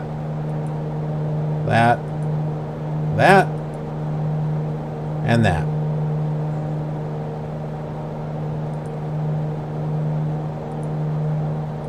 Let me know which one you all like. Give you guys a little bit of little interaction with the channel. A little bit of influence.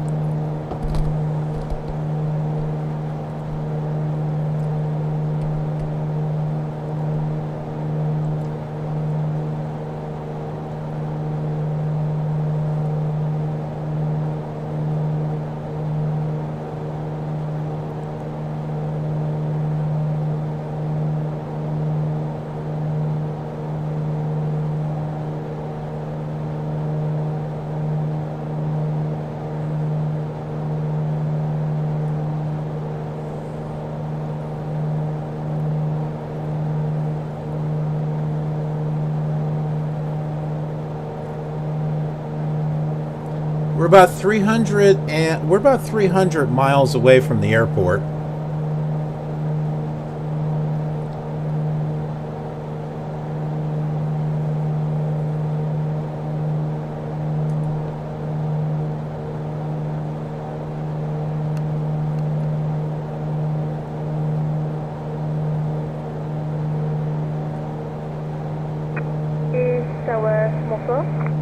Oui, bonsoir, we have information. November, then 12. And we will be ready to start the gate at 1640. Request Paris. Air France 473 VS2 Paris Charles de Gaulle via Oakmore, Place en Route, flight level 240. Clear to Paris, Oakmore, flight plane route, and level 240. Air France. For touch. Air France 473, that is correct.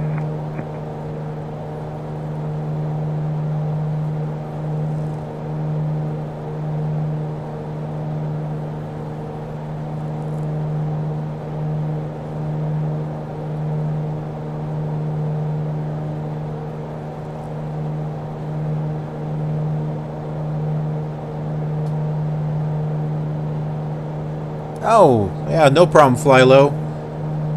You probably missed it.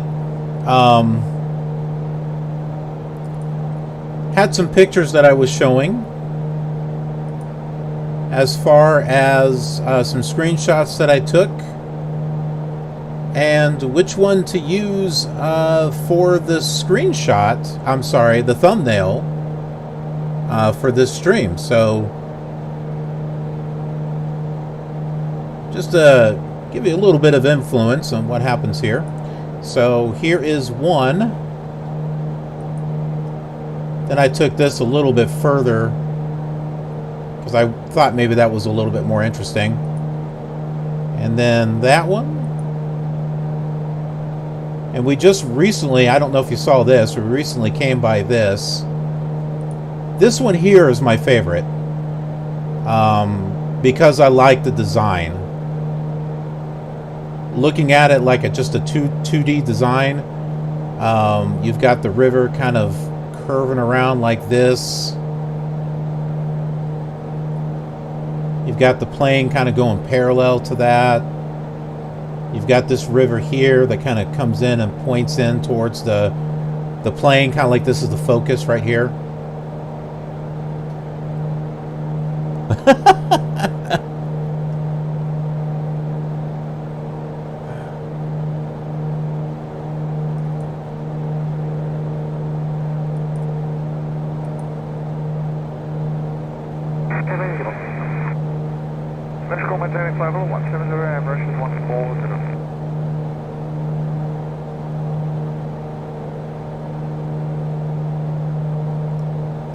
I believe this is Omdurman that we are.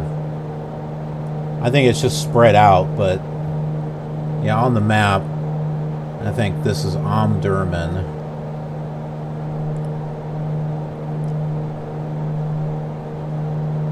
And we should see the Khartoum Airport here soon. It is Hotel Sierra Sierra Sierra. Pew, Sierra.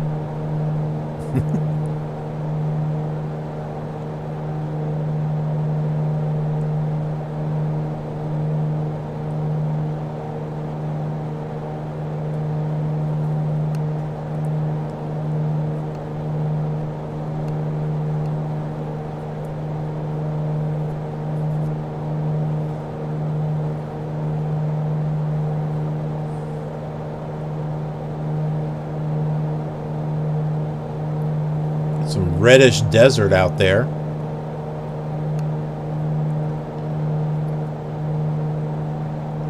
Alright, this is the last airport, I believe, until we get to the airport of our destination.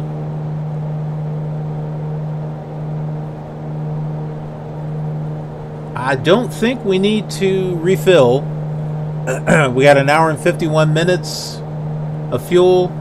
An hour and 34 minutes to get to the airport. Yes, just to make sure, departure we can expect is Oscar 1. And all I would need to do is just pull back on the throttle a little bit, and that's going to extend our fuel flow. So I think we'll be okay.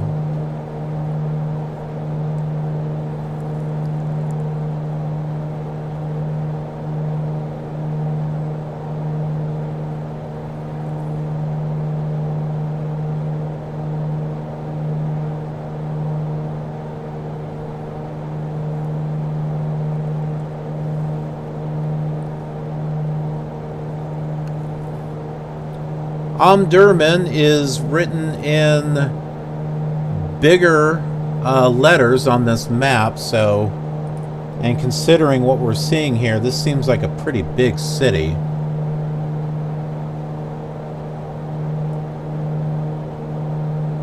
That's not the airport, is it? That is a airport. I was expecting it to be in front of us, though. I guess that's it. That's the Omdurman Airport. Or the Khartoum Airport, sorry. So if we're going to get fuel, we got to get it there. I don't think we need to, though. I think we'll be okay.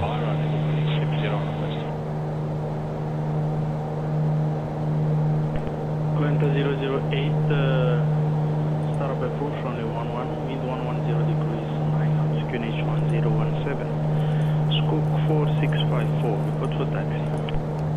Okay, start to move runway 11, QNH 1017, 4654 knots, ready for taxi, speed 00. Okay, Omdurman, which we are flying over. Whoa. You can see the population here. Look at that. All right, let's do another external view here. Save first.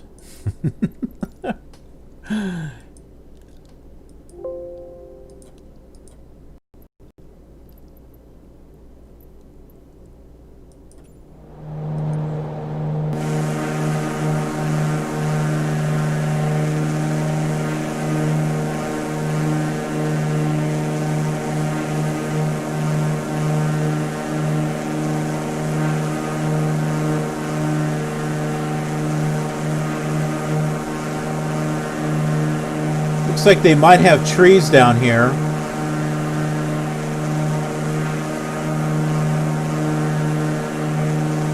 We talked about the stuff that they farm along the Nile.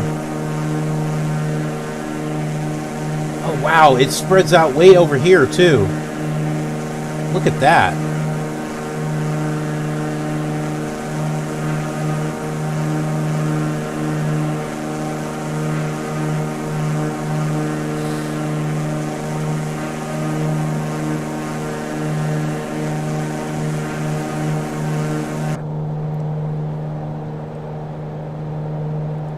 Okay, the Nile is this way. It's not this right here. So remember I told you the White Nile is coming up. So the Nile River is ending. And then it's changing into the White Nile. Alright, Omdurman is the most populated city in Sudan. That should come as no surprise considering all the buildings that we're seeing around us. And Khartoum State. Yeah, that is the other city. See, there's two big cities right here. So, like, Khartoum is, like, on the other side of this river here. Let's see all the bigger buildings. The name Omdurman translates as Mother of Durman. Who she was or might have been is not known.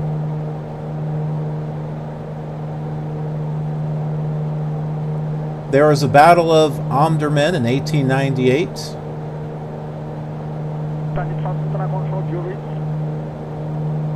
Climate. So far, this is the cooler climate that we've seen so far. It gets as hot as 106 and 101. In this area. You know, the other areas we were flying by was like 120. Something crazy.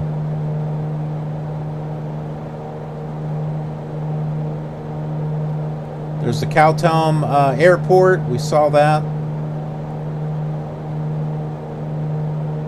Not really seeing too much else on the city. Kind of weird since it's pretty big. Apparently Khartoum is the capital of this area.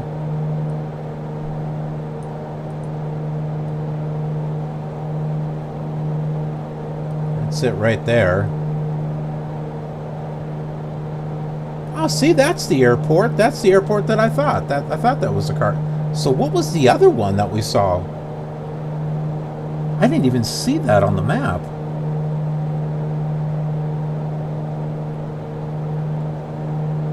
Yeah, this is the Khartoum airport right here. This is the one that I thought was the last airport, but there was another one over on the... Maybe that's an air base or something.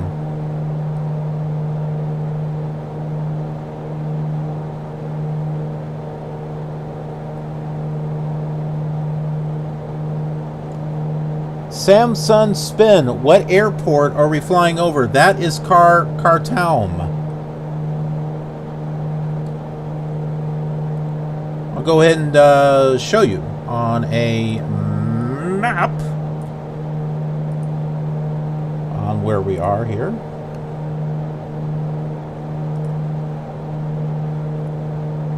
So we're right here, Omdurman, Khartoum, right here. The Nile River is changing to the White Nile right here. We're in Sudan. Zoom out here. So this is where we started, right here on the edge of Egypt. Well, for this particular flight. And we've been coming down. Don't pay too much attention to this blue line. We are coming down the Nile River like this. And so we are still kind of going to be following, that's centered there, around here like this until we get to Rabbik. And then we'll be veering off and coming down here to, what was that called? Damazin. Which I thought was interesting. I was coming down here looking at all this, and then I saw this lake with an airport over there, and I'm like, let's land over here. That looks interesting.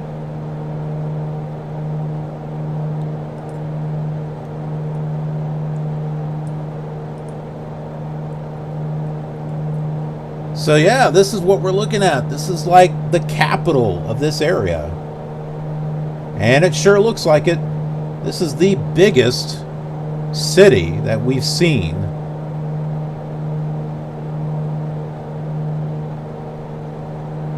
Huge.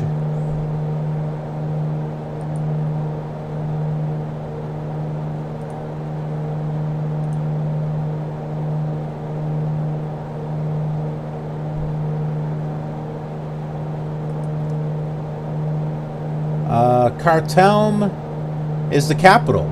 This is the capital of Sudan that we're looking at right here. Population of 5,274,321. Its metropolitan area is the largest in Sudan. Ooh, there's a link here for White Nile. I want to look that up.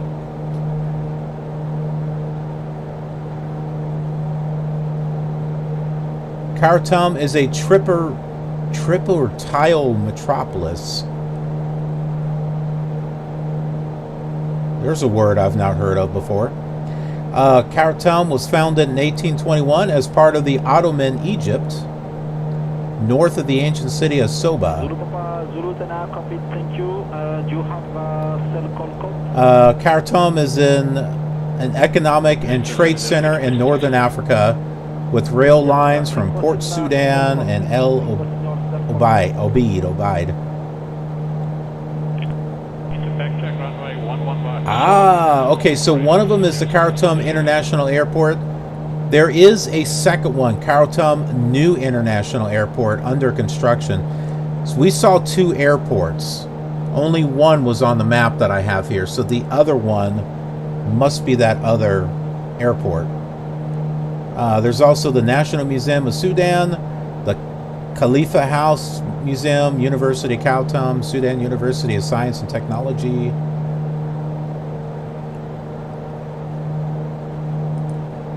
This is like your typical big city.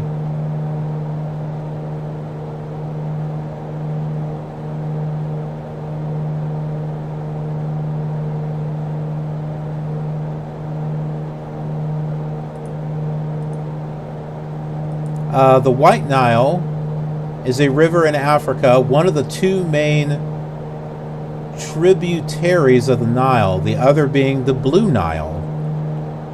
The name comes from coloring due to clay carried in the water. So that's why this is called the White Nile.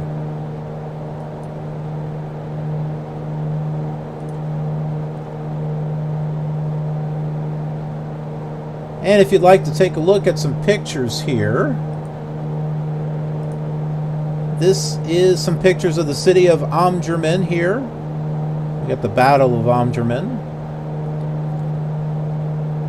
Here are all those little buildings. Pretty realistic from what we were seeing up here in Flight Simulator. Look at the top of that. That's interesting. I bet that gets hot. There's some more pictures here.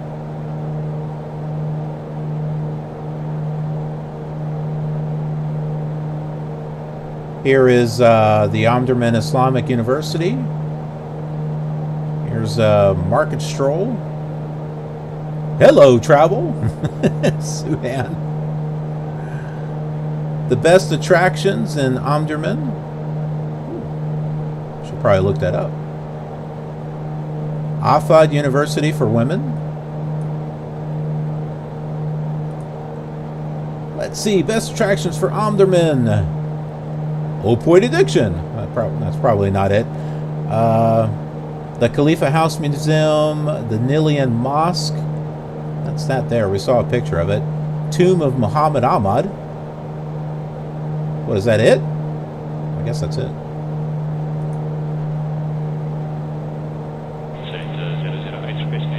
Alright, let's look up Khartoum here.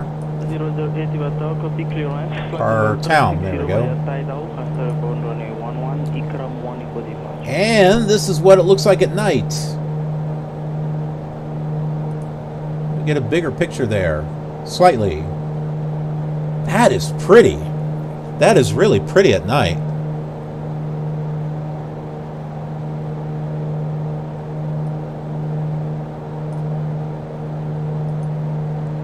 Some other pictures here. The most selfish city. That's what it says. Oh, with the question mark. That's pretty cool, though. I think we saw one of these towers. We definitely didn't see all this stuff.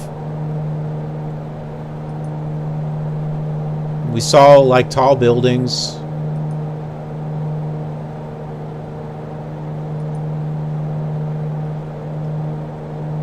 Yeah, we definitely didn't see this football thing here.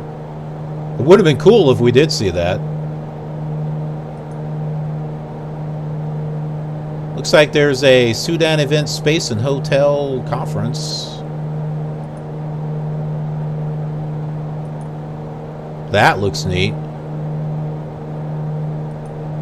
What is this thing? Keep seeing it in pictures. What is that?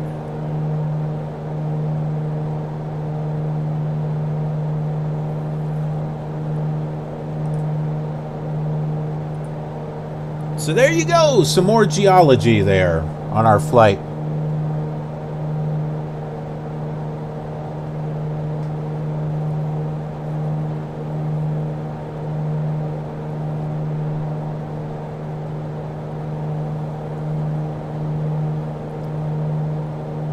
No problem there, Samson. Hope you're enjoying the flight.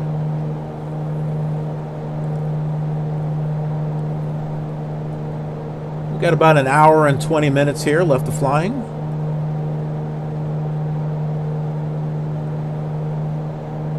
An hour and 36 minutes left of gas.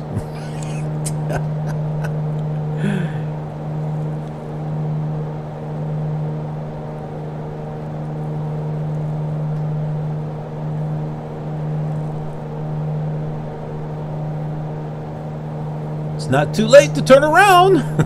Not too late to turn around. But what fun would that be? Come on, we like to live on the edge here.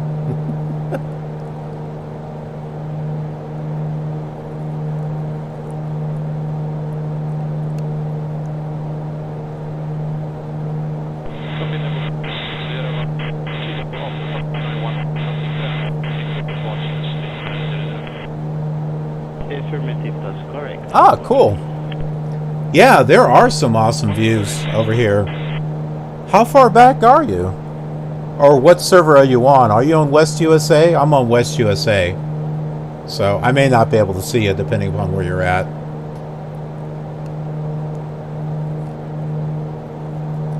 Yeah, I'm really glad that I took this route. I've not flown in this area before on any of the simulators.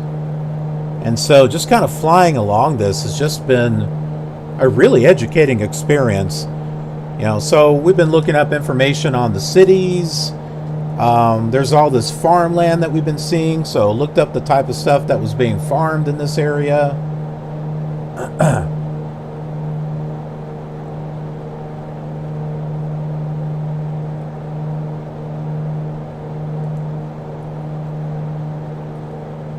And, don't know if you know, but I do classic flight simulators on the channel as well. And I was thinking about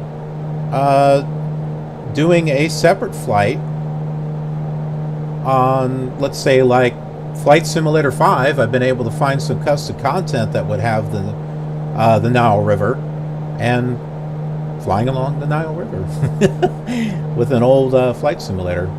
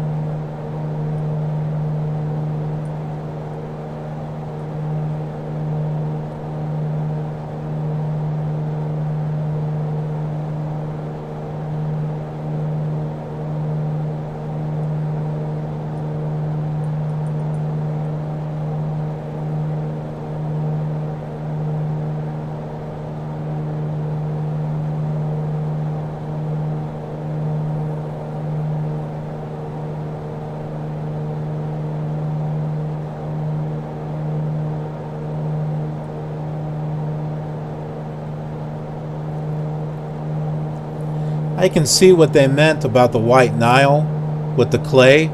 You can see some of it right here.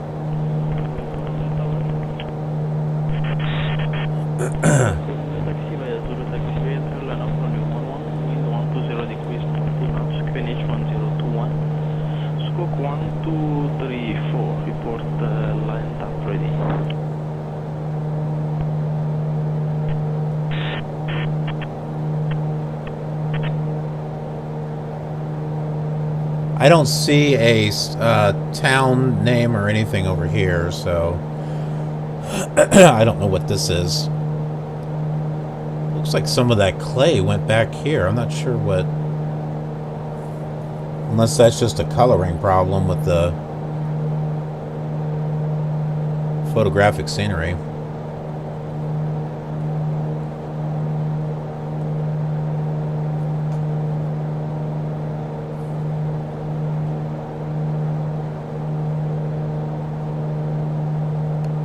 $480 miles from the big lake.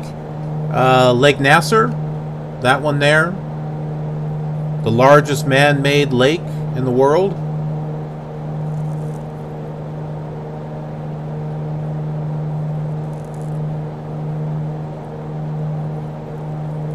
Yeah, that, well, just south of that's where we landed at yesterday at Simbel, which is where we took off from today.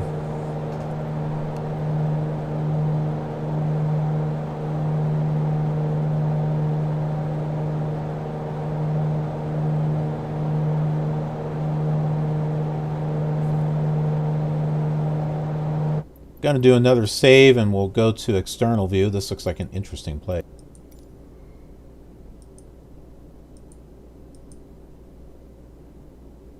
Oh, would help if I select something.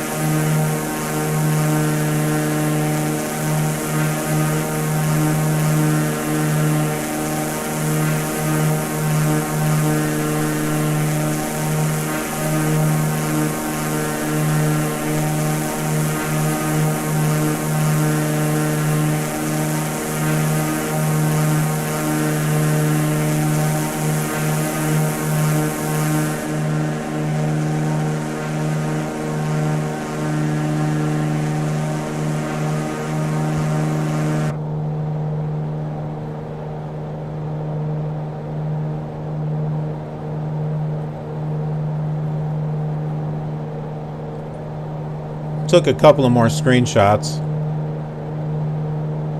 Yeah, so for the ones that I don't, the ones that I don't use for the thumbnail, I'll put those over on Instagram. I'll put those photos over on Instagram. So be sure to follow the Killer Television Instagram account so that way you can see photos like that and projects and things that I work on behind the scenes. Let you know what it is that I'm up to.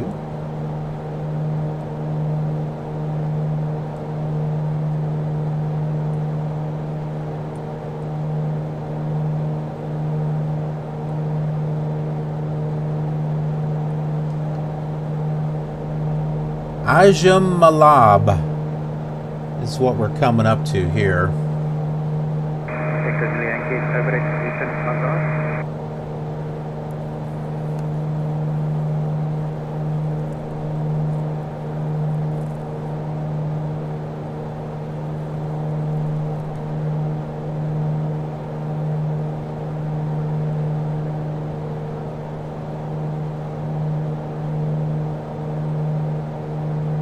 Oh, you're going to Lake Damazin.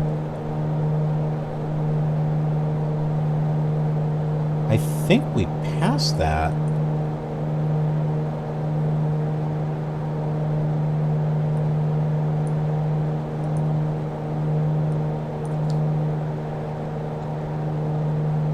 That looks familiar.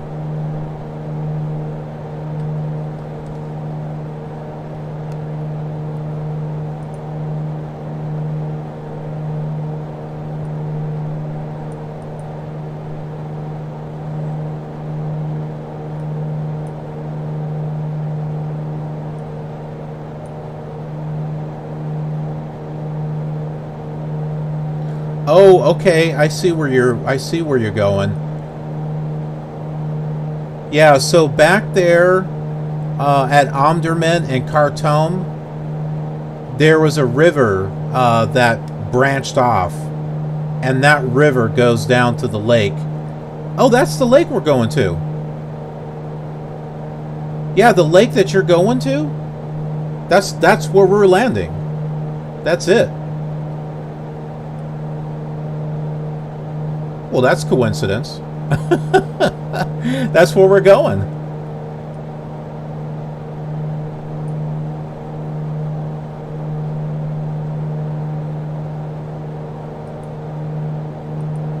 Want to become famous?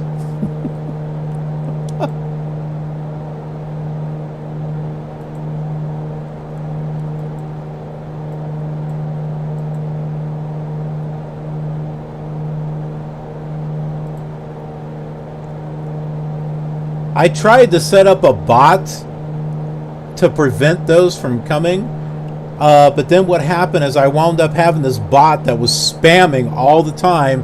Please don't use caps. Please don't do that. It was so annoying. I just turned it off.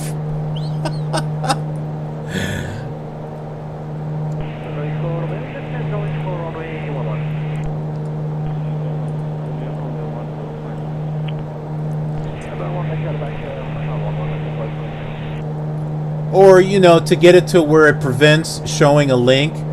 But, you know, we got viewers that like to share photos and stuff.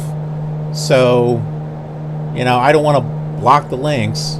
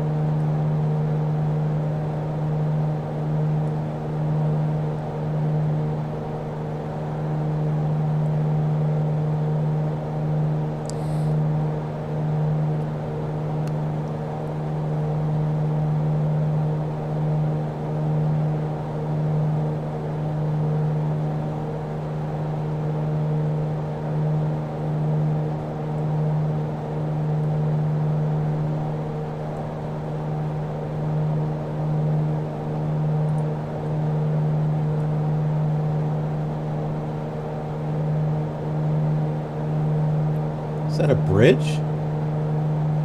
Nope, I think that's a seam in the scenery. That's realistic.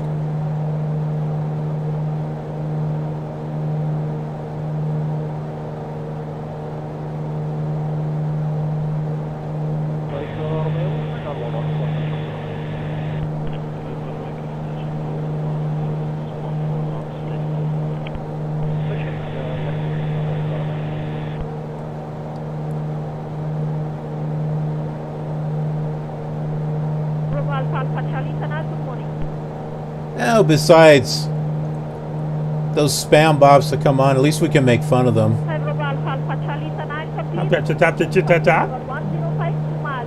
Want to become famous?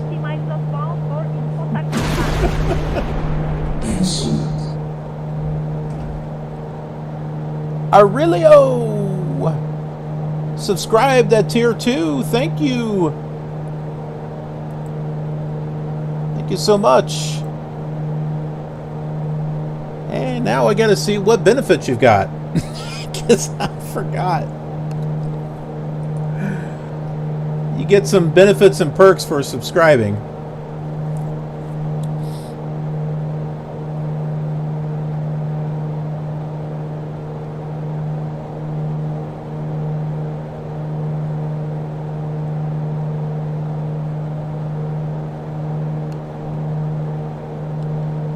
Good to see you there, Aurelio.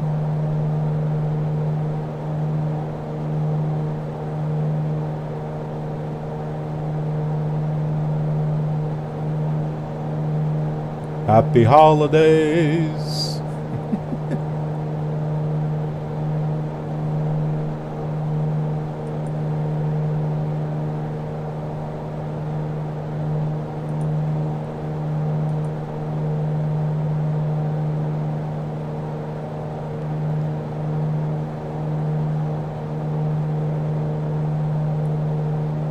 That is probably playing a sound that I don't want it to play, so we'll just go back to that.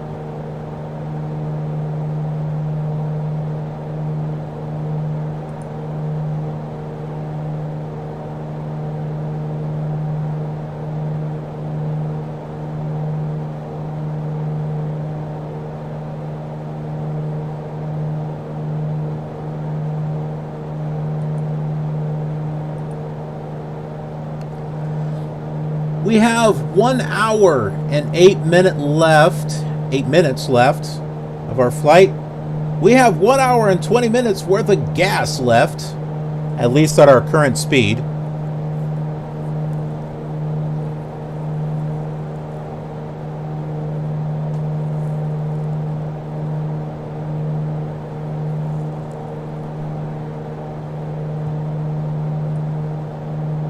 Let's go ahead and fill our viewers in on where we are at.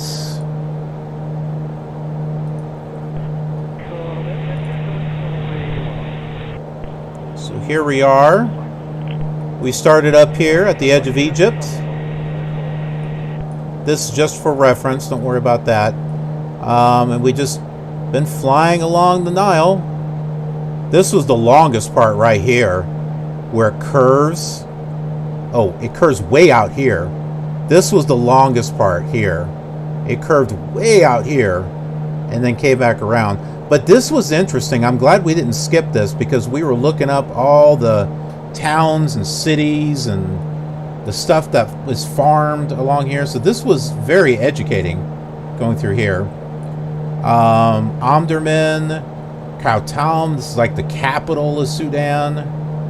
So we looked up information on that. And we are flying down here to Rabik, Kosh, which makes me think of Babylon 5. And then we're going to be branching off this direction over here to the Damazin Lake. That's the airport we're going to. Why did I pick this? Because I was going down the Nile and I saw this lake and I'm like, oh, why not? Of course, this looks good too, Lake Tana. But, yep, that was my thought.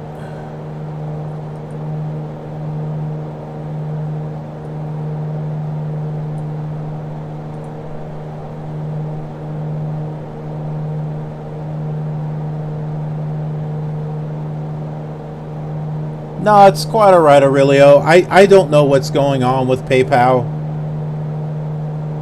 That's just problem with my account. I don't know.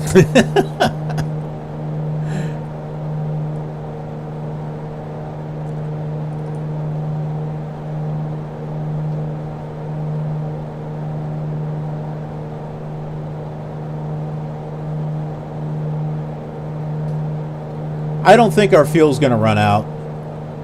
Like I said, once I pull back on the throttle some, we're going to get more mileage. We're going to be fine. I know that because I was in a very similar situation yesterday. Good morning again. From 69. As I reach over here. Okay, so for those of you watching, I got to do some preparation beforehand though, but I am making plans hopefully later on today of doing some more classic flight simulation. I've been meaning to do this for a while, but it's with Sublogic Flight Assignment ATP, or Airline Transport Pilot.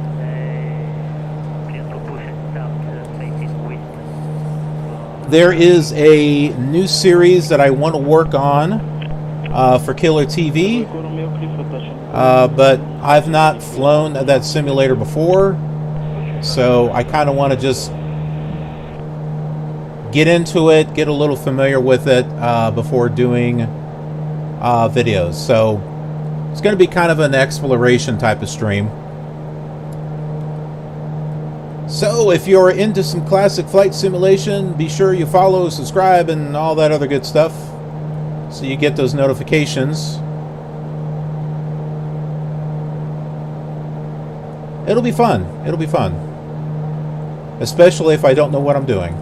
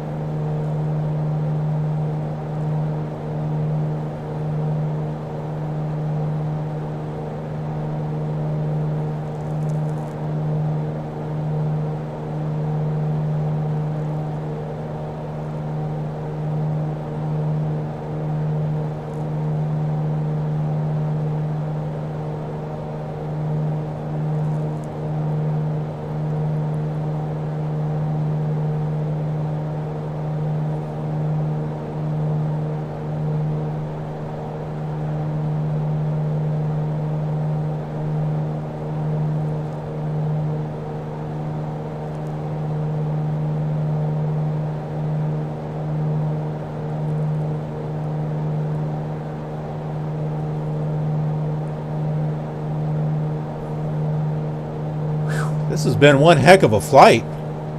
5 hours so far. You know what it was? It was that the part where the Nile River veers off east quite a ways and comes back around. That in itself added quite a bit of time to the flight, I think.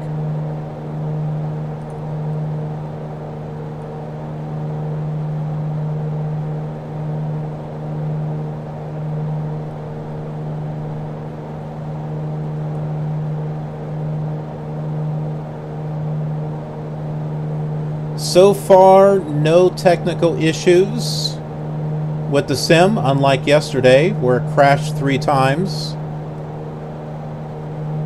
I have been saving our flight along the way. Maybe that's why it hasn't been crashing.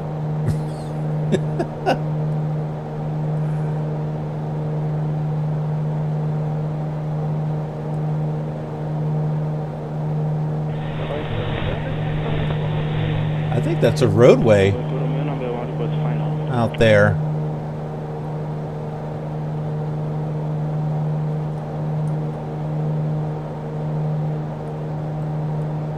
There is a way to find out.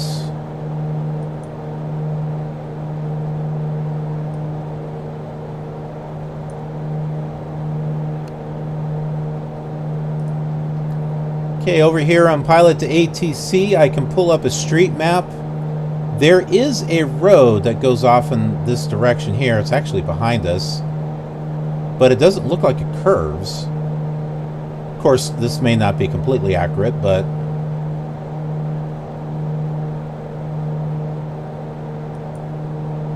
what about satellite view?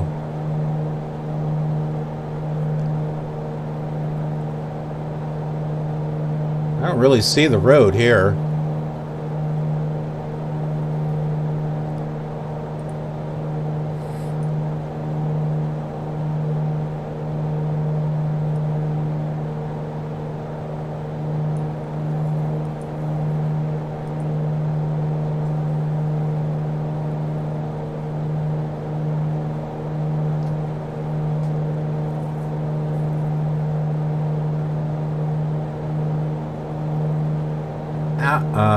Dulam is where we're at the moment. Is that a bridge? That's probably a dock right there.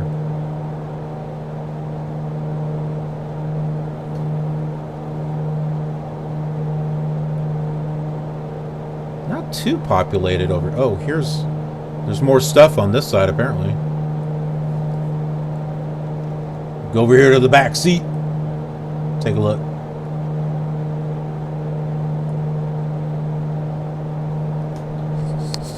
And off to your right is the town of Adalam.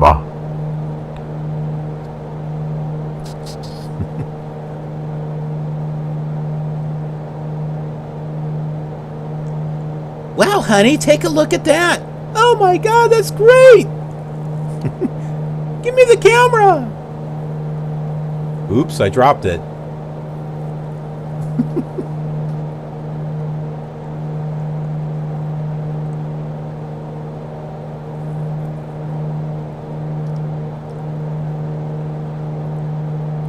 Will you stop making such a ruckus back there? I'm trying to fly.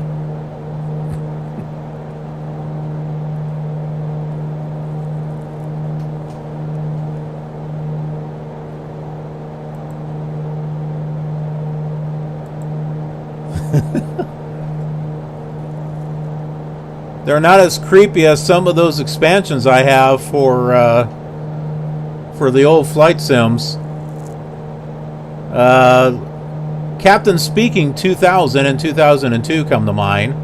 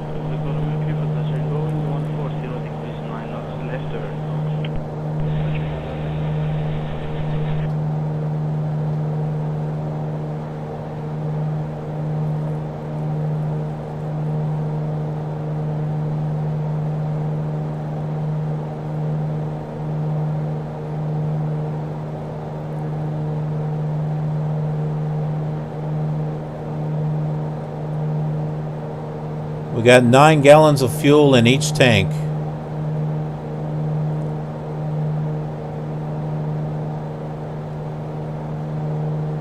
Ooh, that was supposed to be a road that we passed over. Huh. It didn't look complete.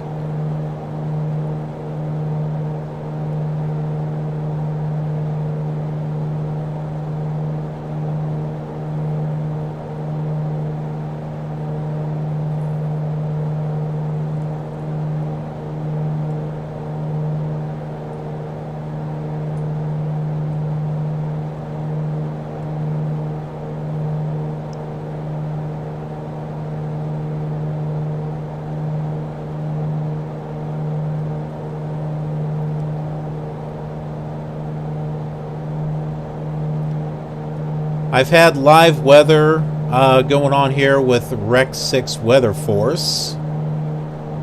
It's been pretty much clear skies the whole way.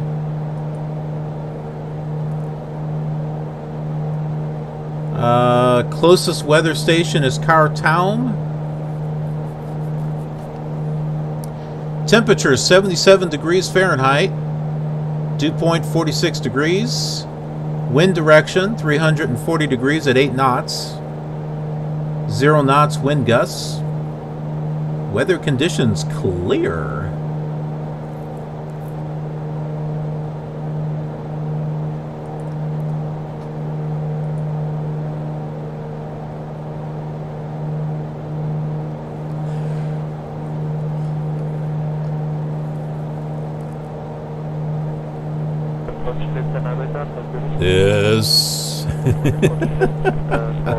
This weather report was brought to you by Doritos.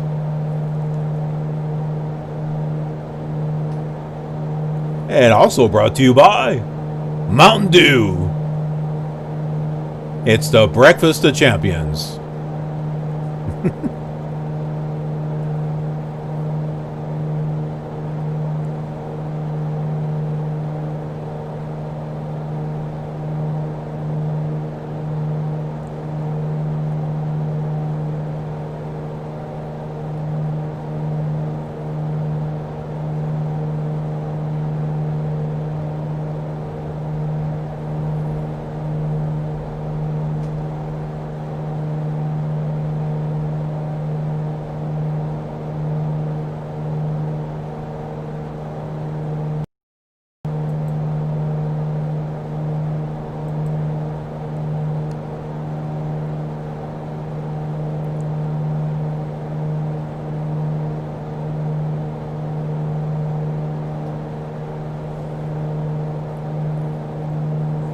It's interesting that you're taking that branch of the river, because I was kind of, I mean, it's not the path that we're going, but, you know, out of curiosity, I was like, oh, I wonder what it's like going down that river.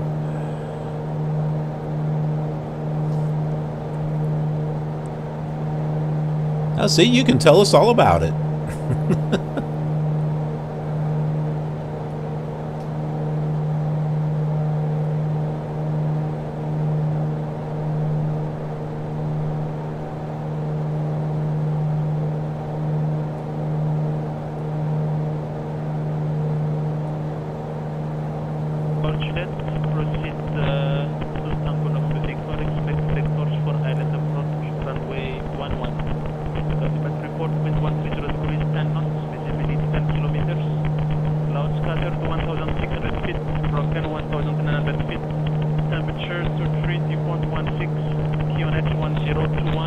Well, there's a dirt landing strip.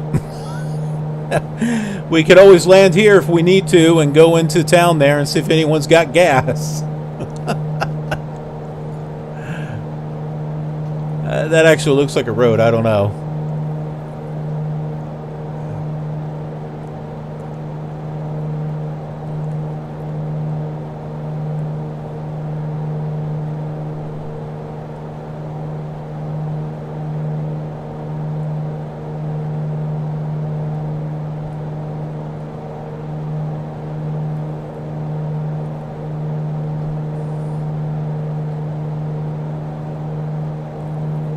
We've got 10 minutes more fuel than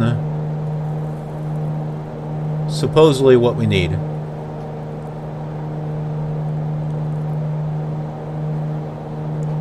Abba.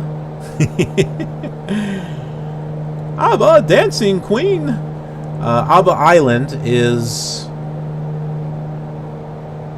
a little bit ways in the distance over here. That would be ABBA as an ABA, not ABBA.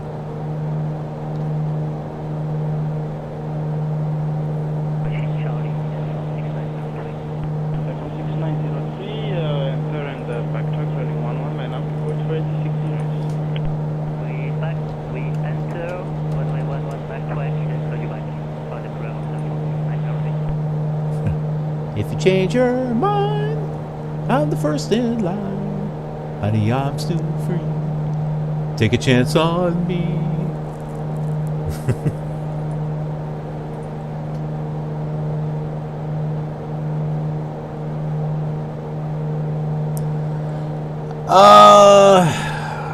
On the 24th, actually, we do have plans. Originally, I had thought about doing a stream. It was just Christmas Day that I wasn't thinking about doing it.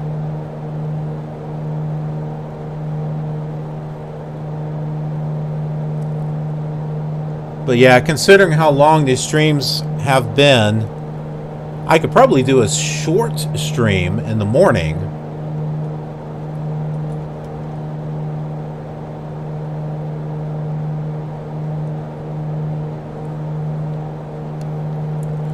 Yeah, but definitely Christmas Day, I was going to take that off.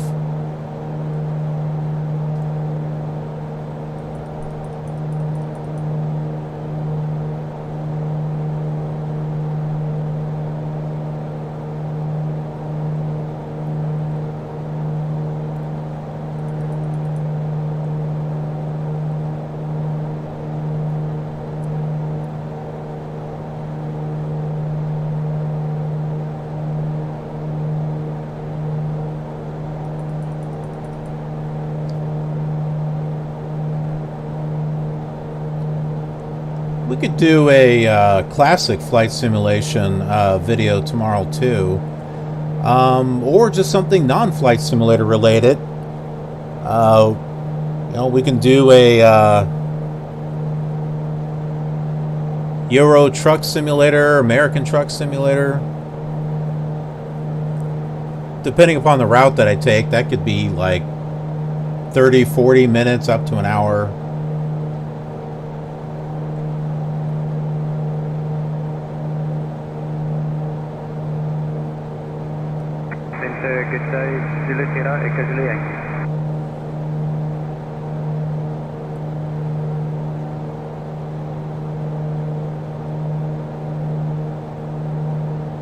Okay, so y'all remember I was talking about Abba Island, right?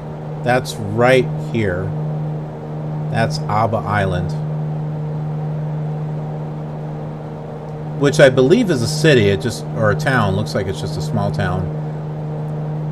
Rabak, not too far away now.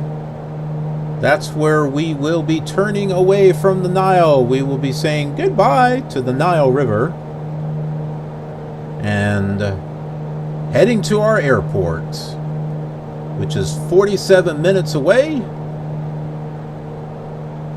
at a total of 144 miles.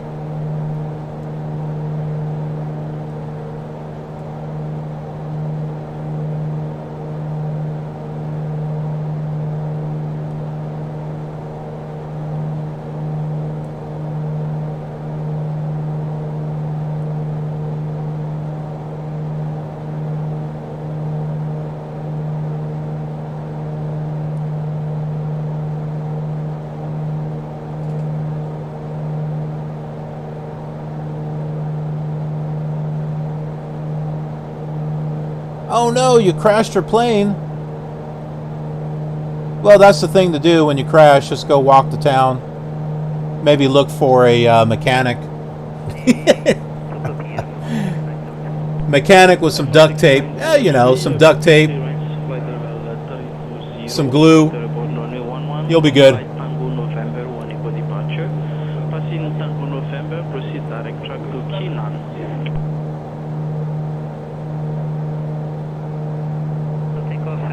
Oh yeah, no kidding. In regards to controllers, I've been asked, you know, like what kind of controller do I use, and well, this is what I use right here. Because I got two thumbsticks here that I can use. One for the rudder. I definitely don't control throttle with it. That's a mess. But the ailerons and elevators, and then I've got all these buttons on here, so, and it works out really well.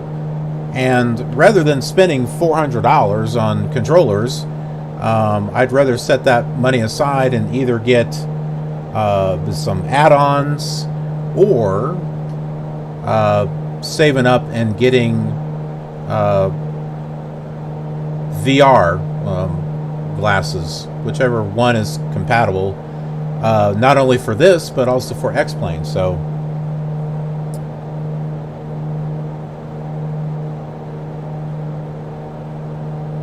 that is my fault.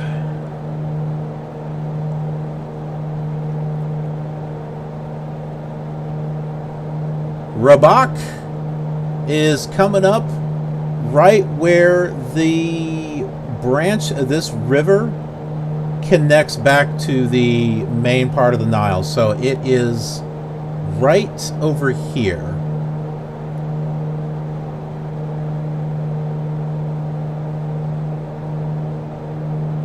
As soon as we get to that, I'm going to do another save, and then I'm going to tune into the VOR.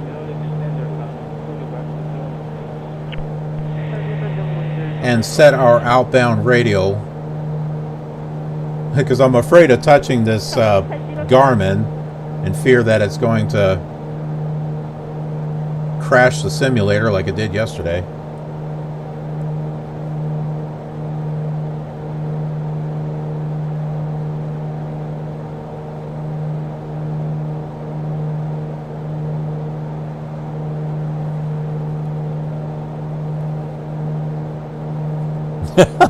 MacGyver. Well, you know, MacGyver goes all around the world, so.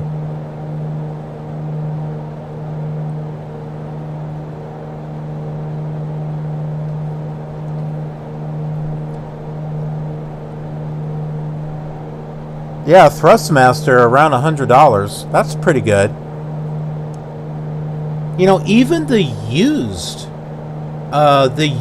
flight controllers are still expensive. I come across those on eBay and they're still expensive.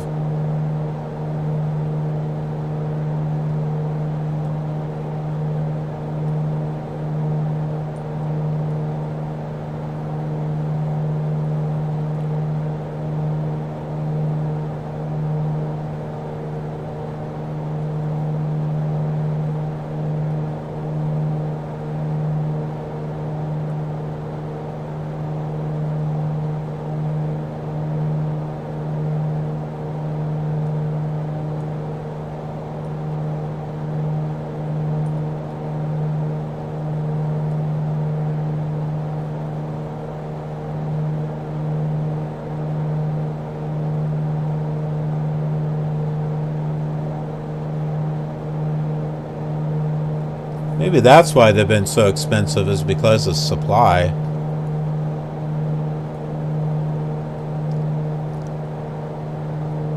Whoa, this is the biggest farmland that I've seen so far. We haven't seen it stretch out this far.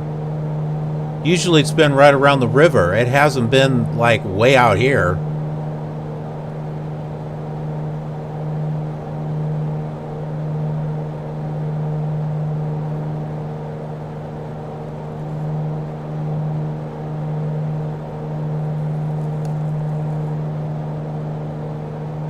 And here it is, Rabak. Right here. Looks like little pebbles or something, like little tiny rocks.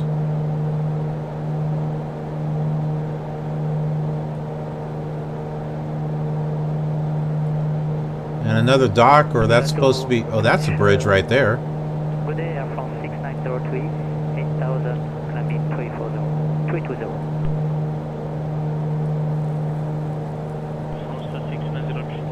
Good morning. Identified climb level 320 on Tango November, 1 good departure. Passing Tango November, proceed direct to Kina. Report estimate Kina. Call you back for estimate. Okay, this is where we save. Tango November, direct to Kina. I'll call you back estimate.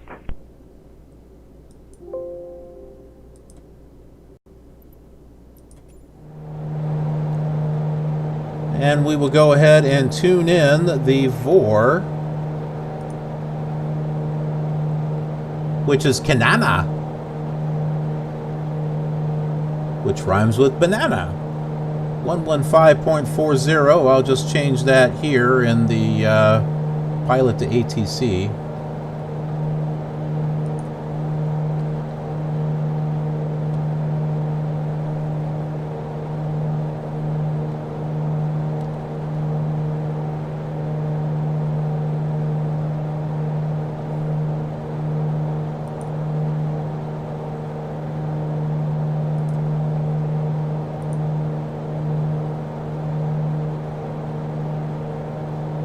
Okay, and we should be flying out. Well, that's 9. It looks like about a heading of 120. Here it is here.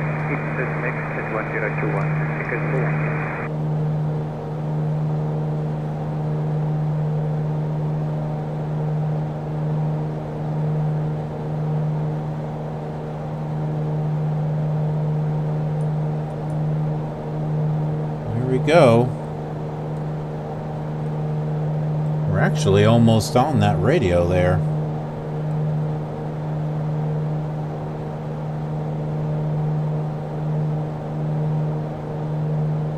Actually, I think it's more like probably 125, so I'll get over this way. That's it, folks. That's the end of the Nile River. Well, that's the end of our end. It keeps going, but that is as far as we are going to go. So wave goodbye. Wave goodbye to the Nile River / White Nile River. It was fun. Now we're going to go ahead and head to our airport. And then the next time we'll be heading east through Ethiopia, across the Red Sea, into Yemen.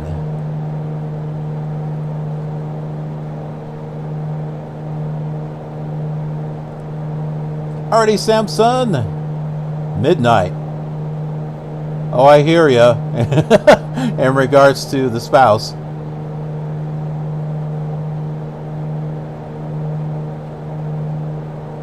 Canana what?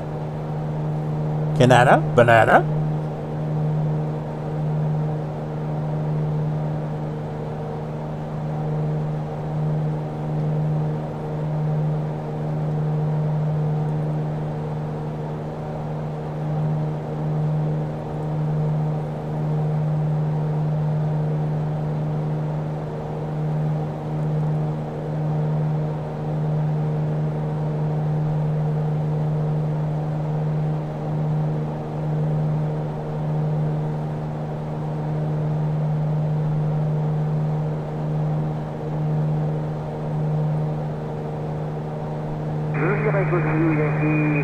Cleared direct Foxtrot to expect IS in level 314, no delay. This is level 60. Direct Foxtrot, ILS, runway 14, descent to flight level 60, excellent Yankee.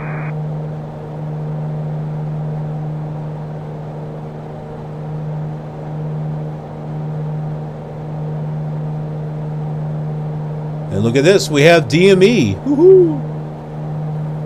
Basically 2 miles from the VOR.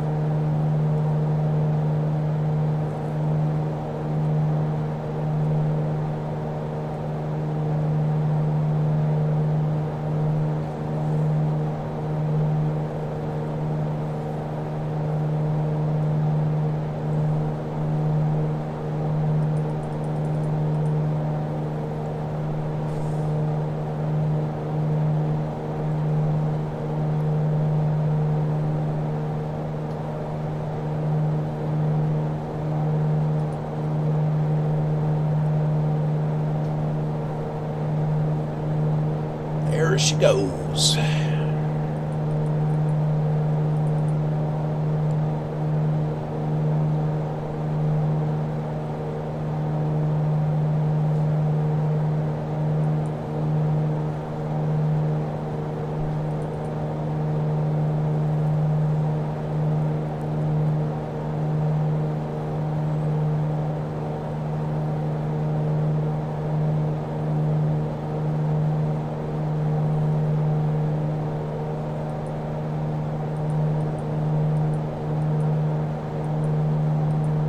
Okay, about 130. That's.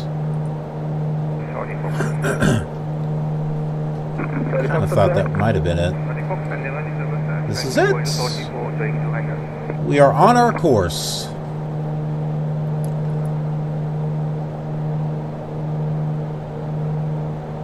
$109 miles to go.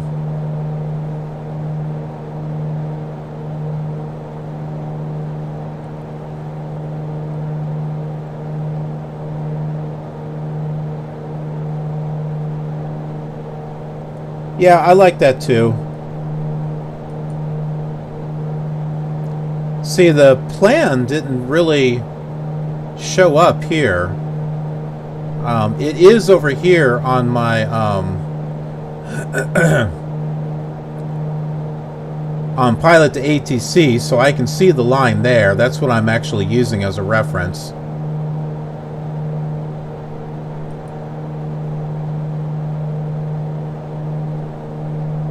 That way I could see the radials and everything.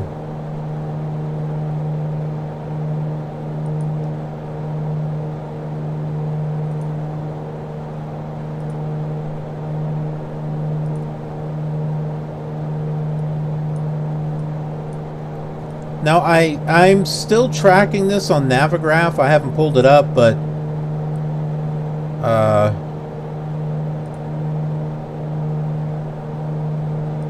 mean, this is pretty much what we got. You can see we're heading to the airport here.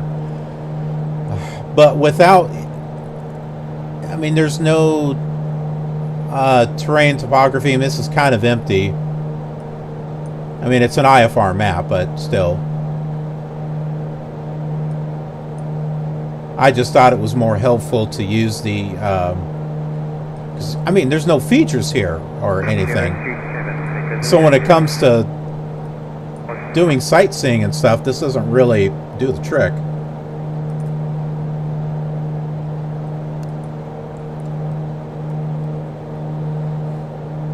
And there is no diagram for the airport that we're going to.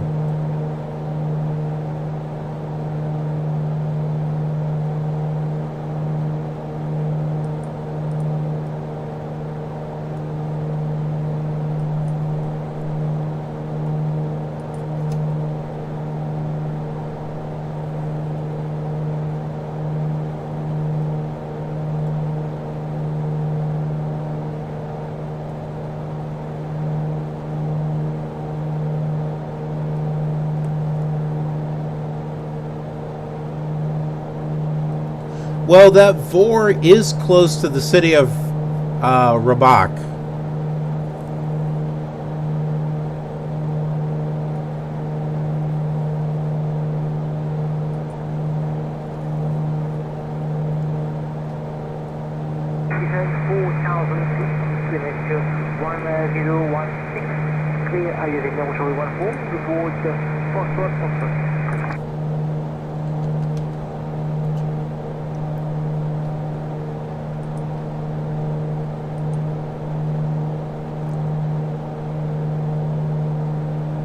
Rabat is a city in the southeastern Sudan and the capital of the Sudanese state of White Nile. So we just passed that, it's just behind us. It is one of the major cities of Sudan, an industrial city in which are located several factories, such as the Nile Cement Company factory and the Carenado Sugar Factory. There's actually two different sugar factories there.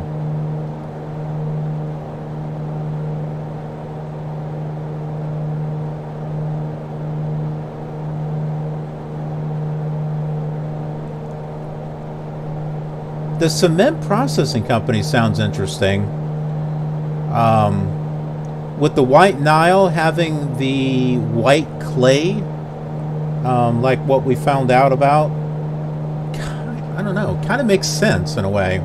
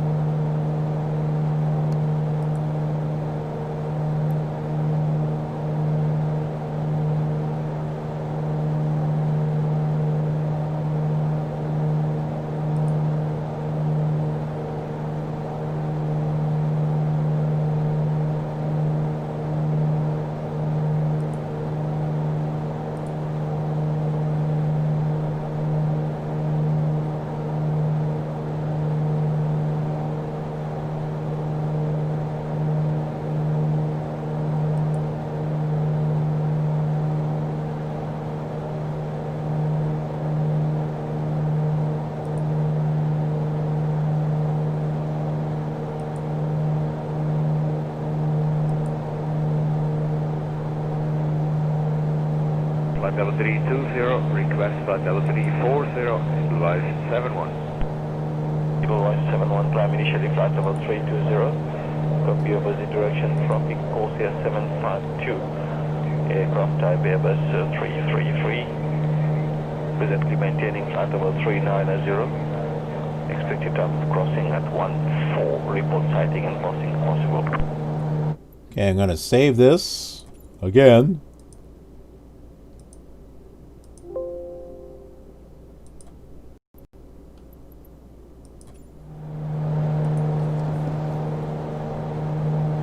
Mooney 13 Foxtrot inbound at 4,000 feet.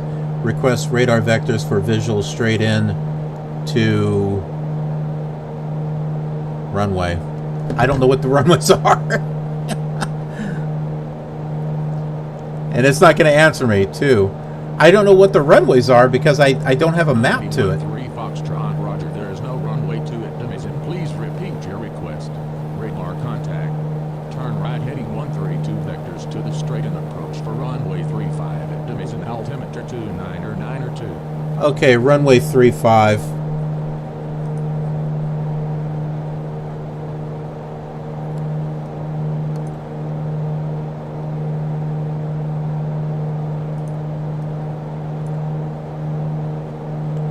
It's going to want us to go south. I'd rather take a different runway if that's possible. It doesn't look like it is. Heading 132, vectors to the straight-in approach for runway 35, Mooney 13 Foxtrot. Rotary climb flight level 320. All right. And be looking out and Colio passing the traffic at Edelweiss 132. 171, report clear of the traffic. Colio. Mooney 13 Foxtrot, climb and maintain 4,000 feet. I had to adjust the altimeter. Climb and maintain 4,000 feet, Mooney 13 Foxtrot.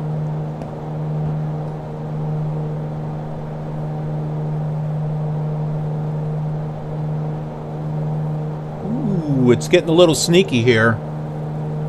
40 minutes of fuel, 36 minutes to get to the airport. All right, let's pull this back a little bit.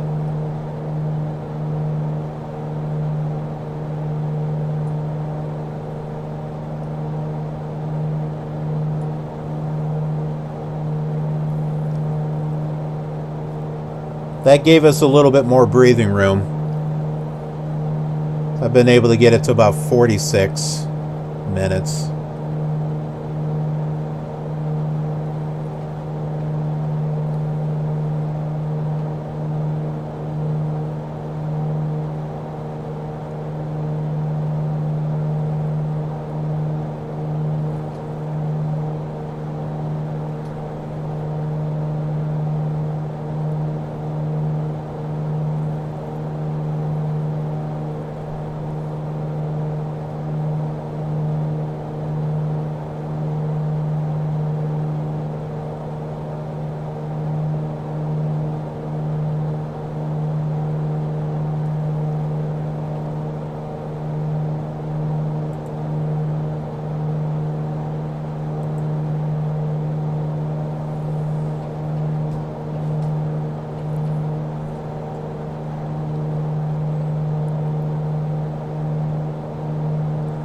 Yeah, sure. And we have to cross over the lake, too.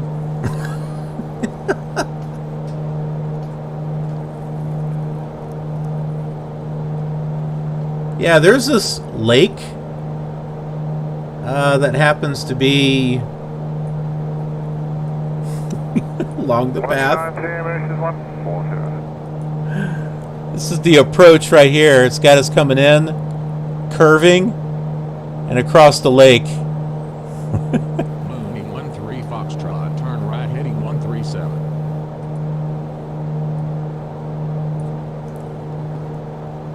Heading 137, Mooney 13 Foxtrot.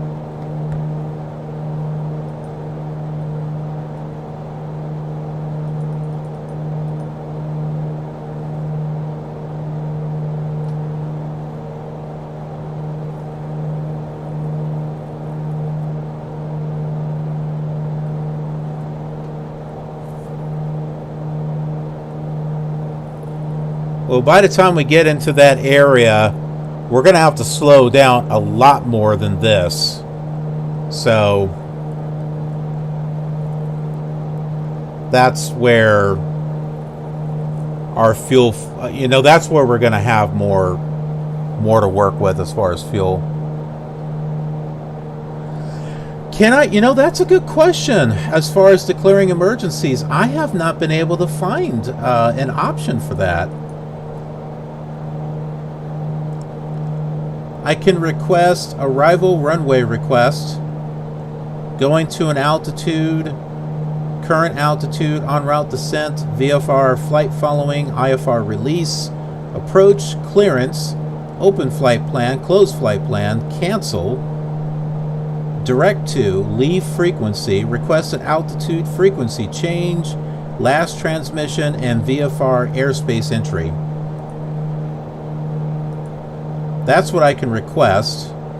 And then there's information you can ask for, which doesn't seem to ever work. So if you want to ask 13 Foxtrot, turn left heading 132. For stuff. Oh, this just reminds me of FSX right here. Go to 137. Go to 132.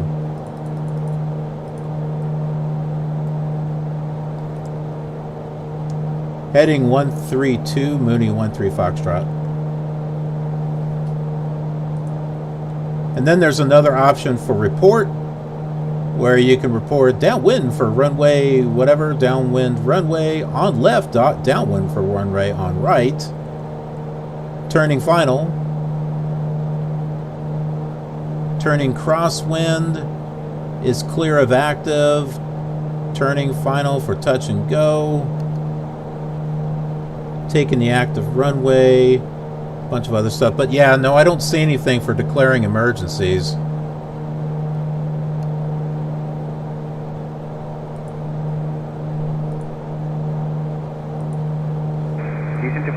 You can declare emergencies though with that ProFlight 3, PF3. You can declare emergencies on that, and you can say, you can ask for the nearest airport, and it will take you to the nearest airport. So it's kind of cool. I've actually done that before.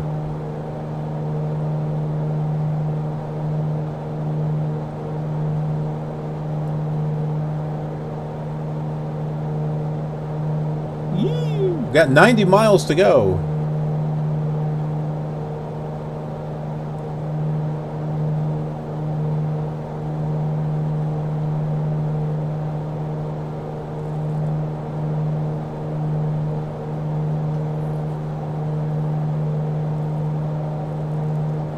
I'm afraid to say Mayday, Mayday, in fear of what he might do. Oh, what the heck. Mayday! Mayday! Nothing. He doesn't care. I don't care if you have an emergency. That's your problem.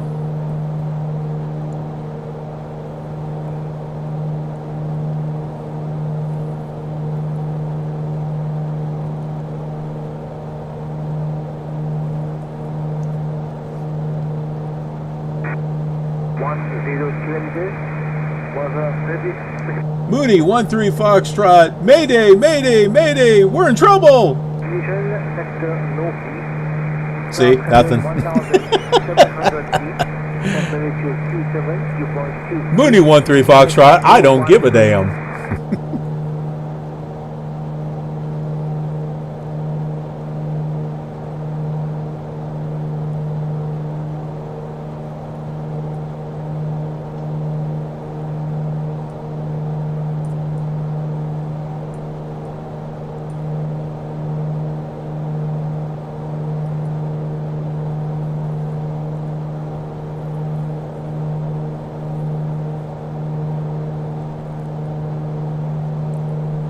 We are hanging on the edge of our seat, though, when it comes to fuel.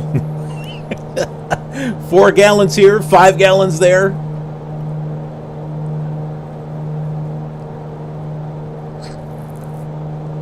It's suspenseful. 70 miles to go. Oh wait, that's top of descent. 84 miles to go.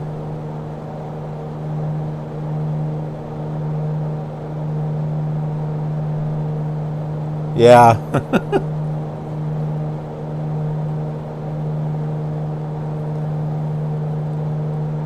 Yeah, that one voice that I got, the shouty voice that yells and screams. Where do you want this Foxtrot?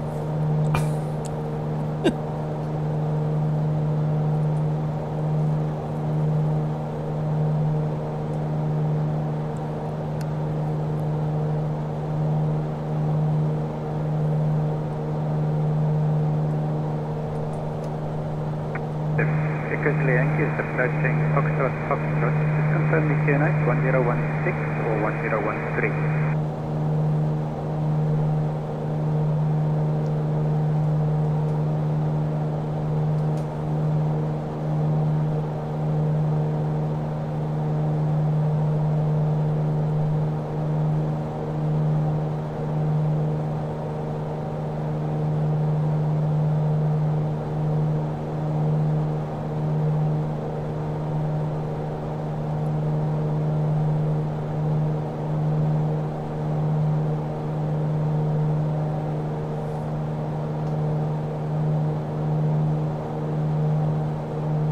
Now watch, we'll get there and the controller will say, go around.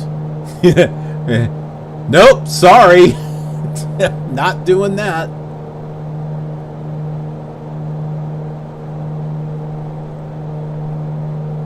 That'll be the one that yells at us. Mooney 13 Foxtrot, go around.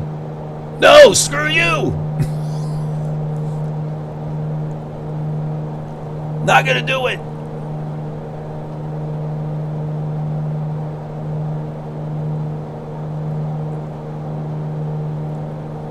I do have some gas cans in the back, though, so if we need to land out in this field, we can.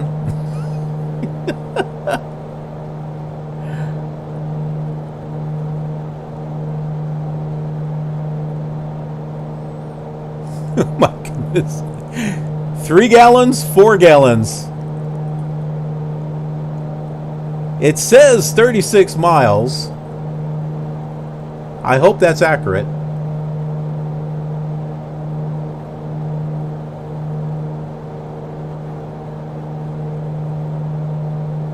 $62 miles to go.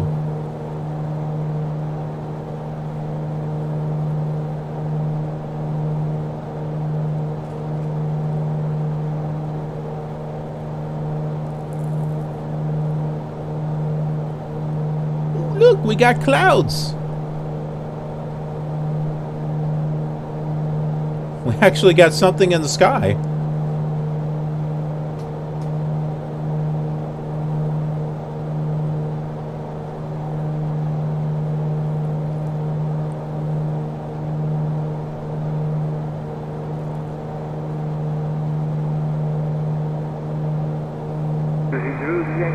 The next propulsion is 1016. Remove altitude.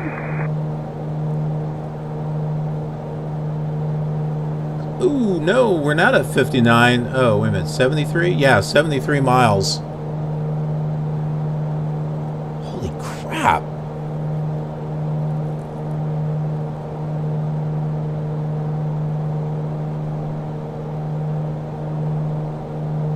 It hasn't changed though. I mean, we still have 10 minutes more of fuel than it will take to get to the airport.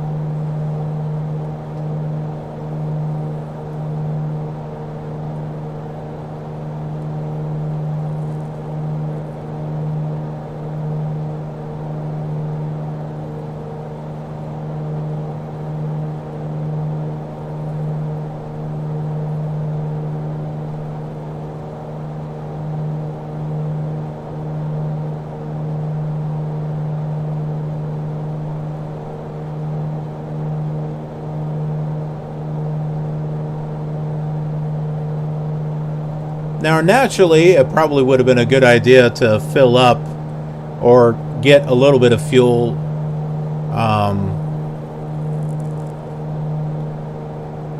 back there at that one city. 1016 and But that wouldn't be any fun. flight 190 now, Echo Yankee. Send that tower, 118.1. 1181, Echo Yankee.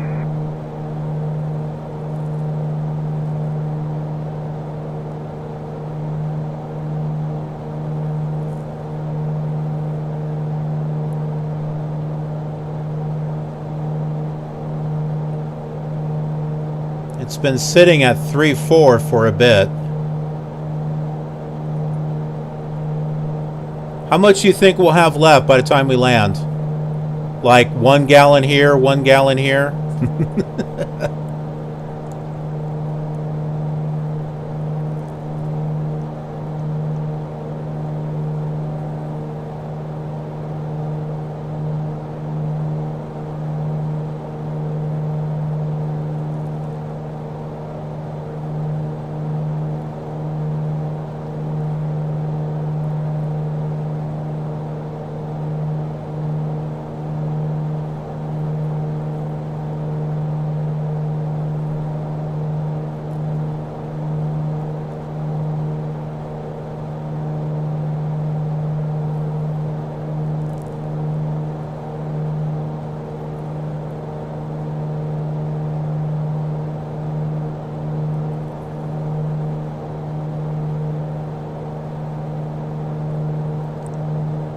At least we'll know what this plane is capable of.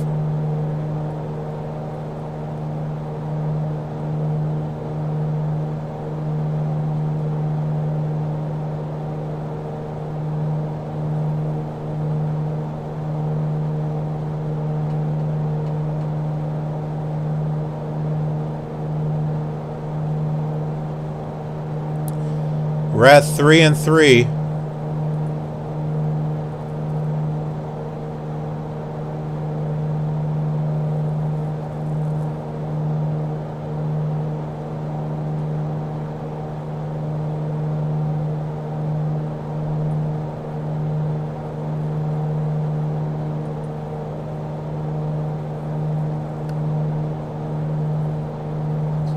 The altitude elevation at the airport is 1,584 feet. So we're 2,500 feet above ground.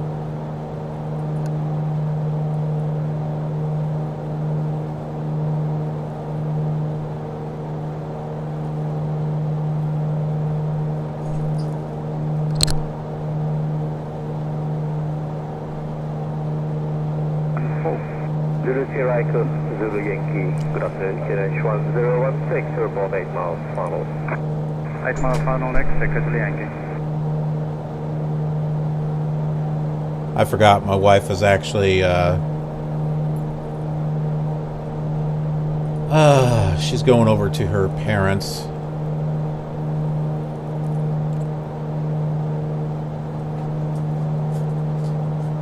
Oh, that means we can have a party tonight.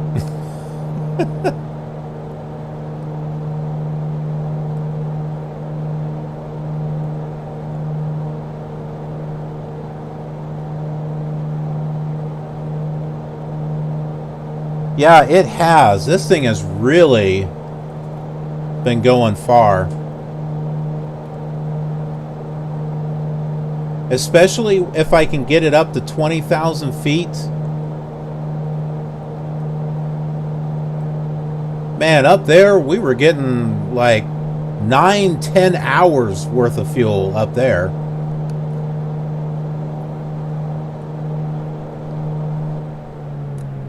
Uh-oh. Moon 13 Foxtrot radar contact. Uh-oh.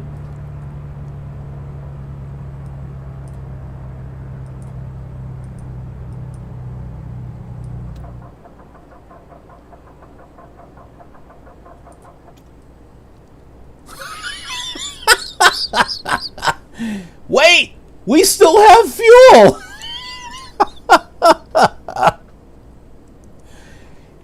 How goes the trip? We just ran out of gas.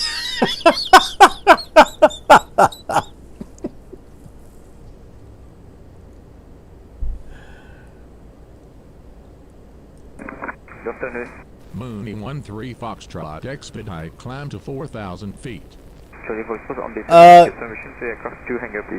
Yeah, we're probably not going to do that.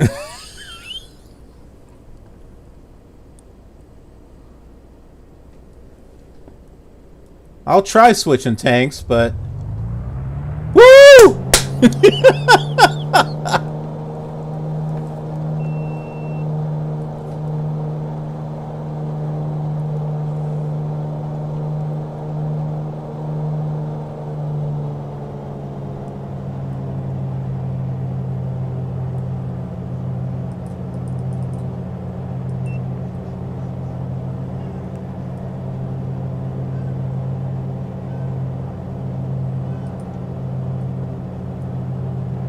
No shadow. Bad timing.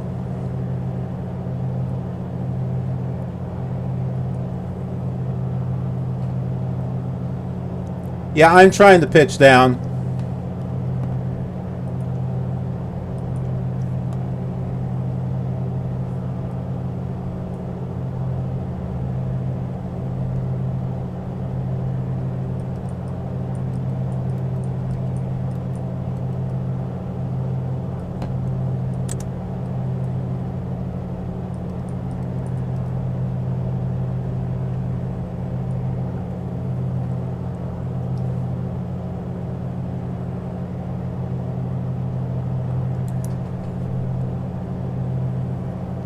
Smack it like an old TV. Like the Millennium Falcon. Boom!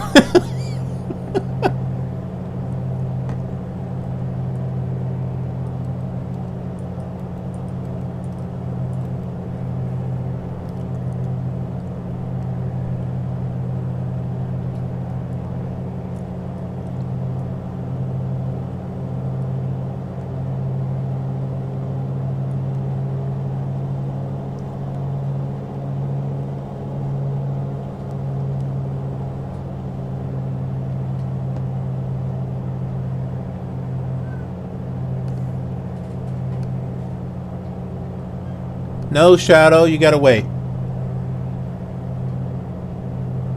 Yeah, you want me to go out and push? It might.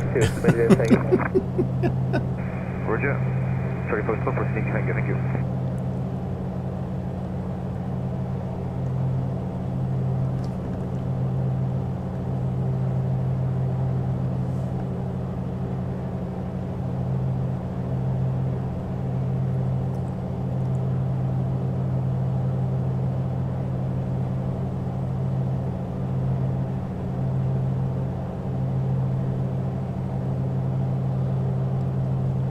We're close, but it's extended our time. We're 36. Mooney 13 Foxtrot, turn right heading 141. No, we're 50 miles away. About 25 minutes.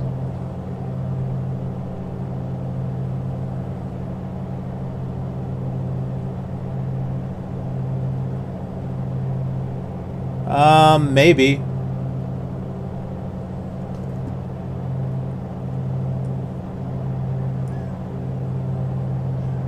No shadow. Go sit down. There we are, right here. Here's the airport.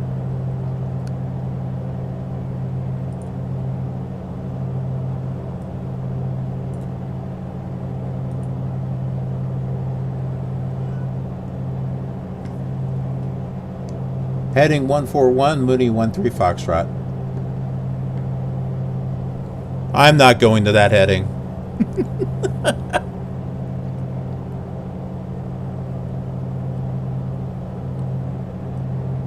See, now at the speed I'm going, we should get an hour and 45 minutes left of fuel.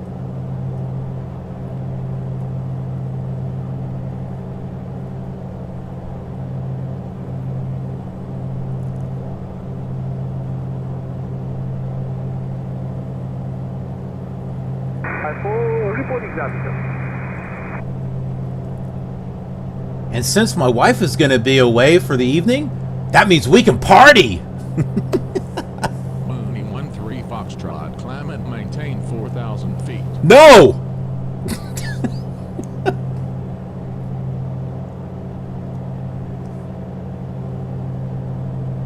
Mooney 13 Foxtrot, we're about ready to run out of fuel. Climb and maintain 4,000 feet, Mooney 13 Foxtrot. Yeah, bastard!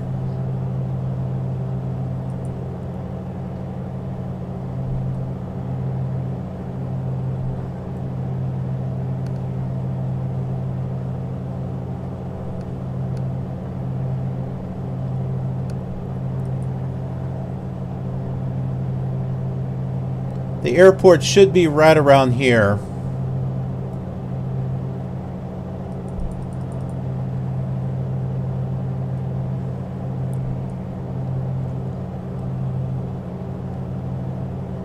$44 miles to go.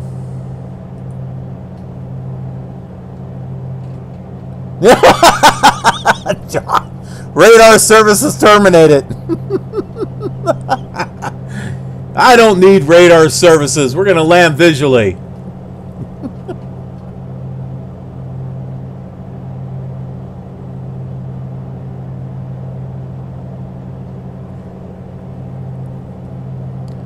Might be.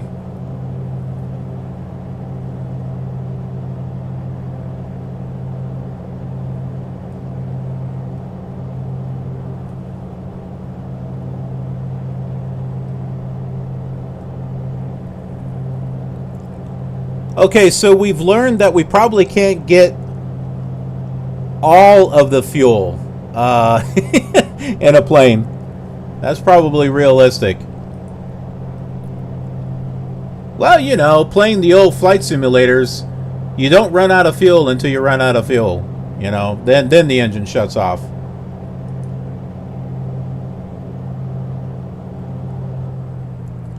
There it goes! Tower, bonsoir. Oui, bonsoir, we have information November, then 12, and we will be ready to depart the gate at 1640, requesting to Paris. FS-2020, cleared to Paris Charles de Gaulle via Oakmore, flat en route, flight level 240. Clear to Paris, Oakmore, flight en route, and flight level 240, Air France, for entry. FS-2020, that is correct.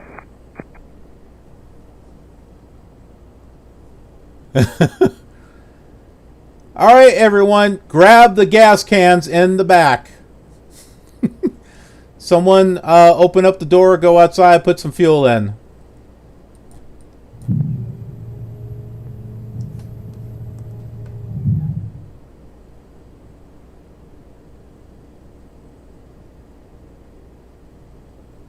So what did we learn today? 13 Foxtrot, turn right heading 146.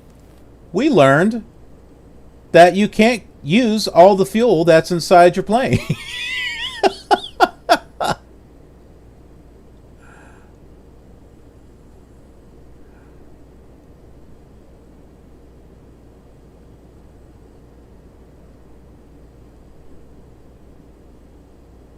I figure using flaps is not a good idea.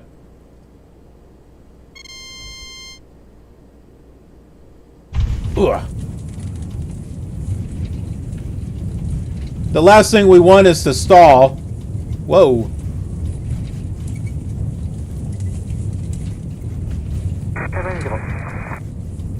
Mexico maintaining flight level 170, Emirates 140.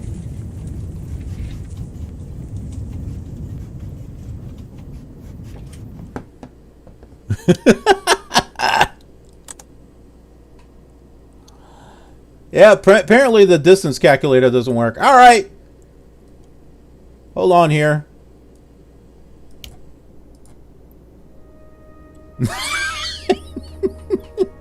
Congratulations, you landed. Let's go outside.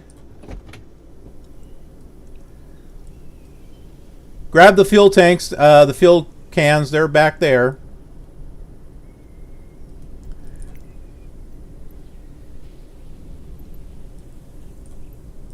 How many gallons of gas did we bring up with us? Expedite, climb to 4,000 feet. Oh, shut up.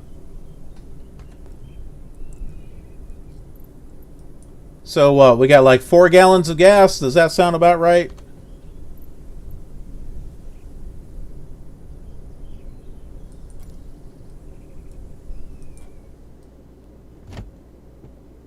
We'll probably use it all up just to get the thing started.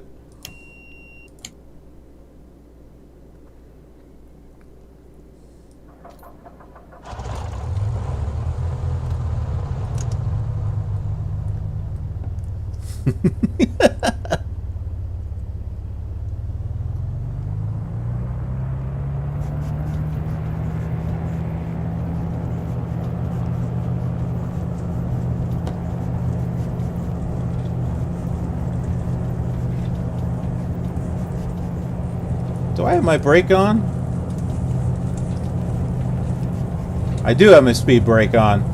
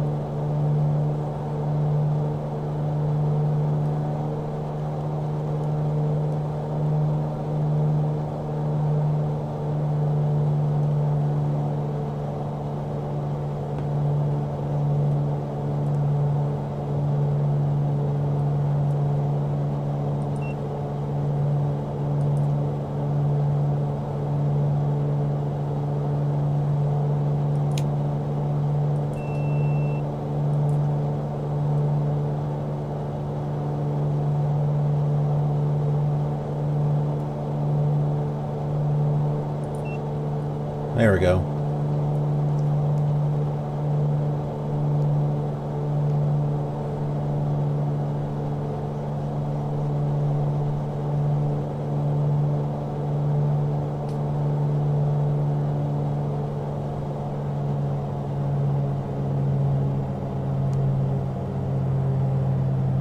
Come on, elevator trim.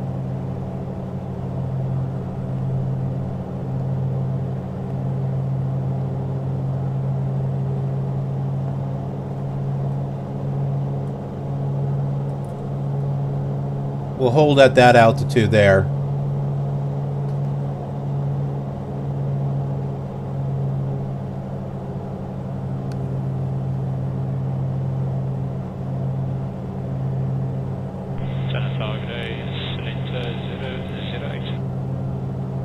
Atlanta 008, good day guys.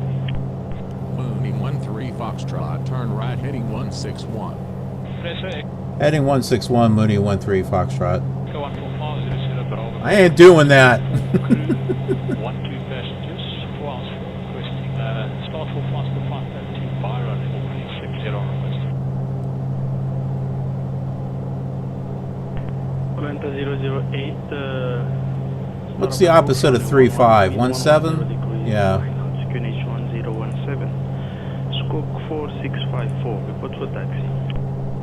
Alright, start to runway 11 QNH 1017. 4654 on the box, ready for taxi, Atlanta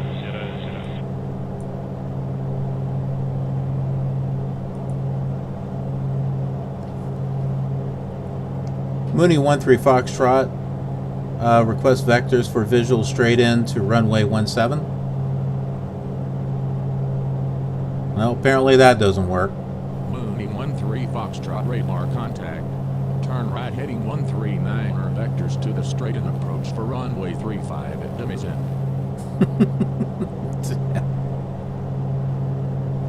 What if I don't want to? But we do need to turn a little bit.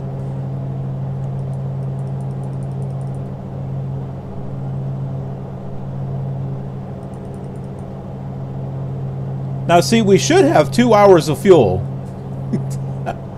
I don't think that's going to be the case. Mooney 13 Foxtrot, climb and maintain 4,000 feet. Are you got to be kidding me?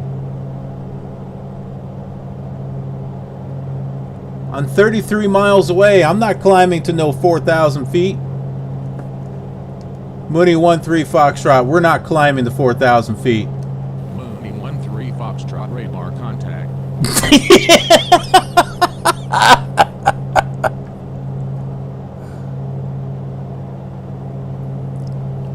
Radar contract. I think we can. Hold on.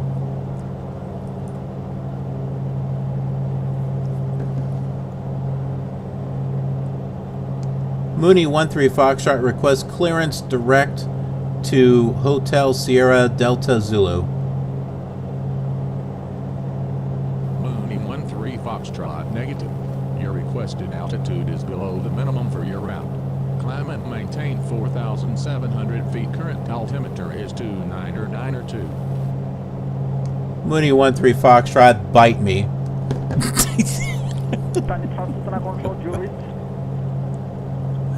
Japan Infra Tutana and Skin and contact Dar es Salaam 123 decimal 3. Great, thank you.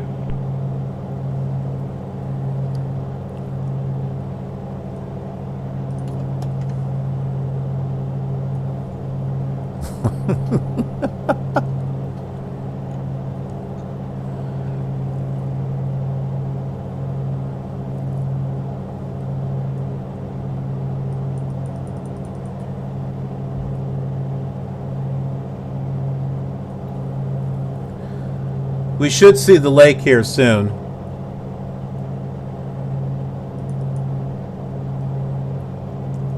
Okay, if we run out of fuel this time, someone's going to have to walk into town and get some fuel. Might take a couple of you because we have four gas cans.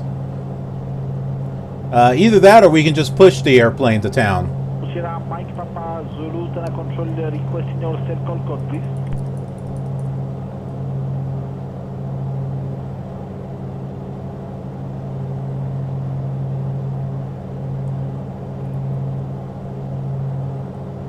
We're 17 miles away, 9 minutes to go. 9 minutes and 32 seconds, 9 minutes and 33 seconds, 9 minutes and 34 seconds. Why is that going up?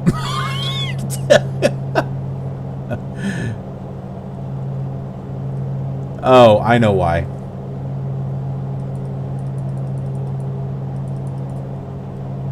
Because we're not going straight to the airport. We're kind of going off just a little bit off to the edge.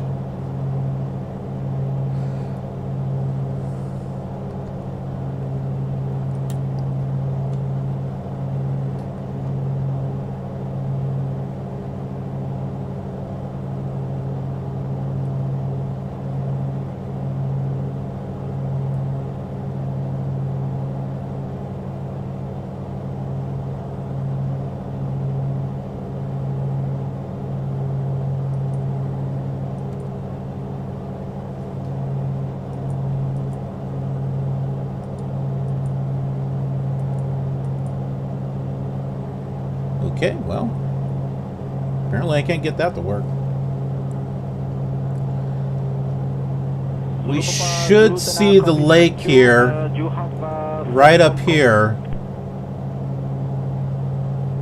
Damazin. I think I see some water right out here.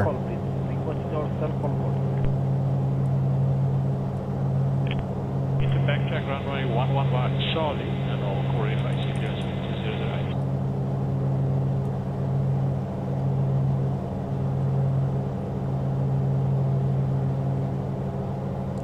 19 miles supposedly, but I think it's closer than that.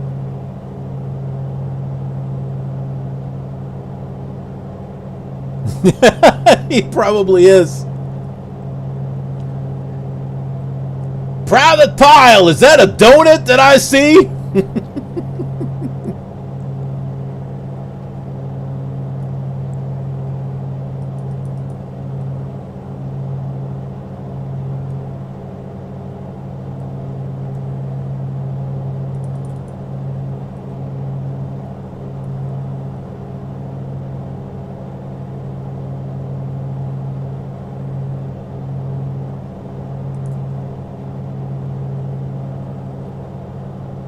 There is tower, but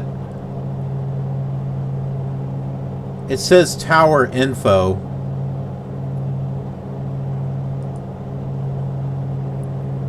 I'm not going to worry about it. The last time I tried to change frequencies this close to the airport, the simulator crashed. So we're not going to do that this time. As a matter of fact, let's save it. Because I'm paranoid. After yesterday, I'm paranoid. Which is a great song by Black Sabbath.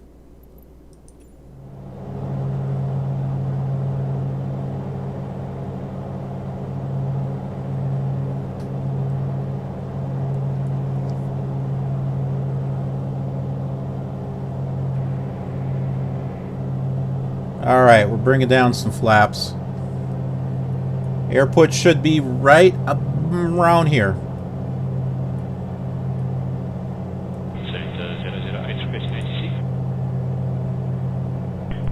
0080 Batal, copy clearance, flight level 360 via Tidal, after bound runway 11, Ikram 1 Eco departure.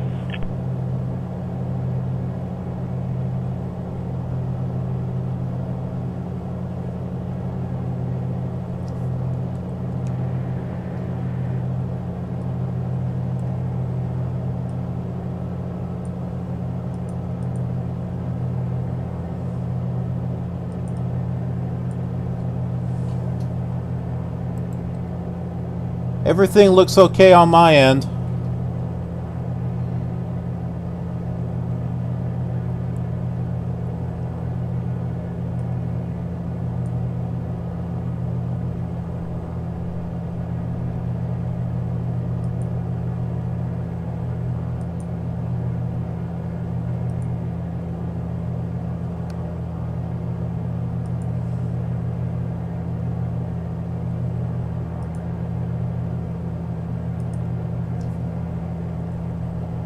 Mooney 13 Foxtrot, request full stop, runway 35. Mooney 13 Foxtrot, enter pattern on the left, downwind for runway 35, call downwind. Enter pattern on a left downwind for runway 35, Mooney 13 Foxtrot. Well, we are downwind, so...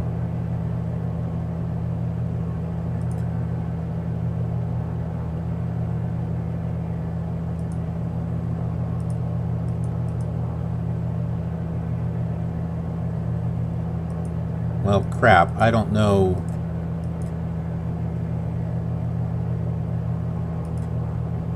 Oh, here we go. Mooney 13 Foxtrot on left downwind for runway 35. Mooney 13 Foxtrot, altimeter 299 call turning final for runway 35.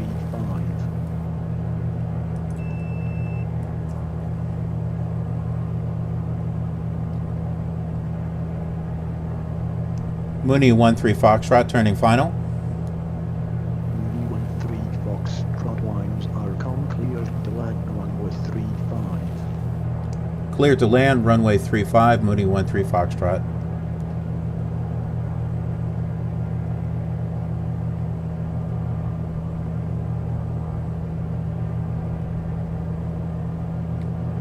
Yeah, I know the, by the way, I know the landing gear is still up.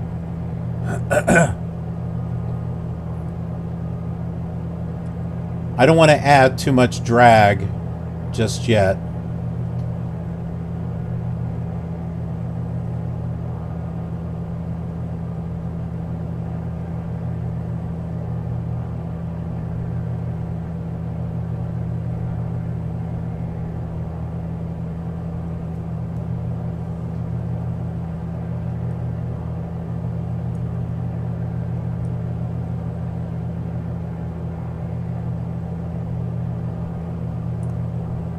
Oh, is that it?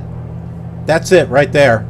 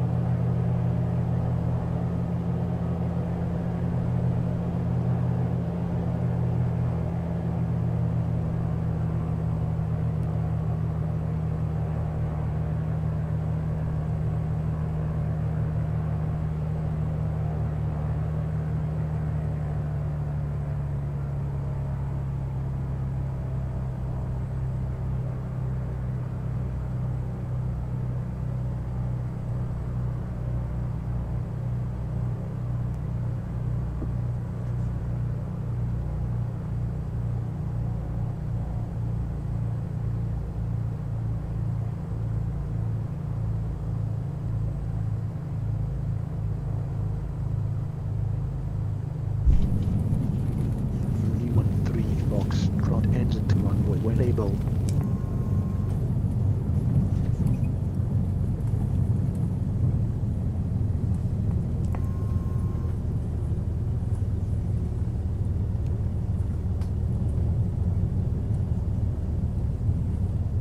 I think the way out is over there.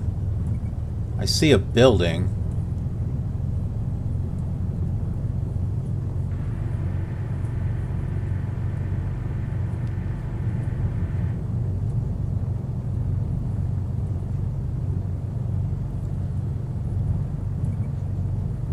See, aren't you glad that we carry some extra gallons of gas?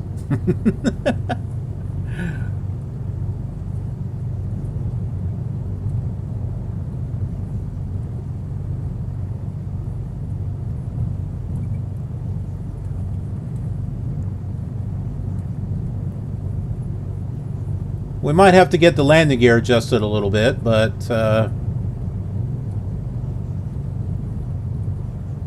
think overall we're okay.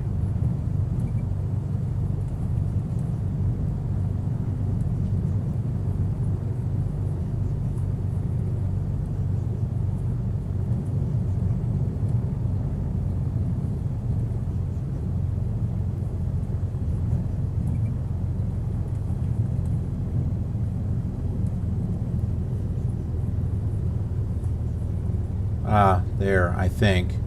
That looks like a fuel station right over there. Yeah, that's what we need.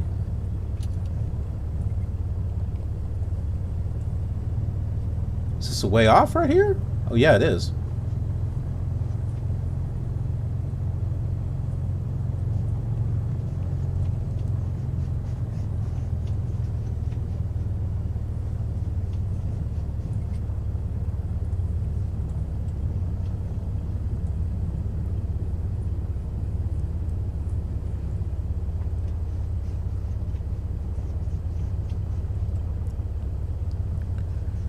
Well, that's a sight for sore eyes.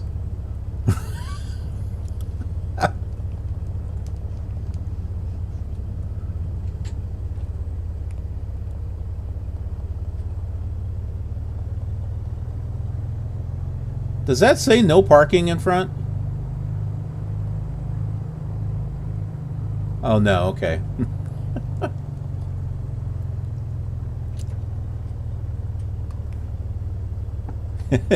Yay, fuel! This looks like a good place to park.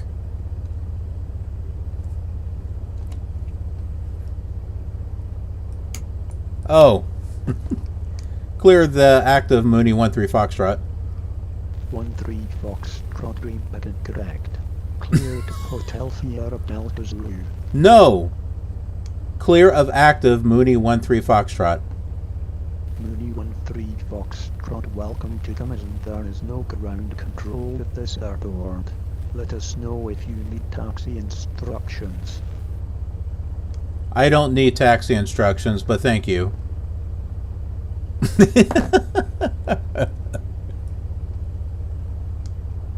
Have a killer awesome day, Tower.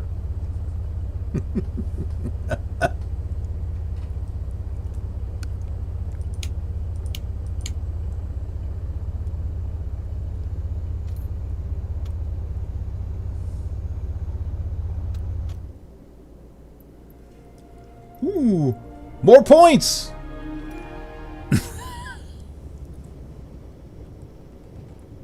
As I spin my head all over the place.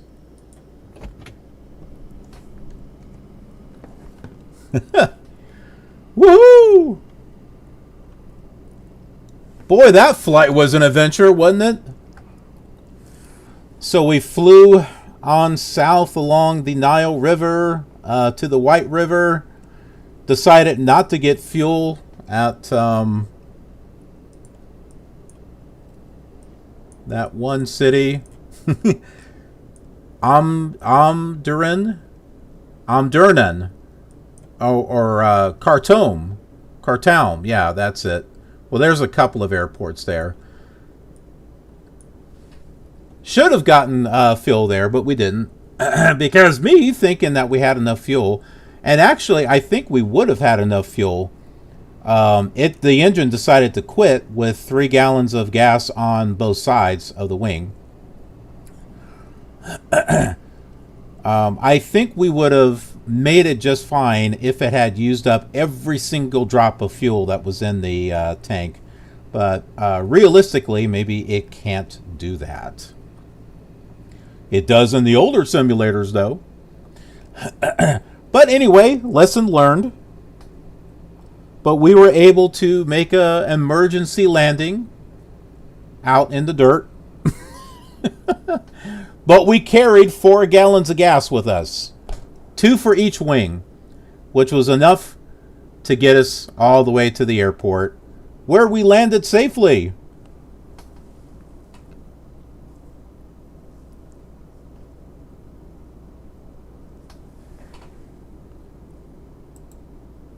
Am I lagging? It doesn't look like it. I'm not getting any errors.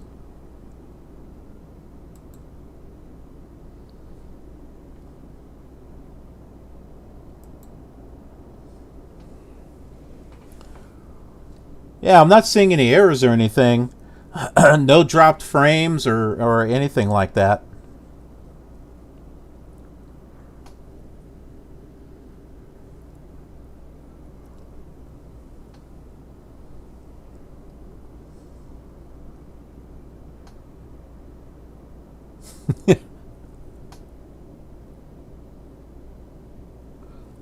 Well, I'm looking at the stream on my phone.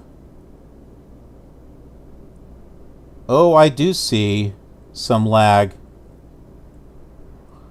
Of course, it's doing that on my phone all the time.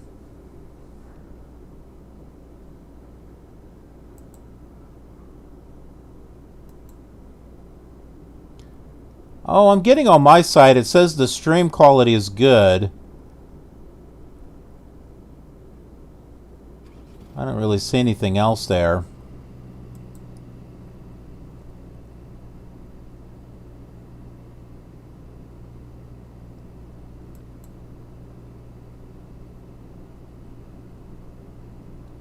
It looks like YouTube is behind.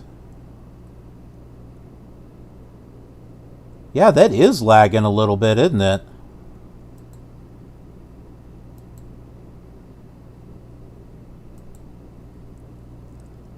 Well, not to worry. I do have it recorded. So, I have it recorded as a backup.